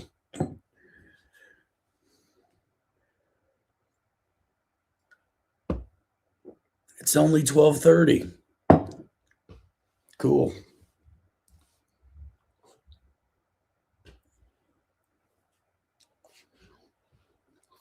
Okay. It was easy. So there's a trans, man. Next thing we doing is the cover. Seems definitely lightweight. And 4 screws.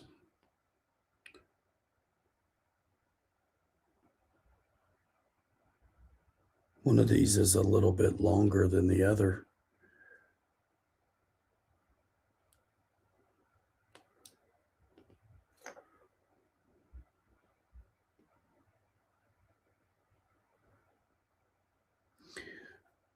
The book says the same part number for the screws, but there's two different sizes. The long screws I do at the top.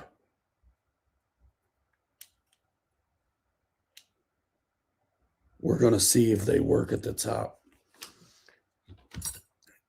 They've got a long enough area to go into, but the screws from the other side might be too long. Might be why the short ones are what is needed here. But by default, since it's not super, super clear, maybe I'm just tripping.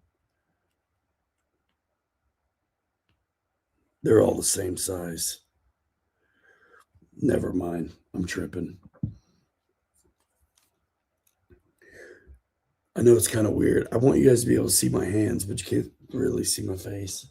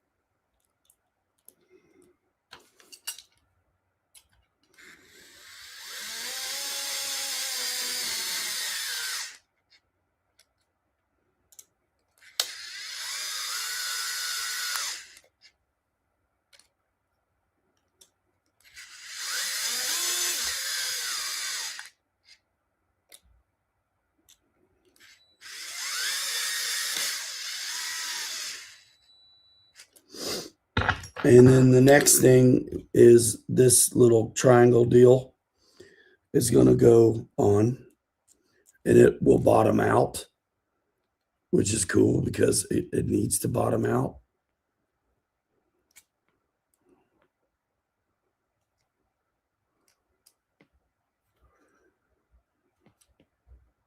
Should go on a little, yeah.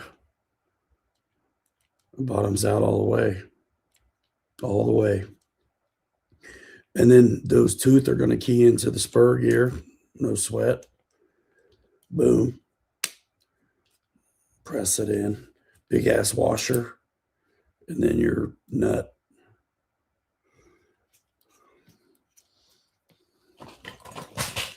Where's my drivers at? I use them all the time.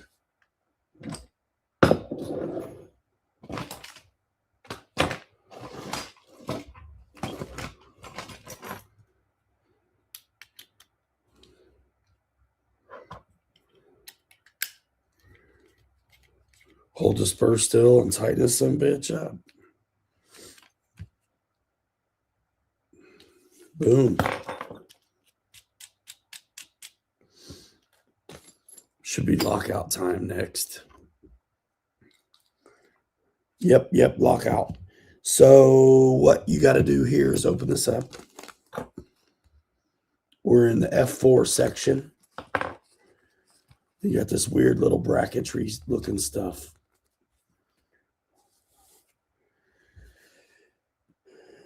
And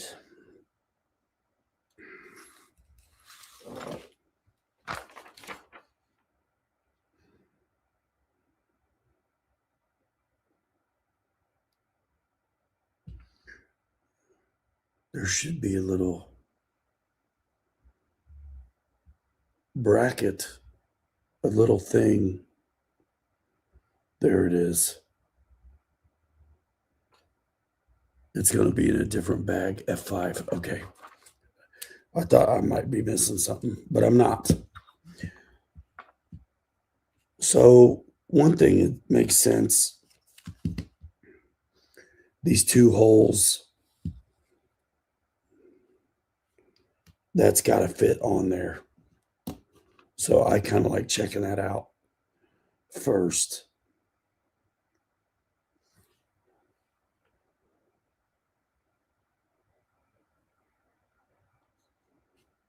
Yep. Yep. That way you know what your top is. Okay, so then these little pegs, which would be what holds your servo, but it's going to hold something else instead. And these are countersunk, so you know that's the bottom. So that also tells you.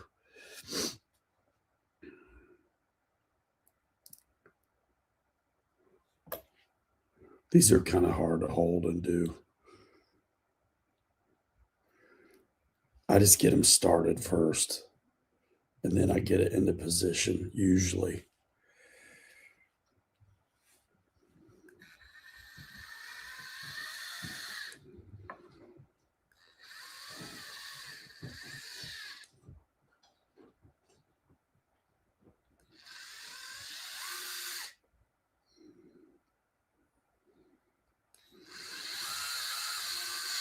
And it's got a notch that's going to groove into. It's pretty slick.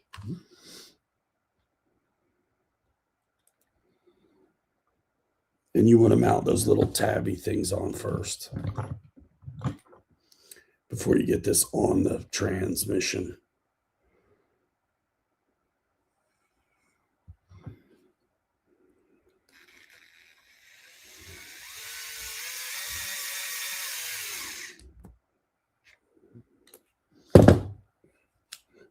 And then you got regular head screws that will hold this down to it right there.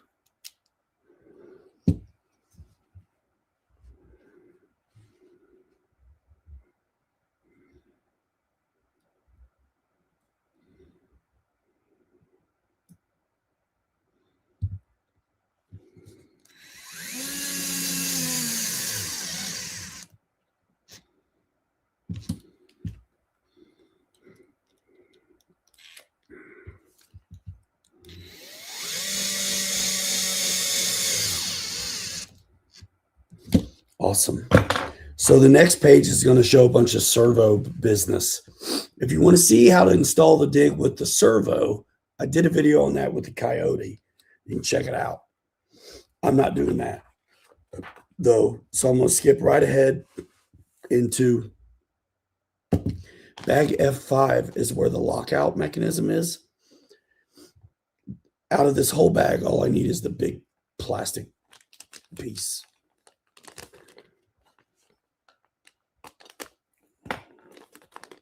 And probably a couple screws. Yeah. We'll stick everything out. So it's the servo saver and stuff like that. Servo saver business. And the spring for the servo saver. I'm leaving that stuff in there because I don't need it, but I do need the screws. At least a couple of them.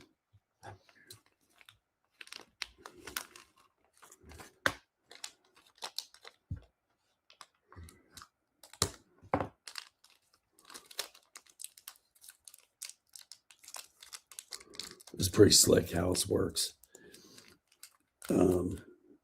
That dude right there is what we need. But this is more servo saver stuff. I'm not going to use it.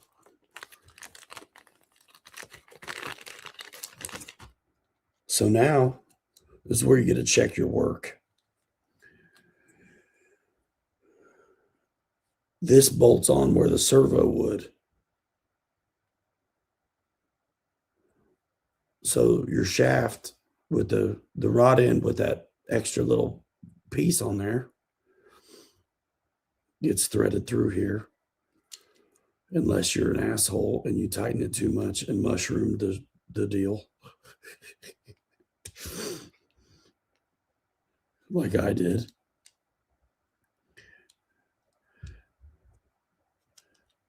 And I can roll my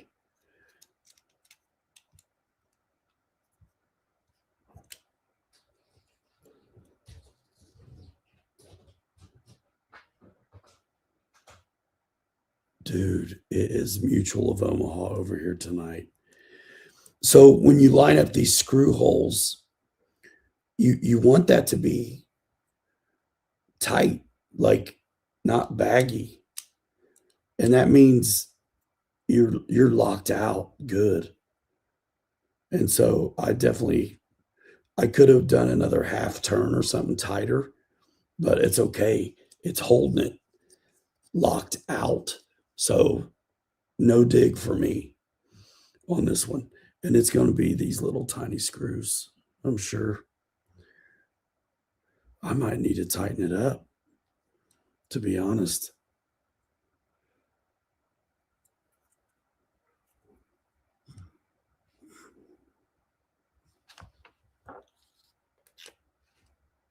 Yeah, maybe I'll do a half turn.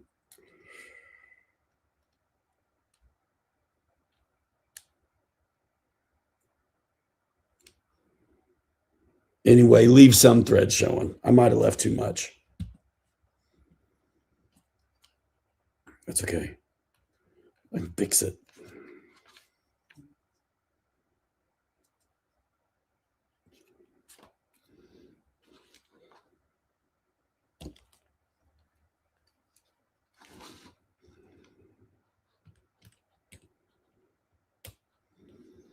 I'm just going to tighten it up a little bit.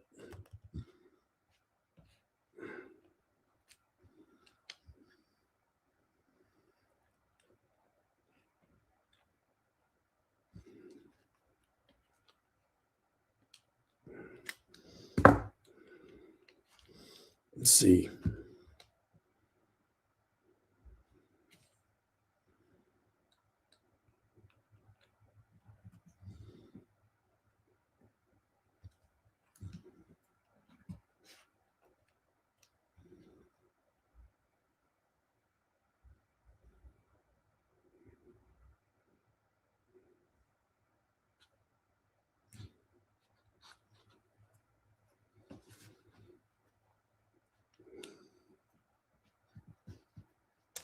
Okay.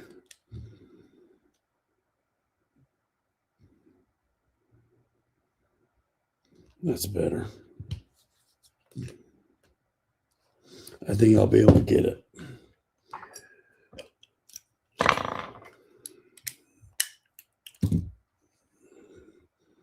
But tension on that isn't the worst thing.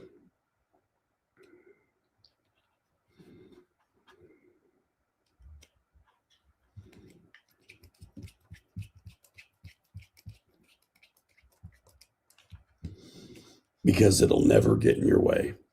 We know this from making these things go 40 miles an hour with digs in them that we never used.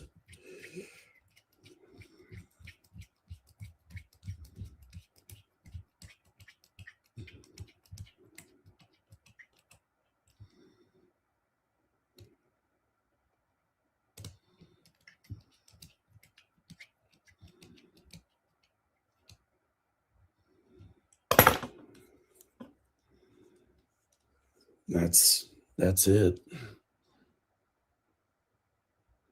That's it, man.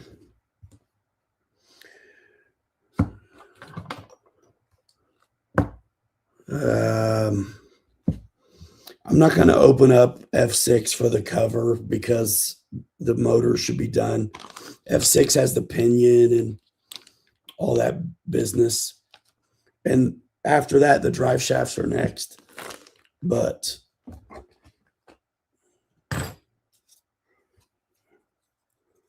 this will go right there.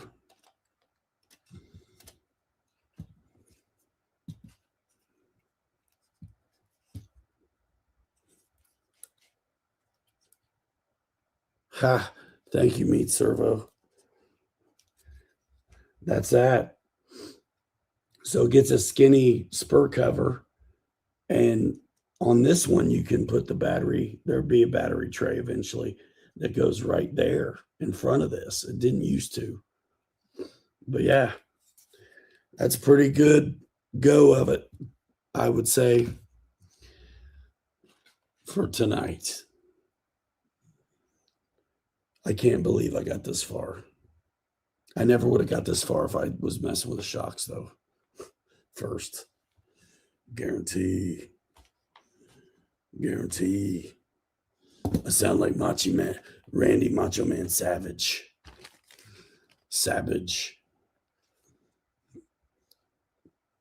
There's the grease. Just a few little screws for the servo business.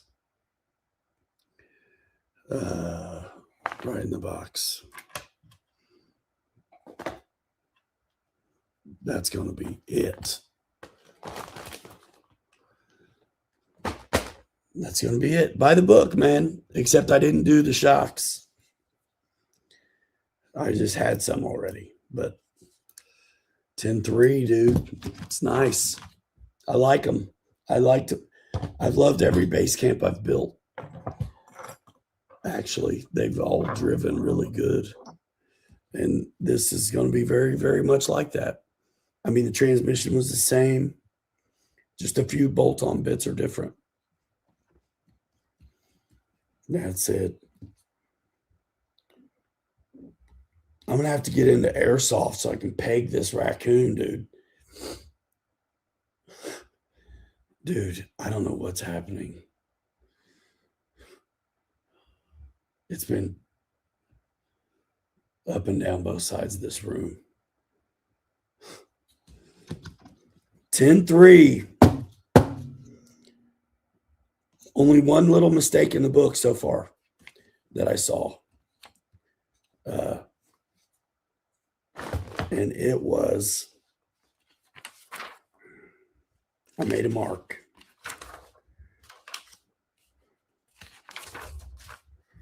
Page 25. They show using the TLR 910 screws for the links getting screwed to the axles. That is incorrect. Use the 116s because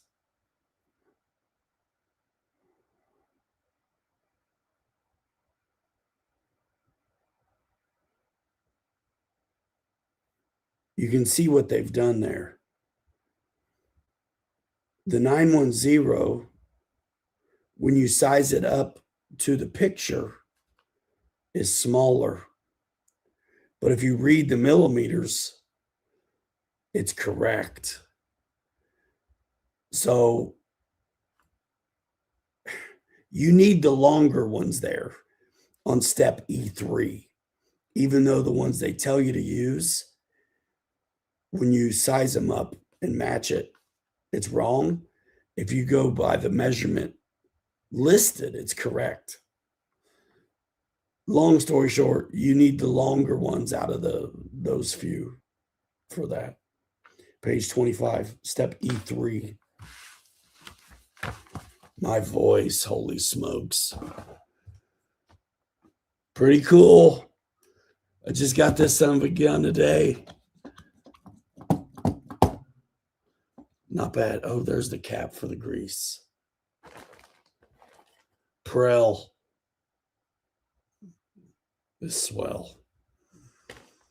All right, y'all. Man, thanks. We did it. We did most of it. It's 1 o'clock. Have a good one. We'll see you. Oh my gosh. We'll see you in the next one. Bye.